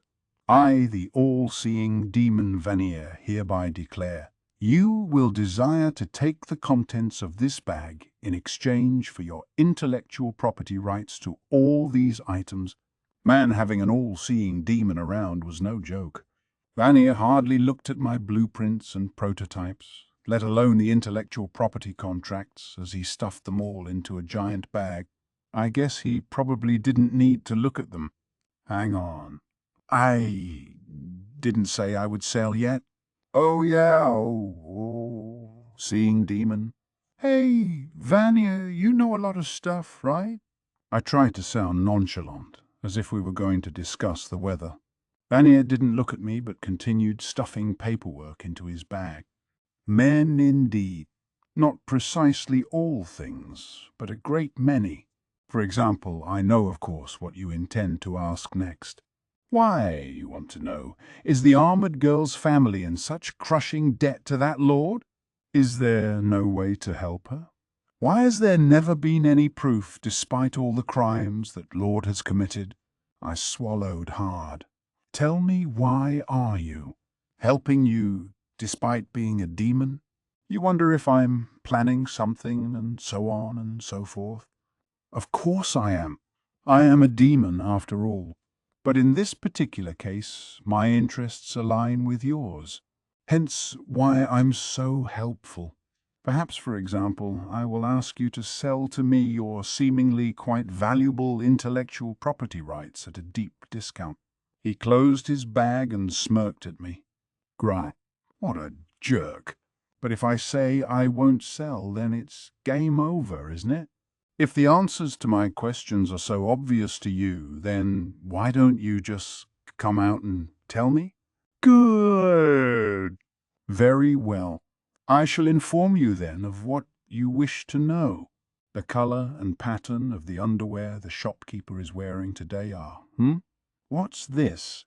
I sense none of your usual delicious negativity, because I do want to know that, but later. I see. In that case, I shall inform you of what you truly wish to know. The reason that girl is in debt is sacred exorcism. Aqua's spell interrupted Vanier before he could finish, surrounding him in a pillar of light. When it finally faded, there was a clatter as Vanier's mask fell to the ground. No, Vanier, you're a big deal demon, right? Speak to me. You can't be finished just because the goddess of toilets attacked you. Come on, man, come on! Ah, Kazuma, I take my eyes off you for 1 second, and you go and get brainwashed by a demon. Why are you acting like he's your friend? And I'm the goddess of water. Aqua had spotted Vanier as she was coming down from the 2nd floor and had let fly with her magic. She was still poised to cast as she shouted at me. She really had just the worst possible timing. Behind her stood a man in early old age, a man I recognized. It was Darkness's butler who had shown up here to complain on an almost daily basis. I didn't know what he had been asking Aqua for, but now the man, Hagen was his name, stood blinking in surprise. As we watched, Vanier's mask rose up into the air, supported by a body that grew out of nothing. Awfully convenient how it came with clothes and everything, or maybe the clothes were actually part of his body. That would explain why they were destroyed by Aqua's magic. Oh, a surprise attack. Nice try. Are you a goddess or a street goon? I think there's more demon in you than you would like to admit. Behold, a crack has appeared in my awesome mask. I have nothing to do with demons. Don't you pretend I have anything to do with demons? If you expect me to ask for permission every time I crush a bug or exorcise a demon, you're going to be disappointed. How stupid can you be? Puffed. The staring contest between the two supernaturals was looking more and more dangerous, so I hurriedly jumped in. Okay, all right, save it. Aqua, I really want to hear what Vanier is saying right now, so butt out. She backed down a little at that. Hagen seemed to sense the dangerous mood and said, "Why,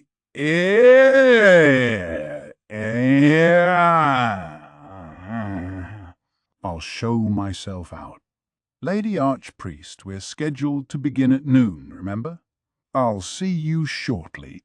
He slipped between Aqua and Vanier, making himself as small as possible, and darted out the door. I was curious what exactly he had wanted from Aqua, but right now Vanier was more important. The demon looked at Aqua, and the corners of his mouth turned up triumphantly. Blah! Ha! Ha! Oh, impotent goddess who is unable to be of any help in this instance. See now how useful and worthy of gratitude I am, and tear up a handkerchief or something in frustration. Then he stuck out his tongue at her. I guess being a demon didn't necessarily make you a grown-up.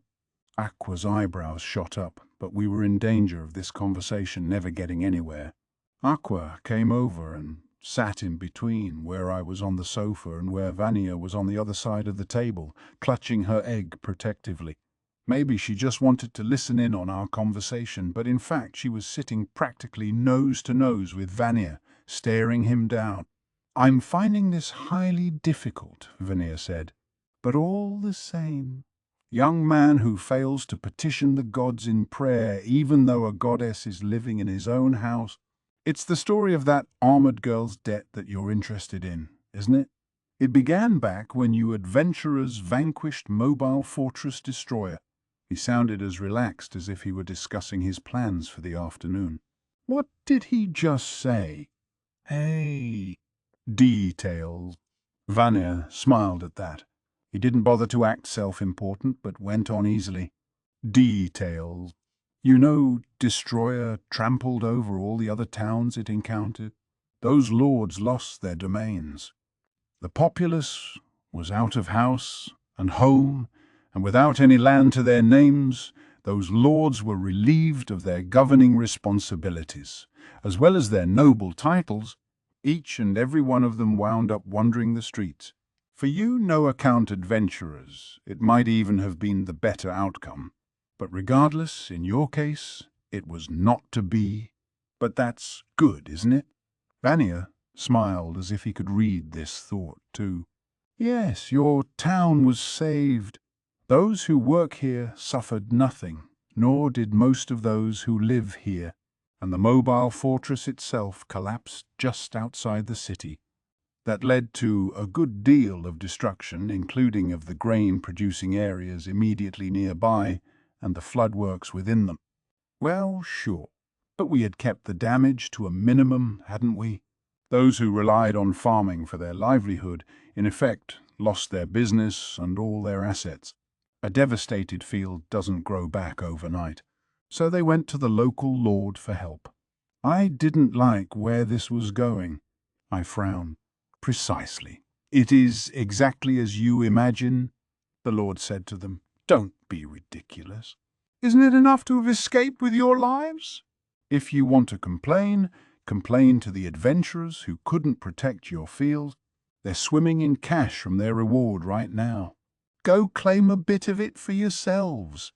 Yikes. How much more of a stereotypical villain could you be? Indeed, it may be that there is no blame in this case besides that of the greedy governor who abandoned his responsibility. You adventurers performed above and beyond the call of duty. There's no question of that. But that didn't change anything for the handful of victims. They still had nowhere to go. Can you blame them for being upset? What would you tell them? That this was akin to an act of God, and they should forget about it? Hardly. Vanya gave a truly demonic smirk. Then he said something I couldn't ignore, and he said it as casually as if it was nothing at all. The aggrieved citizens went crying to, yes, you guessed it, your dear dustinesses. "Oh, dustiness, family," they said. "When some pitiful adventurers destroyed the town with a flood, you paid for the vast majority of the reconstruction. Now we ask you to find it in your hearts to have mercy on us as well." Wait just a second. What did you say? What was that about destroying the town with a flood? Now Vanya seemed to be getting proper demonic enjoyment out of this conversation. Did you really think a few 100 million Eris would cover destruction of that magnitude? Perhaps you recall that when the guild asked you for restitution, they requested you pay at least a part of the full amount. That woman. The Dustinesses put the vast majority of their assets, with the exception of their mansion, into paying for the damaged building. And when Destroyer happened, the heavily armored daughter of the family saw that her house was now without any resources, yet still wished to help the needy townspeople. And so she went to that very lord, the one who had shirked his duty, and begged him to let her borrow money. That woman doing all that without even asking anyone. He was disinclined to help but agreed to lend the funds on the condition that if anything should happen to the head of the Dustiness family and his repayment be imperiled, guarantee would be made in the form of her body. Vanya was interrupted by the sound of my fist hitting the table. Aqua flinched. I stuck my hand out at her. Hey, Kazuma, that must have hurt when you hit the table all angry like that." "It hurt, didn't it?" Now it all made sense. That jerk butler who had come to the house must have been a messenger from Aldab. He knew that Darkness's dad was in ill health and he was demanding repayment of the debt. Darkness had come up with the ridiculous idea of defeating the Hydra in order to earn the money. But then she saw all the adventurers I had gotten together to help her and decided she couldn't worry us with this problem anymore. "And how much is Darkness's debt?" I asked Vanya quietly. I guess Vanya had expected even that question because he simply took the bag he had brought and slid it toward me. "Exactly as much as your own holdings plus what's in this bag. Now, shall we talk business?" "Damn it. He's a demon, all right." 5. "Beautiful. You're so beautiful, milady. After the ceremony, you must go to your honored father's room so he can see you." The new maid smiled with pleasure to see me in my dress. A pained grin was the only reply I could manage. This girl was new to our house. She didn't know our family history and she didn't know the story of this wedding. If I were to let father see me like this, it could only bring him sadness. I knew full well that this wedding would make no one happy. This was about my own self-satisfaction. There was a commotion from the hallway. I could hear someone shouting on the other side of the door. "What do you mean, I can't see the bride? Out of my way. I can't wait. I can't wait any longer. Lalatina will be mine in just a matter of hours. Now or later, who cares? Move! I told you! Lalatina. Lalatinea." So he was done pretending to be a decent human being. A member of my family's staff replied as gently as he could, "Sir, you mustn't. This is the waiting room of House Dustiness, and until the ceremony is over, only members of the Dustiness family may enter. Please, sir, step back." "You damnable fools! Know this, when this ceremony is over, I will be your master. Let that sink in for a moment, and then decide whether or not you want to let me through that door." The man didn't sound flustered by this outrageous statement. "I cannot let you through, sir. You are not my master." After a moment, the cruel voice replied, "Don't think I'll forget this. After the wedding, and after I've enjoyed your precious young lady to my heart's content, I'll deal with you. Just you wait." Then I heard my husband to be stomping away. "Could you call the man by the door?" I said. "I'd like to thank him." The maid nodded quietly and summoned the staff member posted outside. "Young lady, how truly lovely you look." He sounded at once overjoyed and just a little bit sad. He was one of the guards who had been in the service of our house for a very long time. He was not one to bend. I remembered being a child and begging him to let me out of the house, but he never gave in. I would try to sneak over the fence, but he would always find me out. At one point in my life, I entertained elaborate fantasies of outfoxing him and escaping. Once I tossed a ball over the fence and then begged him to go get it for me. While he was off fetching it, I snuck out. He found me almost immediately and dragged me back home, but I enjoyed the experience so much that I started throwing a ball over the fence every day. Every day, he would let me convince him to go get it. Looking back on it now, I realized that this was just after my mother died and I had no one to play with. In his own way, this man was being a playmate for me. "I'm sorry about that," I said. "You could have let him through. It doesn't matter what happens to me now. But rest assured, I'll guarantee he doesn't punish you." "You need not worry, young lady," the guard said. "It was my intention to resign after your marriage in any event. I serve House Dustiness. Although I could be moved to serve a man who had won your respect, I gave him a sad smile. A man who had won my respect. An image flitted through my mind. A certain boy who had snuck into my room at night, been chased off, offered a parting shot as he jumped out a window and then lay rolling on the ground in pain. I couldn't keep the corners of my lips from creeping up at the memory. Your smile is so beautiful, miss, but all too rare these days. It warms my heart to have seen that expression on my last day of service to you. The guard gave me a beatific smile of his own, then turned away. Ahem. If I may be so forward, the beauty of your innocence is your loveliest trait. So perhaps you could satisfy yourself without letting your little games become too violent with these embarrassed words. He vanished to the other side of the door. The two maids both averted their gazes. Oh, what I wouldn't give to get my hands on the guy who started these awful rumors with his impressions. He's foul-mouthed, rude, and totally lacks what you would assume to be common knowledge, despite a head full of obscure trivia. He's conservative and a coward, yet given to sudden bursts of outrageous behavior. He just doesn't make sense. He's of the weakest class, has totally average stats besides his luck, and has managed to defeat generals of the Demon King, major bounty heads, and every kind of monster using nothing but his plethora of skills and a little opportunism. He's a mystery. When I revealed to him that I was a noble, he was less interested in my status than he was amused by my name. And then I was the one who offered to cross the uncrossable line with him. I must be one messed up person. I thought back on all our adventures, all the fun times we had. It's very unusual for a noble to ever get to follow her own heart, including in the matter of marriage. And yet I had been permitted to spend my entire life up to this point with my own friends doing what I wanted. That was enough. It would be greedy for a noble like me to hope for any more. Now it was my turn to repay the people of this town. No longer would I let that lord do whatever he wanted.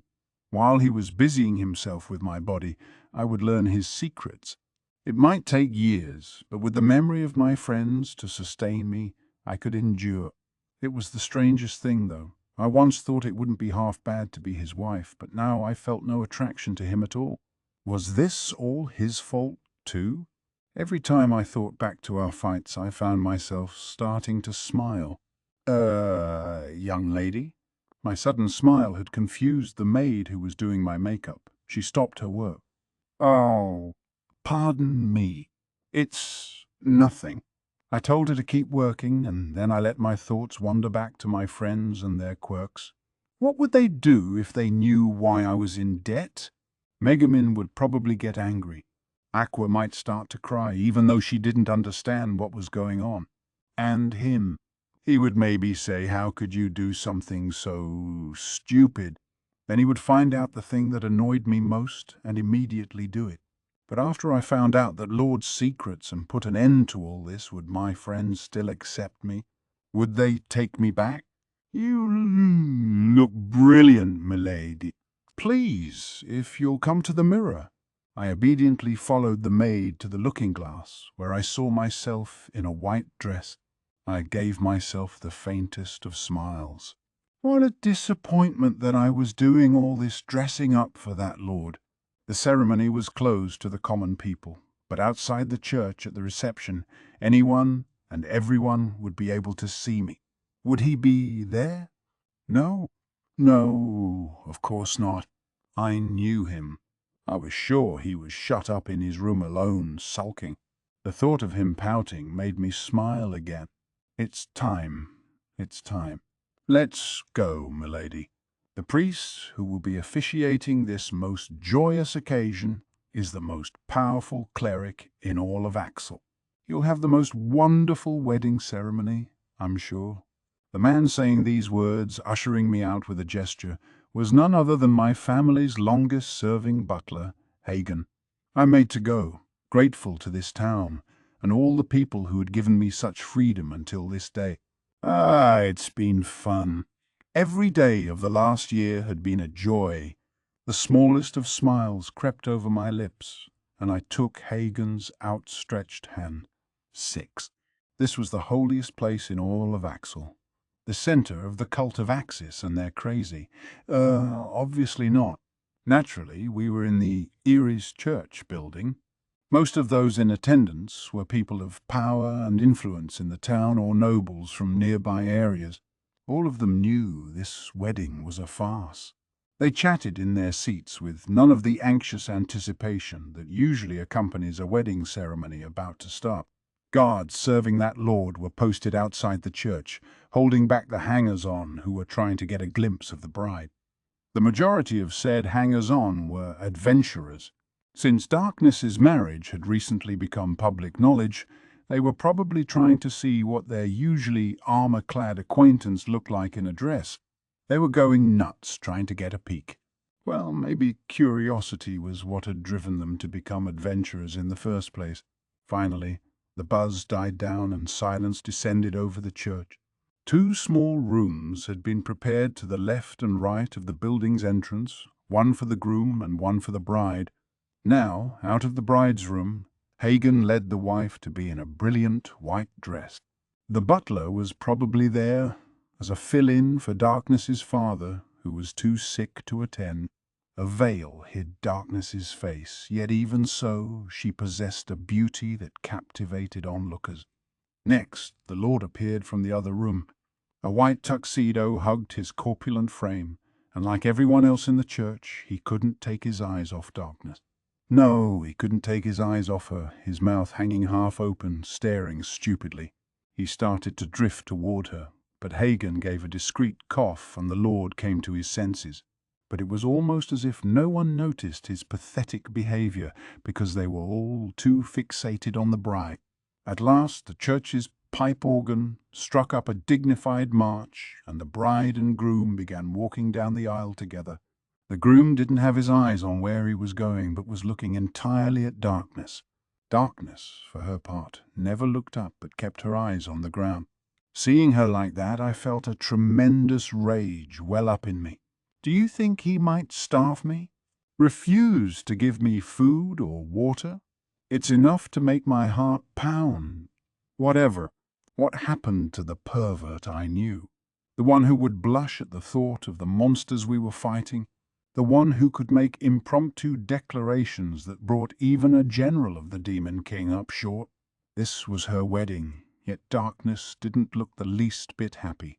She looked sad, lonely.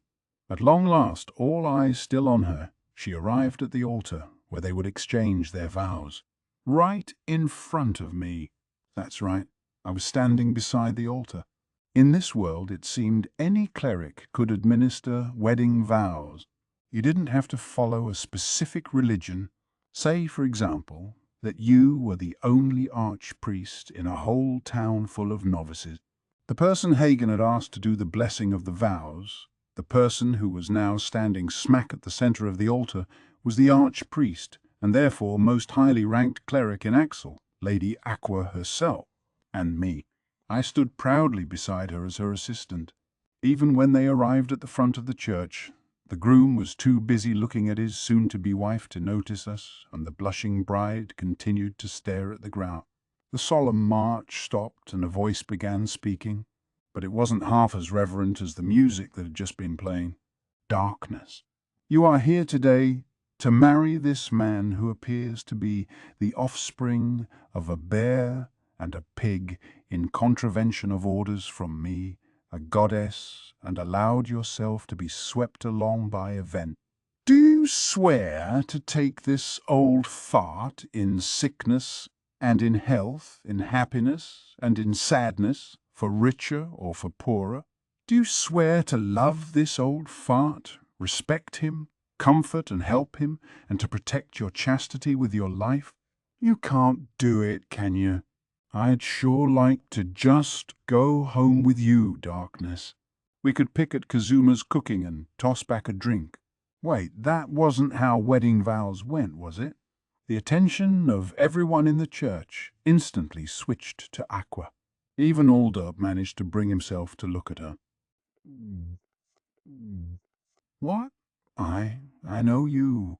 You're that woman who showed up at my house and caused me all kinds of trouble. What is this?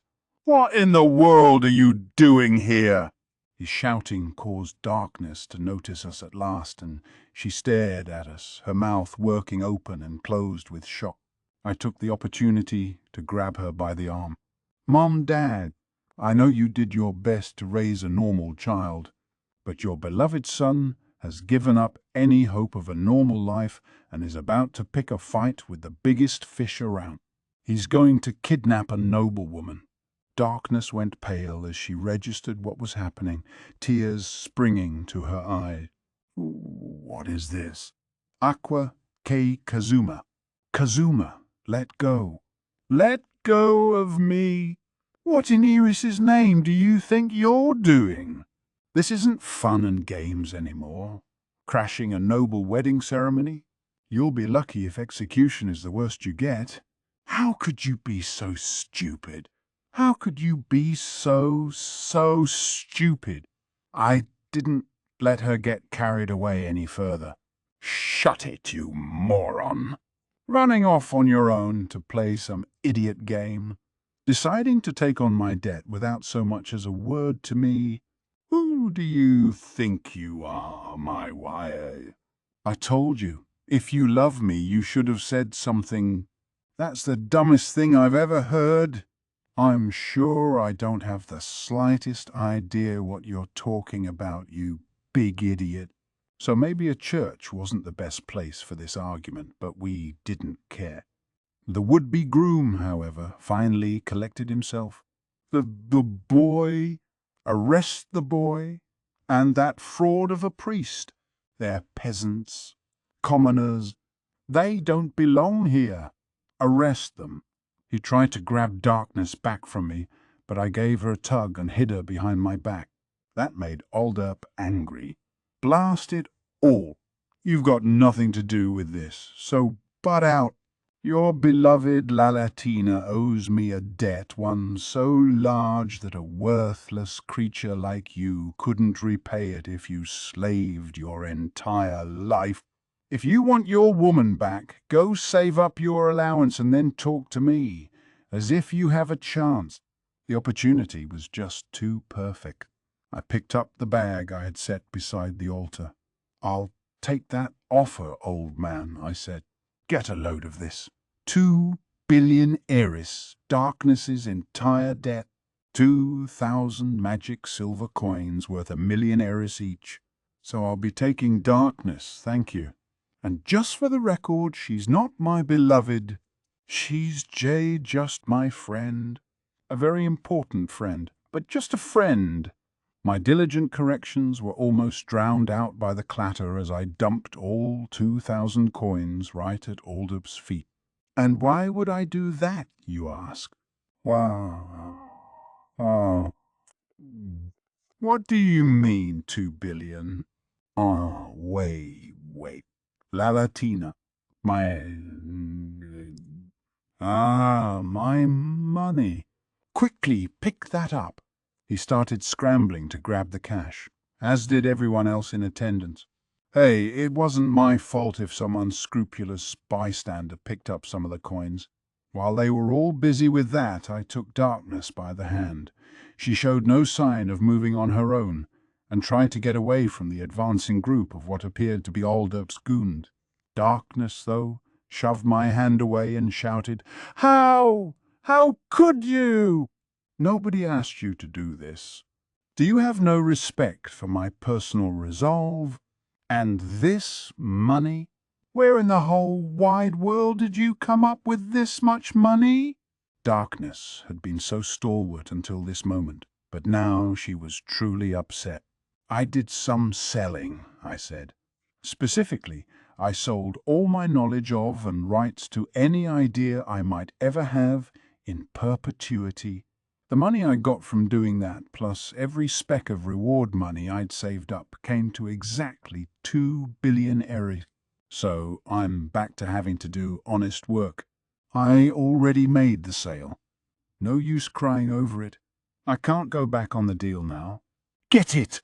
So let's go. Darkness looked at me with a flurry of emotions, astonishment, sadness, and joy. But apparently she still had more to say. You did all that? You? How could you? We, Oldup's guys were rushing at us, and I was out of patience. I grabbed Darkness by the shoulders and shook her as hard as I could. Cut the chit-chat already. You don't have any right to say no, and I won't take any more back talk from you. I bought you back from that old fart lord, so you're my property now. I'm going to work you like a dog, and don't you forget it. Get ready, because you're going to use that body of yours to recover everything I spent on you. You perverted, masochistic crusader. You got that? If you get it, then let me hear it. Yeah, sure. The shaking, the shouting, and the being called a pervert in front of a whole crowd caused tears to spring to Darkness's eyes, but also sent her into a sort of ecstatic trance. She answered me in a mesmerized slur. I still had Darkness by the shoulders when she pitched forward. Apparently my little speech had tugged on her heartstrings, or, more to the point, scored a critical hit on her hopeless masochism. Why did I always end up having to drag her along at the most crucial moments? I swept her up in my arms like I was rescuing a damsel in distress and made for the church door. Now remember, all kinds of noble and influential people from around town were attending this ceremony. The kinds of people who didn't deal well with crisis or with any sort of immediate physical danger. None of them tried to stop me. Other than the crew grabbing money off the ground, they just watched me go. Darkness, writhing in my arms, was blushing harder than I had ever seen her, and her breath was growing dangerously harsh. FB bought? A noble like me bought by this man? P pay you back with my body? Unbelievable. And look at the situation we're in. Carried off from my own wedding like a captive princess, like a... Hey, watch the drool! Watch out, you're drooling on me! You sure you're all right? I mean, are you even sane? For some reason, Aqua, making up the tail of our little train, seemed pleased about all this. Her eyes were shining as she said, "Ah, Kazuma, the cur strikes again. All Darkness did was take on your debt, and all you did was pay it back again, but you managed to act as if you've bought her? Hey, Kazuma, I think when Megumin hears about this pay with your body business, she's going to hit you with a major explosion. If she manages to totally vaporize you, I won't be able to bring you back, okay? Stop that. You need to stop making everything sound so bad. You're twisting my words.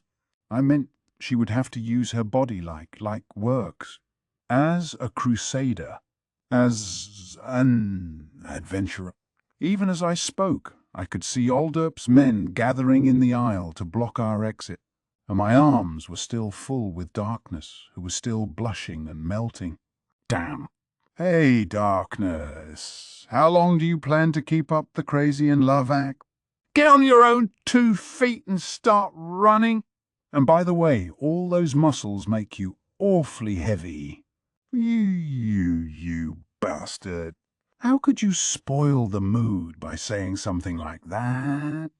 Darkness, tears in her eyes once again, tore the train off her dress so she could move more easily, then jumped out of my arm. Well, we've come too far to stop now. I'm sick and tired of all this. You, Aldup's dogs, get out of my way or die where you stand. Next, she lost the veil, her golden hair streaming behind her as she threw herself at the goons. They caught hold of her, trying to stop her. She didn't even attempt to dodge them, but only stretched out her hand. Person after person grabbed her shoulders, her arms. But it didn't matter. She dragged them all along, and with each hand she reached out and grabbed the guys clinging to her by the face. Ah, the old iron talon. The thugs could only make pathetic squeaking sounds. For crying out loud, we came all this way to rescue you and you throw yourself right at them. Aqua, back her up. Get on it, now! Leave it to me. You want my entertainer magic by any chance? Just what the doctor ordered. I love that spell. Behind us, Alda was still desperately sweeping up money, as were a few of the guests. Now equipped with Aqua's special spell, I covered my mouth and then shouted, "You lot!" Forget about them. We'll deal with them another day. Get over here and help me collect my money! I was imitating Alda's voice, naturally. It worked. The thugs said, interrupting their duel with darkness. Yes, sir! Right away, sir. They rushed past us and over to where their lord was trying to claim his debt. You idiot, he exclaimed. Why are you over here? Go bring back my Lalatina! They came rushing back toward us. Now we had close to a dozen of them on both sides. Their arms and armor weren't anything noteworthy, but even with Aqua's buffs, it was an open question whether we would be able to push past them. This was it. Time for me to get serious again, just like I'd done at the castle. I had stolen back my friend, and I was starting to feel pretty heroic. That was when, Light of Saber, a familiar voice rang from the door, and a bright light carved through the bricks of the church wall.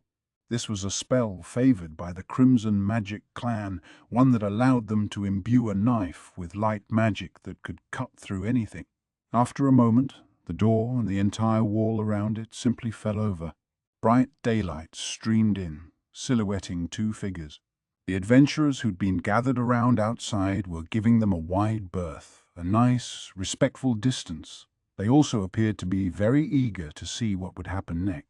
Megumin, I did it. I did it because we're friends, right?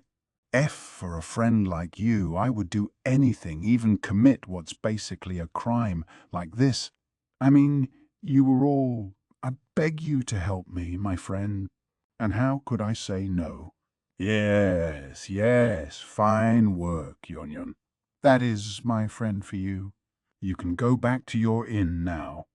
What? Two girls with crimson eyes stood before us. Megumin took a step forward, and that was enough to send the Lord's servants scuttling back. Their collective gaze was fixed on the glowing tip of Megumin's staff. Geez, look at this. It was obvious her reputation as the girl who wouldn't hesitate to blow up anything and everything in pursuit of her goals was now complete. Megumin raised up her staff, looking more serious than I had ever seen her. The red of her eyes seemed to glow. She gave a dramatic flap of her cape. That was when I heard a quiet murmur run through the assembled crowd. The evil wizard has come. The evil wizard is here to steal away the bride. To be fair, I had stolen darkness first. But standing there in the church entryway, framed by the sunlight, Megumin looked more heroic than I ever had. And this was supposed to be my moment. 7. Each person in the church, noble and goon alike, was watching every move of the evil wizard with an emotion akin to panic. You are all acquainted with my nickname, I presume? Then you must know what magic brims at the end of this staff. I warn you, it takes a great deal of focus to control this spell. If I were to be surprised and my concentration suddenly broken, it would be bang! Goodbye. If you have any intention of trying to stop me, do so with that in mind. So basically, if anyone so much as tried to lay a hand on her, she would lose control and blow the place to smithereens. Whoever the evil wizard was, they would be proud of this performance. Alda's people formed a circle around Megumin, but they didn't look very happy about it. They carefully kept their distance. All of them. The ones darkness had charged at and the ones I had sent back in the other direction seemed none too eager to get their hands on us. Union, standing beside Megumin, took a glance around the church. Wait, what? Look, Megumin, Mr. Kazuma is already here. Finally, Megumin noticed Aqua and me, along with darkness in her torn dress.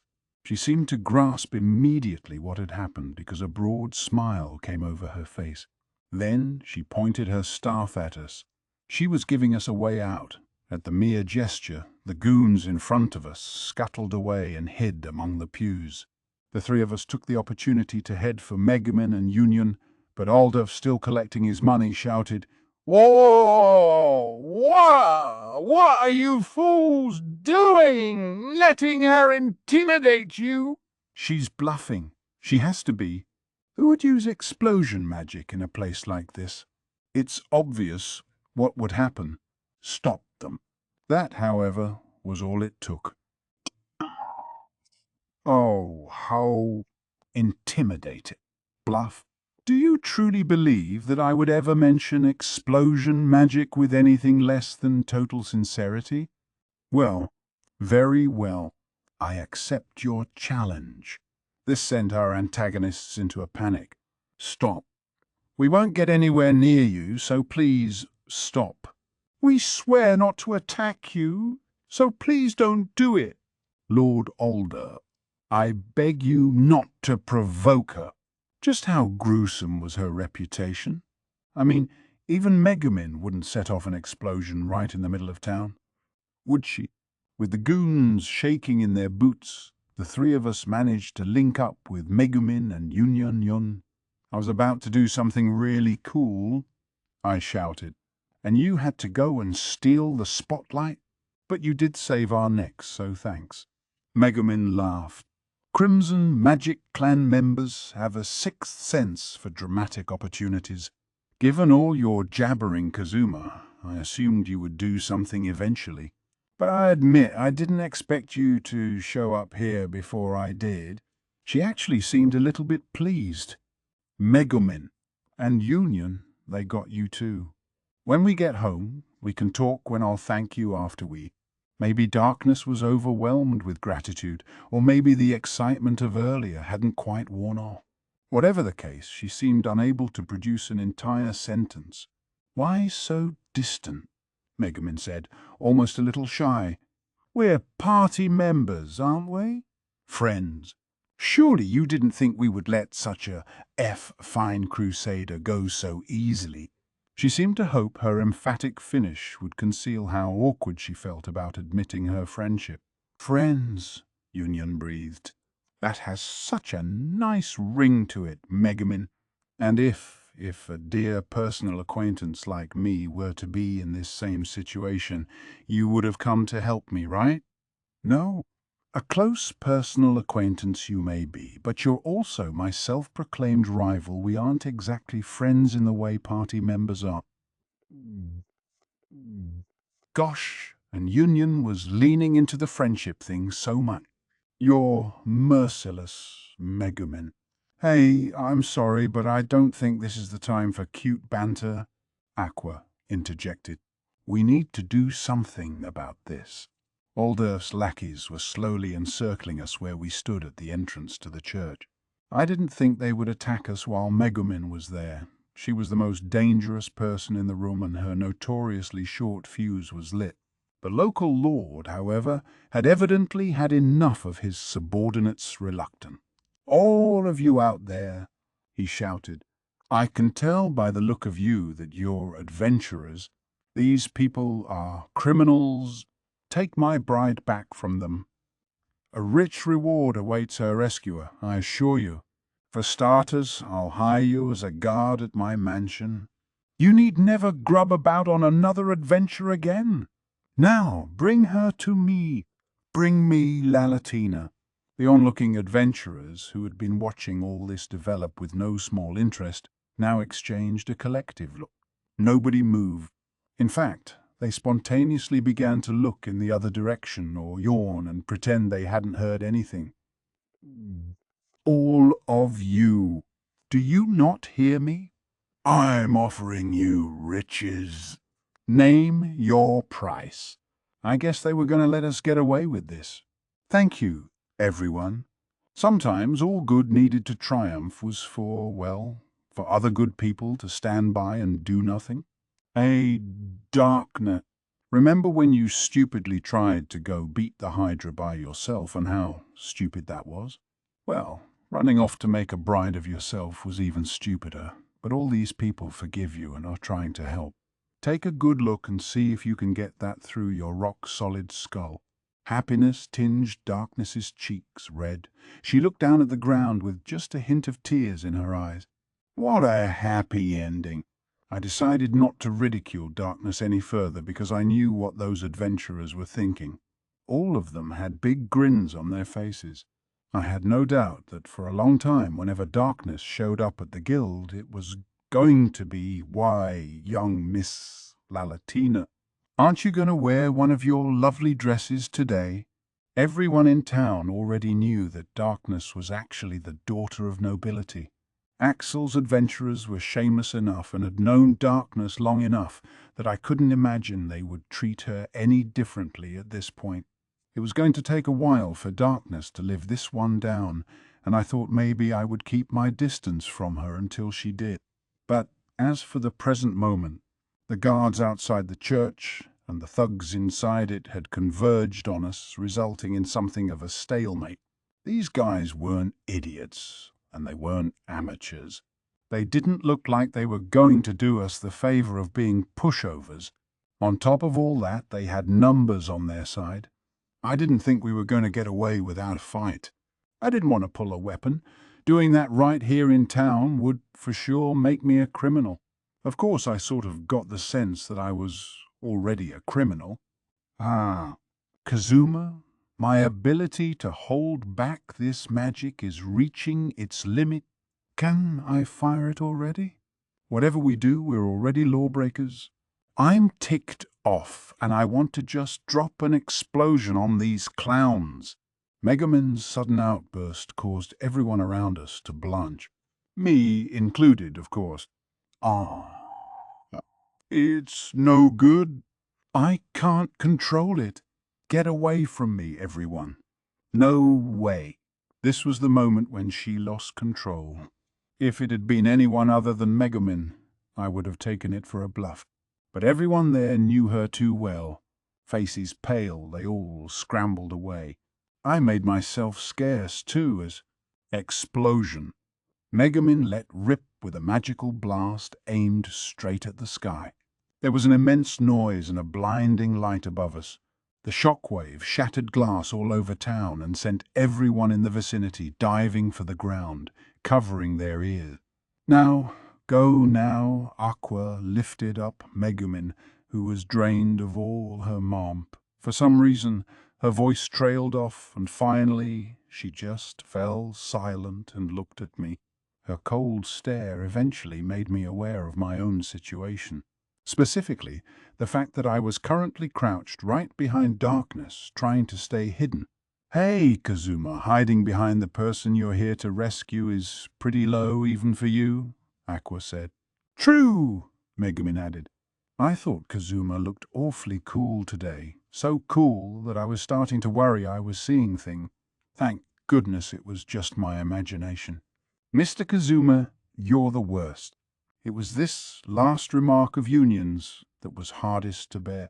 For that matter, the other attendees were all looking at me from their places on the ground like I was human garbage. But that wasn't important. What was important was that Megumin's explosion had shaken our opponents enough to give us a chance to escape. We broke through their blockade and set off running, or tried to. She can only use explosion once per day. Get here! Get her now! I guess the shock just lasted a second because the goons didn't show any hesitation this time. Megumin shouted from Aqua's back, Yun! I leave this to you. We will go on ahead. Whatever should happen to me, don't look back. You moron, Union exclaimed. We're friends now, aren't we? How could I ever leave you two? Hold on, what did you say? Megumin, do you remember in Crimson Magic Village? Doesn't this feel awfully familiar? I will trust you to buy us time, dear companion, Megumin said. Then, from this day forth, I shall introduce you as my friend. Fine, leave it to me. I'll do anything for a friend. Union seemed all too happy to run interference for us, and she gave our pursuers pause. Dear, sweet Union, I'd be your friend if only you'd let me. We left her there and started running. Behind us, we heard someone shout, she may be Crimson Magic Clan, but she's just one girl. Grab her before she finishes her spell. It was more than I could stand. Fine. I would stay behind, too, to give Darkness the chance to escape. I was just turning around when he shoved me. Gripe. My bones. It's breaking my bones. Dust, help me. I heard a guy cry out and saw him rolling around on the floor. Hey, Keith, are you okay? Yikes, that's nasty. I'm gonna knock you down and grind your bones to butter. That name, that voice, they sounded familiar. What's that? I hardly touched him. Why is he making such a racket? He's the one who threw himself at me, and then threw himself on the ground. If his bones are so broken, how is he holding on to my foot like that? Let go. That voice belonged to one of Aldup's goons.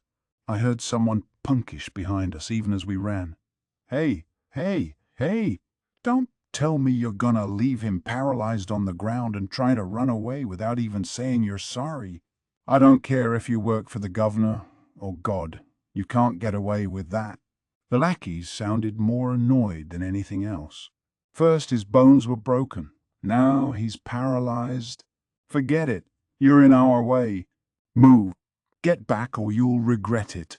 I assumed that next the goons tried to push the punk away. Here I was being all polite, and you had to go and get violent. You all saw it. He made the first move. Perfect, just what I wanted. Oh, you're gonna get it now. A certain noble gave me an awful lot of trouble just recently, and I didn't like nobles to begin with. You're the perfect way to work off a little steam. Hey, stop that. Get him! Get him! Get him! Hey, let me have a piece of that. I never did like that, Governor. No, it's broken. I told you, it's broken. I took a glance back as we ran. The crowd of adventurers had turned Aldup's lackeys into punching bags. When all this had blown over, I would have to treat them to another round at the bar. From what seemed like a great distance, I could hear a pained cry. Lalatina! Don't go, Lalatina. Lalatina. Hey, you young lady. What in the world happened to you? Anyway, get inside. We had successfully escaped our pursuers and returned to Darkness's mansion. One of the guards hurriedly let us in. Between the fact that we had run out on the wedding ceremony and the tattered remains of Darkness's dress, everyone in the house was pretty shocked, but Darkness ignored them. She just started walking through the mansion. The three of us followed her, not really sure where she was going. Darkness ended up in front of one particular room. Father, I'm coming in. Father. When I snuck into the house that one time, I'd shattered the window of his sick room getting out. They must have moved him somewhere else. Darkness didn't wait for an answer before entering. I thought maybe that was a little untoward for a noble maiden, but it turned out I was wrong. Her father was no longer in a state to answer her. He was even thinner than he had been when I saw him last. There were dark bags under his eyes, and he was asleep, breathing deeply. The noise of our entry must have awakened him, because his eyes fluttered open. One by one, Darkness and then the rest of us came to his bedside. When he saw his daughter, he said, Lalatina, you look so beautiful, just like your mother. Then he smiled, kind but weak. Darkness hid her face, unable to meet his gaze. Honored father, I can only apologize to you. I know I was the one who pushed to go ahead with this wedding, but I've broken the engagement in the most humiliating way possible." At that, her father's eyes crinkled in real happiness. "Is that so? I'm so glad. You have nothing to worry about and nothing to apologize for." Then he turned to me. "Young Kazuma, could you come here for a moment?" I took a step closer to the bed. Sensing the mood in the room, Megumin said, "I believe I'll step out for some fresh air," and went into the hallway. My other party member, on the other hand, who couldn't sense a mood to save her life, also stepped up to the bedside. I decided to let it go. Even by my standards, it would be brutish to yell at someone right in front of a sick person. Darkness's dad looked me in the face and smiled broadly. "You've done well. Thank you. You have my gratitude." All this thankfulness seemed a little sudden. "Me, sir. I only repaid my debt to your daughter." That merely caused his smile to widen. Then he had to go and say something completely outrageous, considering Darkness was there and all. "Young Kazuma, please take my daughter for yourself. Please be so kind." Darkness said, shocked. "Forget it. What kind of twisted game is this?" Darkness said, even more shocked. Then she looked at me as if she was about to shoot something back, but she didn't immediately say anything. Her father watched us with palpable amusement. Crap! How had I gotten myself into this mess? The kingdom's confidant had apparently seen right through me. Fine. If she has to go to somebody weird, well, I'll look after her. As if he had read my thoughts, Darkness's father's face relaxed and he exhaled. It didn't look like he had much time left. He closed his eyes and whispered, "Lalatina, do you enjoy the life you've been leading? So much that you could throw everything away for it?" Darkness answered without a moment's hesitation, "I've loved it. I would give up everything I have to protect my friends." Her father nodded once as if satisfied to hear this, then murmured, "I see," very softly. "Lalatina," he went on, "you must take the path you desire in life. Leave all the rest to me. I'm sure I have the strength left to write one last letter." Darkness leaned in toward her father, took his hand. "I love you, father. Thank you for spending all these years raising me someday when you're better. Tell me stories of my dearly departed mother until I fall asleep like you used to. I love you too, my sweet daughter." "Yeah, I'll be happy to tell you all about your mother, whom you so love." Darkness's eyes brimmed. "Yes, sometime," her father whispered, and then with a blissful smile he squeezed his daughter's hand. Suddenly a magic circle surrounded him and his whole bed. Sacred despair. The incantation came from the one person in the room who had a special gift for spoiling the moment. Father. Father and daughter both cried out at the sudden burst of light. When the flash faded, the bags had vanished from under his eyes, and although he was still thin, his skin had regained a certain glow. As we all stood staring, Aqua, sounding altogether too pleased with herself, exclaimed, "It was a curse!" The old guy had a curse put on him by a pretty powerful demon, but it was no match for my strength. Darkness's dad lay healed by the power of this oblivious goddess, still holding his daughter's hand. They looked at each other. Slowly, Darkness pulled her hand away. She glanced out the window, red up to her ears. Her father drew up his blanket, hiding his face in embarrassment. The little bit of his cheeks that I could see poking out from under the covers was bright red. Like father, like daughter. Now everything's fine. Yay, Darkness. Now your dad can tell you about your mum any time. Aqua was genuinely thrilled. There was no malice in her at all. Darkness, however, covered her face and slumped to her knees. What a happy ending. Interlude. Demons cackle in the night. Ah. Damn, damn, damn. I was in a secret underground room beneath my bedchamber, beating the daylights out of a cringing, grimy demon. Namely, Max, an incompetent fiend who had failed to grant even one of my wishes. I kicked him again and again. Wheeze, wheeze, wheeze. He made the strangest sound as he lay there, curled in a ball and covering his face. I kicked him again. How long had it been since I had used that divine item to summon this low-level creature of darkness? Normally one comes to have some kind of affection for anybody one has known as long as this, but in this particular case I had never been able to muster the slightest attachment, no matter how much time passed. You miserable creature. If you were even slightly more useful, Lalatina would be mine now. Are you that inconsistent? Are you that incoherent? Worthless, worthless, worthless beast. Wheeze, wheeze, wheeze. A demon is less powerful in a church building.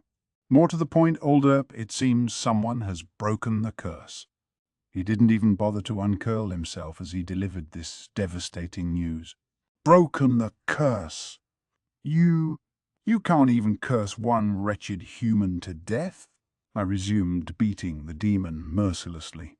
Why did I keep him around?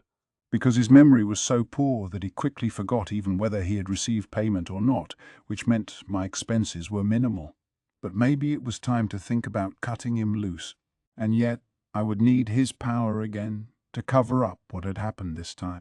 Even I knew that the way I had spoken to Lalatina was inappropriate in front of all those nobles and powerful people. I let the blood go to my head and spoke violently to her in public, even though her house is of a far higher status than mine. There was a silver lining, though. After the way that obnoxious little boy disrupted the wedding ceremony, I had every reason and every right to put him to death. Perhaps Lalatina would even offer herself to me in hopes of saving him. Max, by tomorrow morning I want everyone who was at that church and everyone who might have heard what I said to have their memories altered. Make them think I was more friendly. You have your orders. My thoughts turned to the coming day, and I made to leave the dank underground room, but then I heard Max's voice behind me. Wheeze, wheeze, that's impossible, Alder. I lack the power. I stopped in my tracks. Impossible. Max might have been worthless, but in all our time together, he had never once spoken back to me. No matter what I asked him to do, no matter how much he was to alter the facts, he had never deemed a request of mine impossible. Why now? Impossible, you say? I know better than anyone that you're a low-level demon. This divine item summoned you at random, after all. But still, you have no right to refuse me. So do it. I don't care if it's impossible. Just do the job. Are you worried there's too many? Memory alteration is your specialty. Do it, do it. And yet, it's impossible. The light wheeze.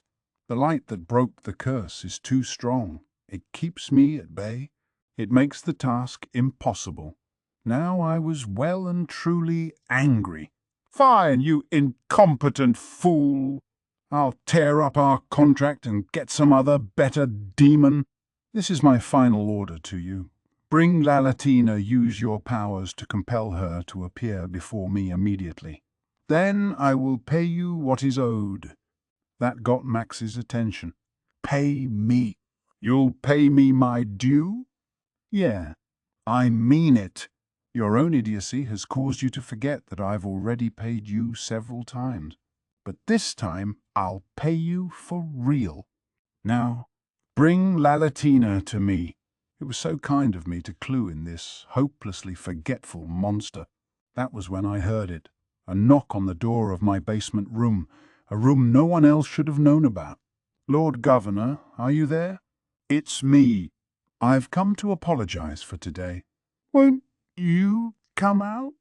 What was she doing here at this hour? How did she know about this room? But never mind all that. because that voice was one I could never mistake. Lalatina. You've come, Lalatina. Gee, good. Excellent work, Max. I praise you, I truly do.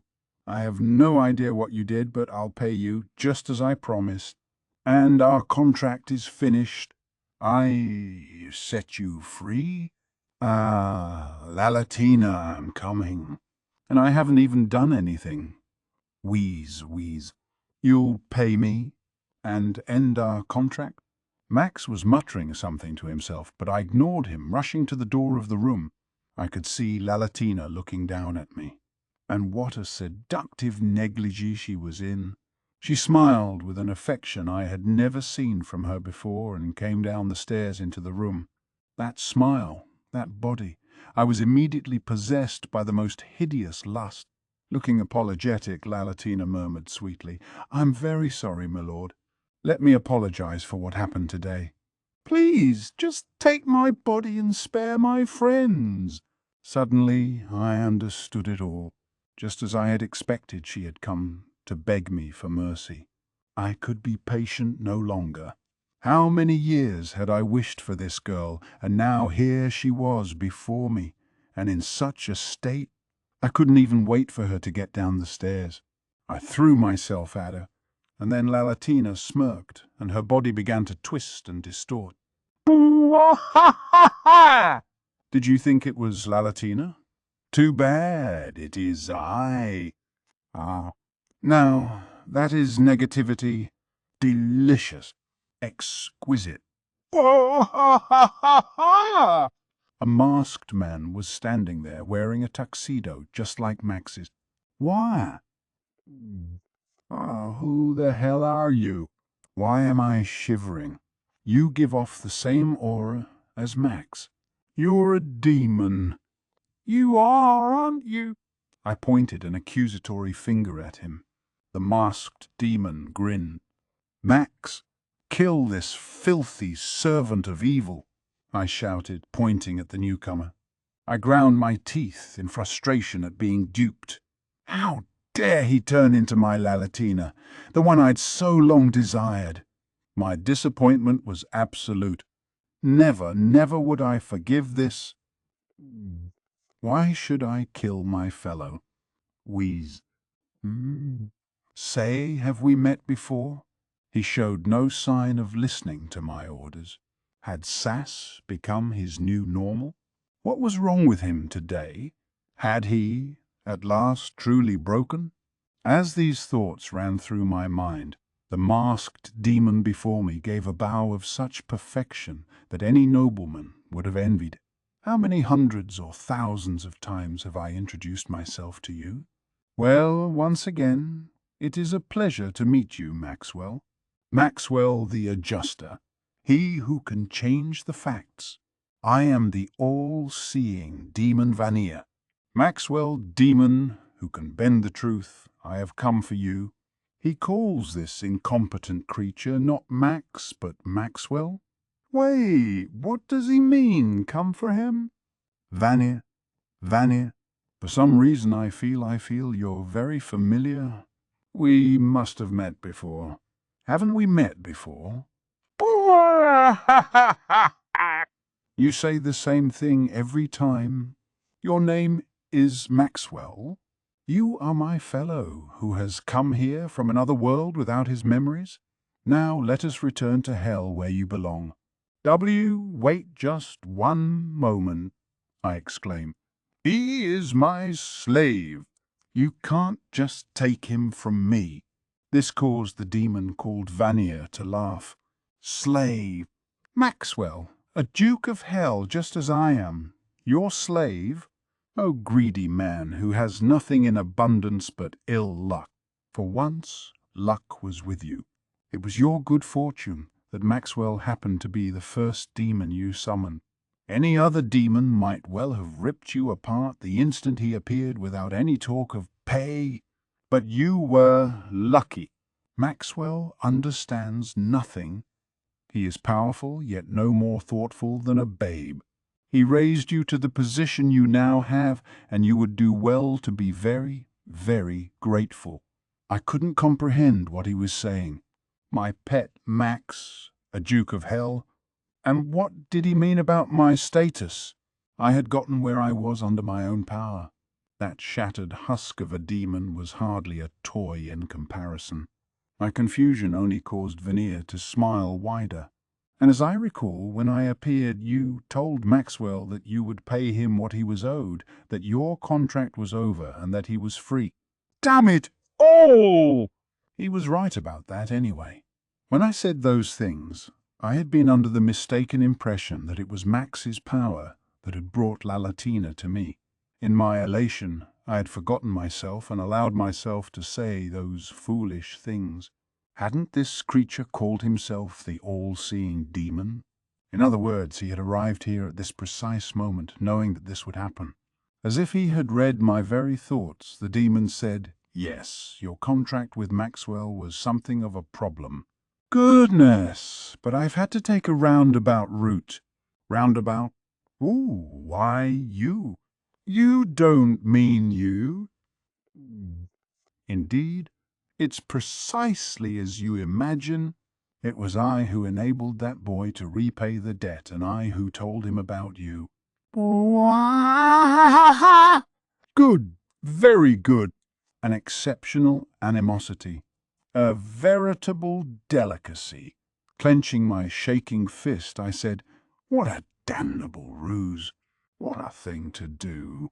If you wanted this broken-down excuse for a demon, you should have said so. If you had told me what the both of you were to begin with, I would have given him to you immediately. There was no need to stir up the entire town, humiliate me in public. Yeah, had I known that an omniscient demon was running around my town, I would never have been so bold."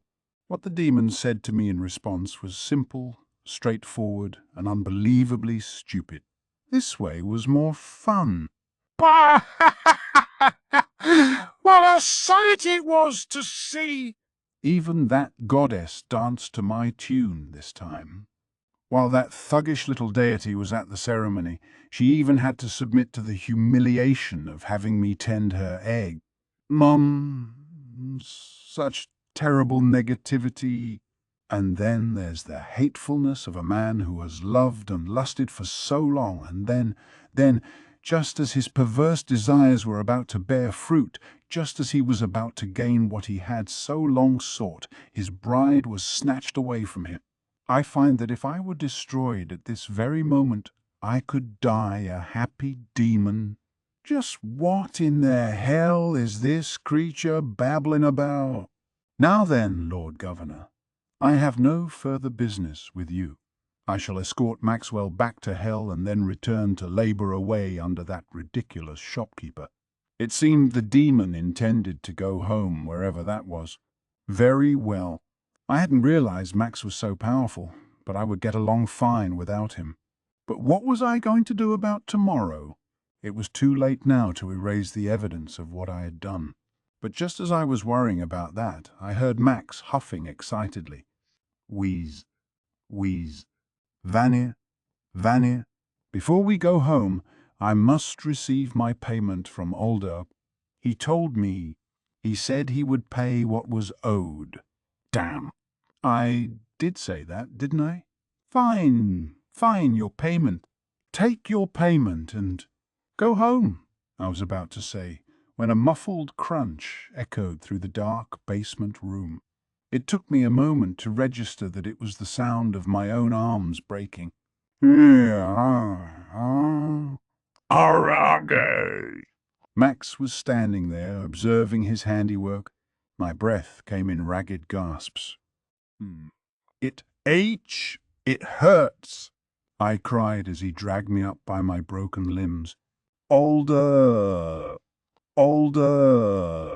What a fine sound you make. Wheeze, wheeze. What foolishness was my broken demon talking now? What is this? Max, let me go. Stop that. Ooh. My weeping and yelling elicited an expression from the demon, the first I had seen in all the time I'd known him. His impassive, mask-like face twisted horrifically, and he laughed as if he was truly enjoying himself. At that, Vanya burst out laughing. Blah! Ha! Ha! Maxwell, why not continue this when we get back to hell? This man owes you a very great deal. Bring him with us and extract your price slowly. Even my pain-addled brain could detect the menace in those words. Under the terms of the contract by which you employed Maxwell, payment is to be granted in the form of his favorite flavor of negativity for a set period of time, Vanya said. Interesting. You've led a most indulgent life and mistreated Maxwell rather spectacularly. I highly doubt you can pay all you owe, even if you devote the rest of your life to the effort.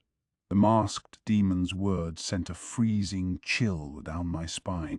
I nearly forgot about the pain in my arms as my body began to shake, and I stared desperately at the monster. Very well.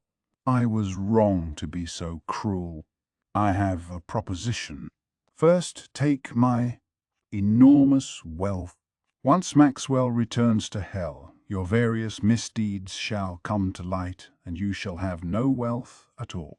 Everything shall be given into the care of the Dustiness family. It shall be distributed to that boy, the one who is just now at home, thinking that perhaps he shouldn't have used all his money to save that girl, and that maybe he'll make her repay him with her body, along with the town and the nation. I, Vanya, the all-seeing demon, declare, from this moment forth you are penniless. I gnashed my teeth at that, nearly frothing at the mouth. All my hard-earned treasure in that case, take any number of servants from your house in your own place. Such a shame. The burden of payment falls only upon the one who entered into the contract. A fine fit of dark emotion, but that despair you're feeling isn't the flavor I prefer. It's more to Maxwell's liking. At that, my body finally refused to stop shaking. Max. Max, I admit I did some unconscionable things to you, terrible things. I beg of you, won't you save me? Won't you forgive me? I know how it seemed, but I never hated you. It's true. I beg of you, Max. Vanya continued to grin broadly as I spoke, but for whatever reason, he made no move to correct my lie. I felt Max let go of my arms. I collapsed to the floor. The faintest flicker of hope entered my heart. I looked up at Max fearfully. He was smiling merrily and with unutterable cruelty. This demon, who had remained expressionless the entire time we had known each other, now wore the innocent smile of a child. Older! Older! Me, too. I love you too, Older. Vanya was still grinning. What did he think was so funny about this? The broken demon I had known so long, the smile now covering his entire face, went on. Older! Older! I love you too, Older. When we get back to hell, I shall always be with you, Older. Always, always feasting on your despair. Now I saw it. Now I saw why I had never been able to feel anything for this creature. Deep inside, I must have been afraid of his true nature. And now, with him smiling down at me, I was utterly terrified. Oh, gods, please.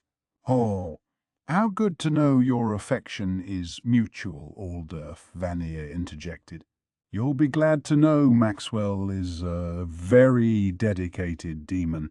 I'm sure he'll attend to you every hour of every day.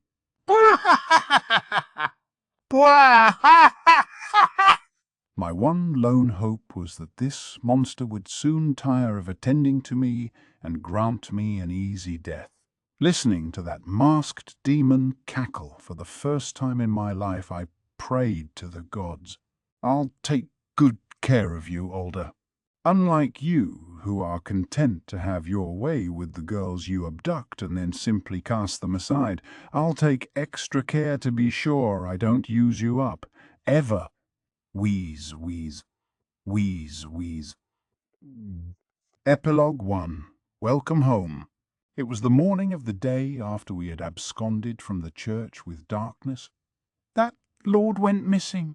Darkness came by the mansion as soon as the sun was up, and I could hardly believe what she told me. Why would that old bastard who wouldn't shut up about his Lalatina, suddenly just disappear? His household staff swear they searched everywhere, but they couldn't find a trace of him, Darkness said. I looked at her, puzzled. I had been sure the old man's personal army was going to show up at my door this morning. Plus, for some reason, people have been discovering likely evidence of his wrongdoings all morning. It looks like he was even the one who sent that body-swapping divine item to Princess Iris. People are speculating that he ran off somewhere when he realized he couldn't hide the evidence anymore. That makes sense, meaning you won't need to flee in the middle of the night, so put those things down, Darkness said with some exasperation. I set down the luggage I had strapped to my back. Behind me, Megumin and Aqua did the same. We had been getting ready to go to ground in some distant field for a while until things cooled off here. Well, that's good, I guess. Anyway, what are you doing out there, Darkness? Hurry up and come inside. She was standing just beyond the front door, making no move to come in. Darkness, however, did nothing of the sort. She only stood there looking troubled.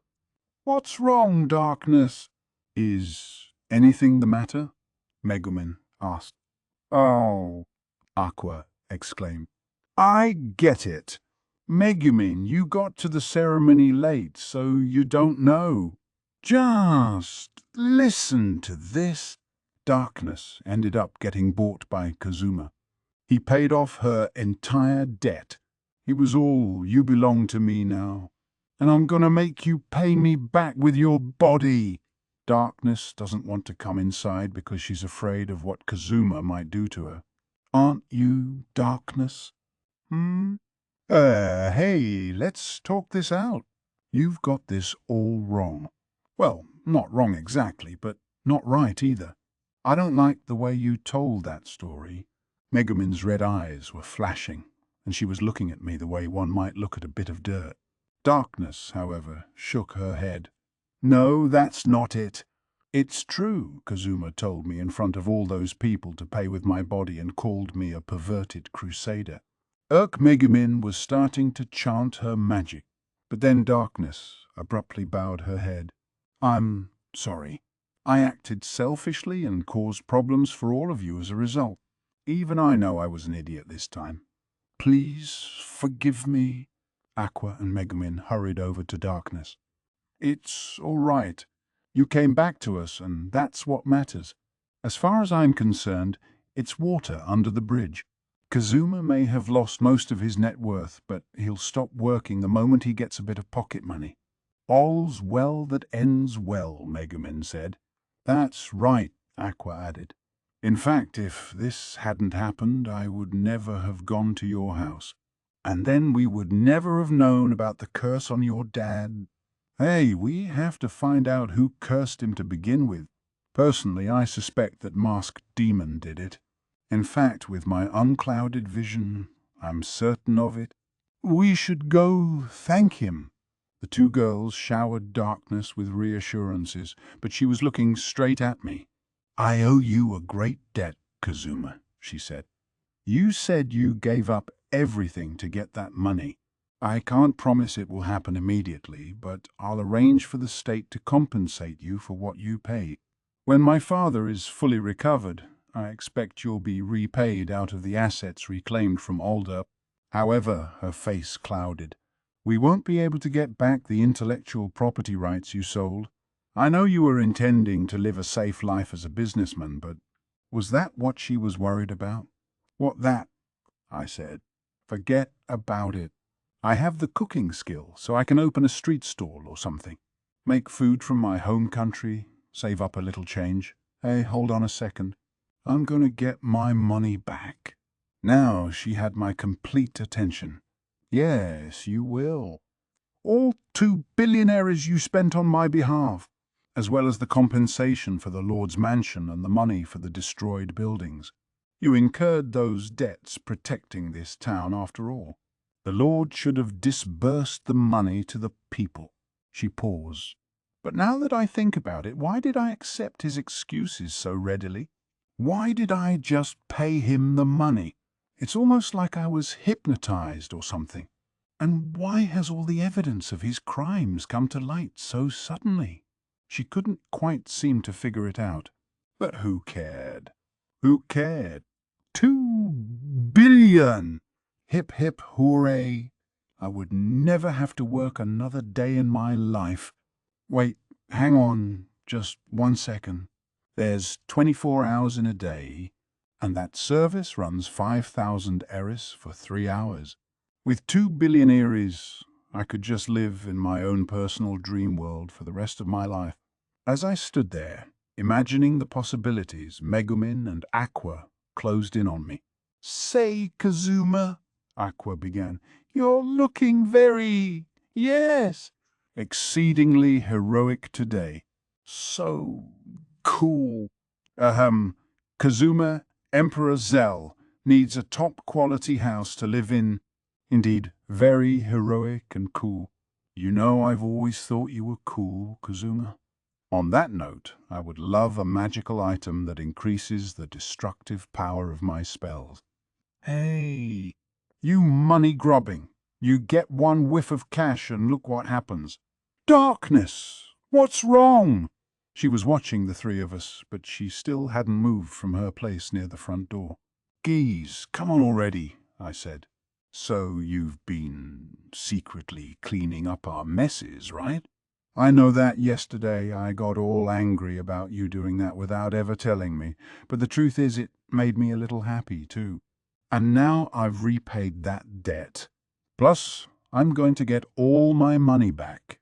So it's basically as if nothing at all happened yesterday, right? Frankly, with the amount of money that was coming to me, I could overlook a lot of little things.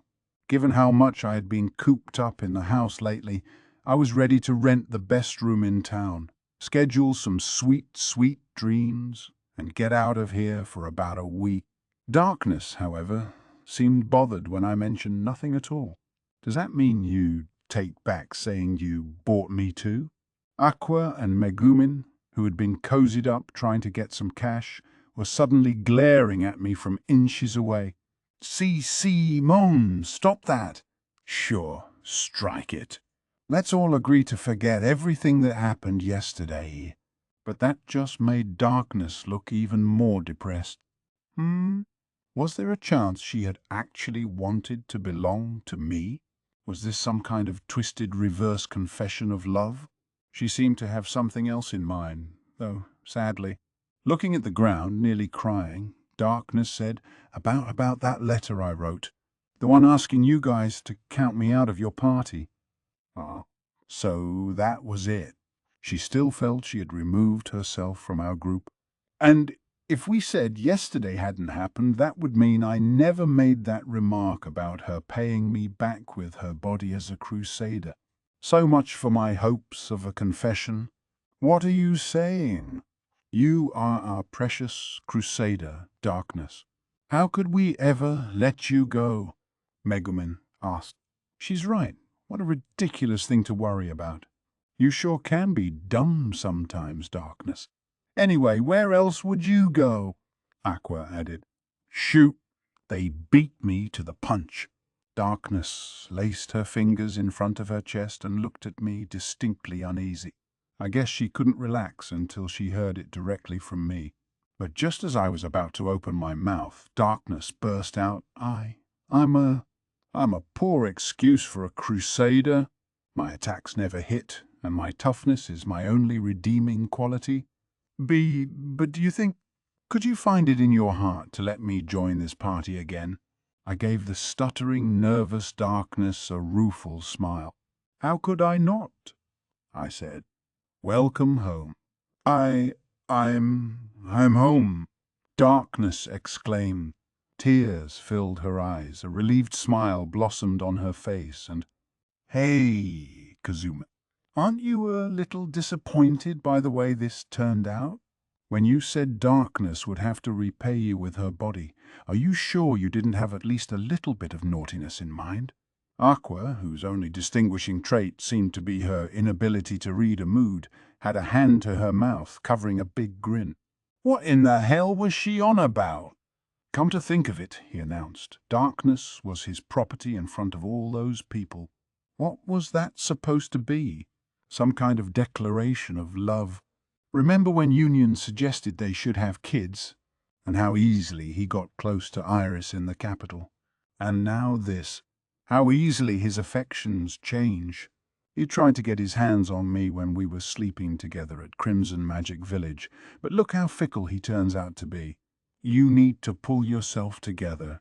Even Megumin was getting in on it, looking a bit put out. What was she blathering about now? What was she jealous? Do us all a favor and be clear yourself.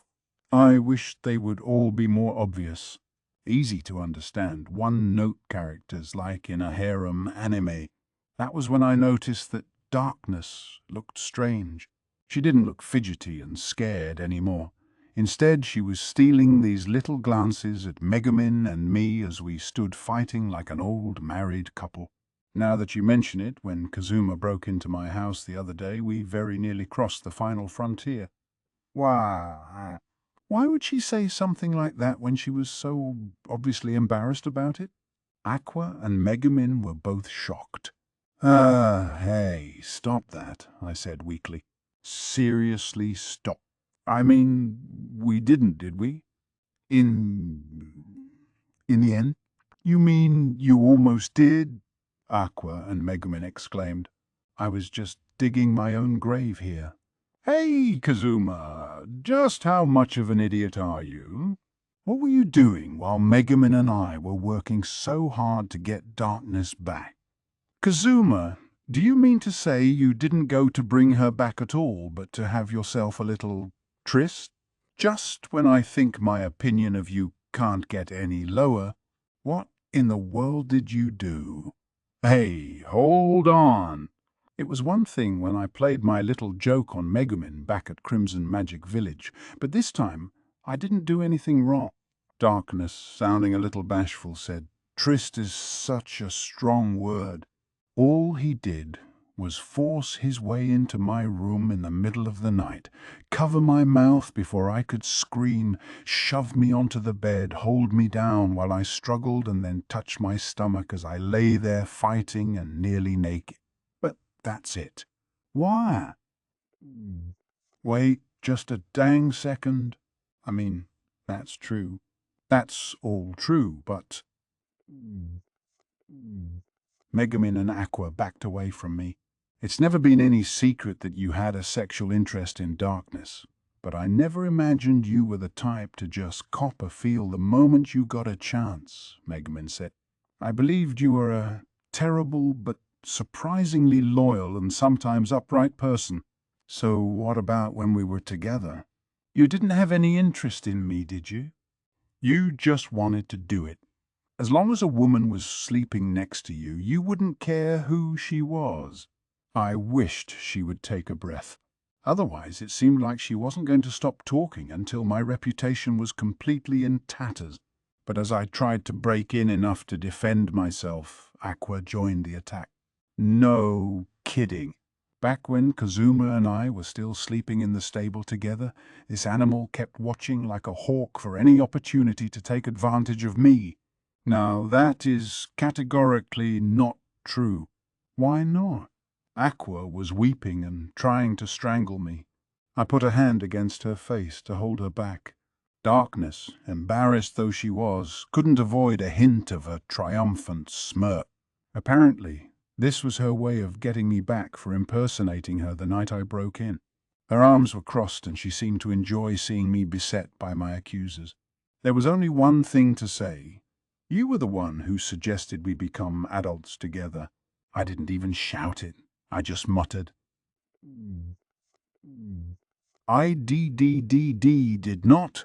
I just figured since I was going to be that lord's wife anyway, there was no reason not to. She admitted it, Aqua exclaimed. Darkness admitted that she was the one who started it. Goodness gracious me! Well, I think the polite thing would be to make myself scarce. I'm going to take Emperor Zell's egg to the park for some sunbathing. Darkness. I am shocked to discover what a slut you are. You play the tragic heroine but secretly crave sex. It was my mistake to worry about you. Wait, no, really, wait. Why? Darkness, the end of Megumin's staff shoved uncomfortably against her cheek, gave me a withering look. Apparently, she wasn't through yet. I grabbed Aqua before she could head out the door with her precious egg. Then I said the thing that I hadn't intended to reveal until Darkness had calmed down a bit. Say, Aqua, I've been wondering, how's marriage work around here? Who joins whose family? To the untrained ear, it sounded like I was launching into a completely new subject. Well, that's all very sudden, Kazuma, Aqua said. On the morning of the day of the ceremony, you submit some paperwork to the city hall affirming that you've become man and wife.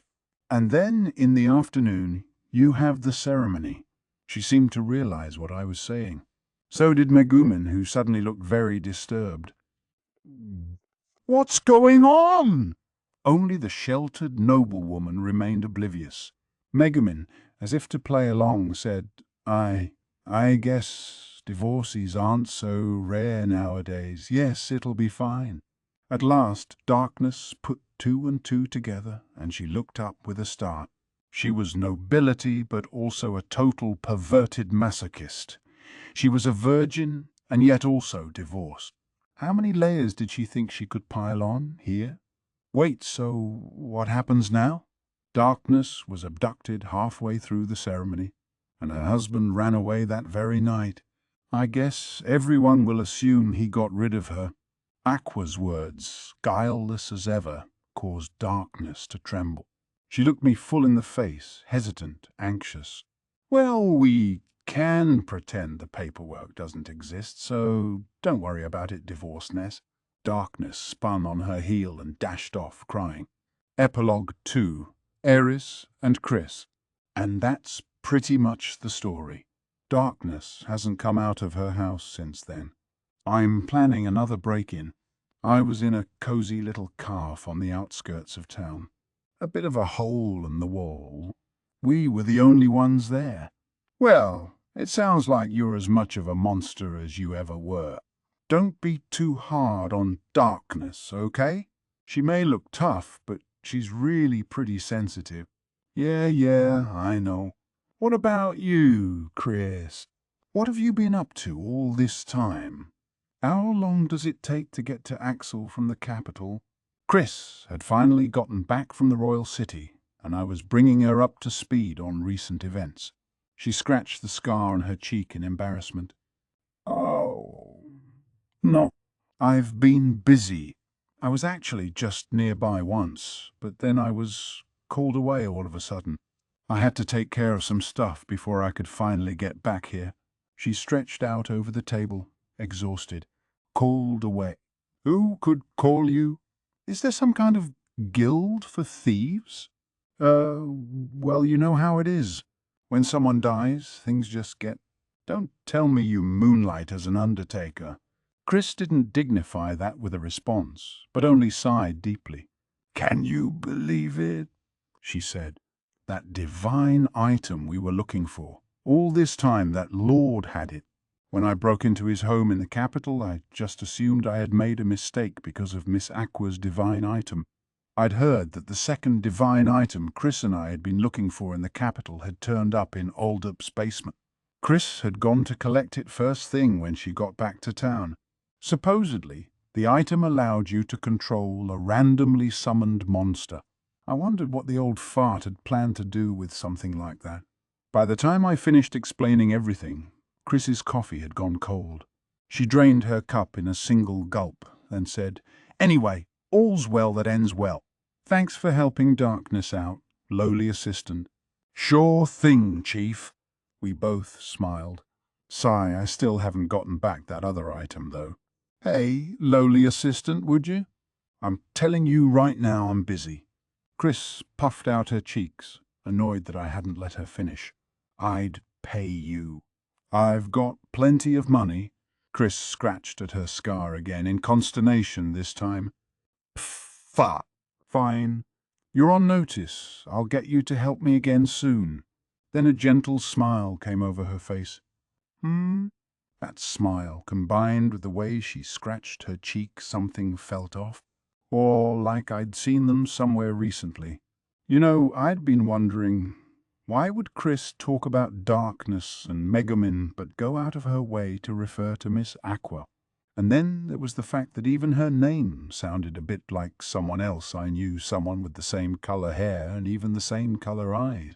That person called Aqua her senior and talked about Miss Megumin, but she still just called darkness, darkness. Could it be because darkness was her friend? I had the urge for a little mischief. Chris was just getting up and waving goodbye when I said, "By the way, Lady Eris, where are you keeping the divine item you took back from his lordship?" "Oh, that?" I sealed it up in the cave where the Hydra used to. Chris, or rather, the goddess Eris, stopped where she was, that same sweet smile frozen on her face. Afterword, Natsume Akatsuki here, light novel author and capable of telling one baby chick from another. An anime. We're getting an... On that note, I'd like to let you know about this, that, and the other thing, but I'll have to ask you to check the Sneakerweb website for details. I swear I'm not just being lazy. They give me only so much space for these afterwords. I have other priorities for these pages. Please forgive me. On that note, I have a very important announcement. Behold, I have received 4 whole fan letters. Yahoo! Now, I know what you're thinking. Why would he go out of his way to mention that? Oh, but it's just that it's easy for me to count them because I store each one neatly and carefully. I suspect, indeed am convinced and fully believe, that the majority of authors obsessively store their fan mail and then sit there smiling at it. I must admit to my embarrassment that I haven't yet answered any of them. There's a reason, though. I'm supposedly a professional writer, yet my handwriting is way worse than the stuff in these letters. Please just hang on until I clean it up a little bit.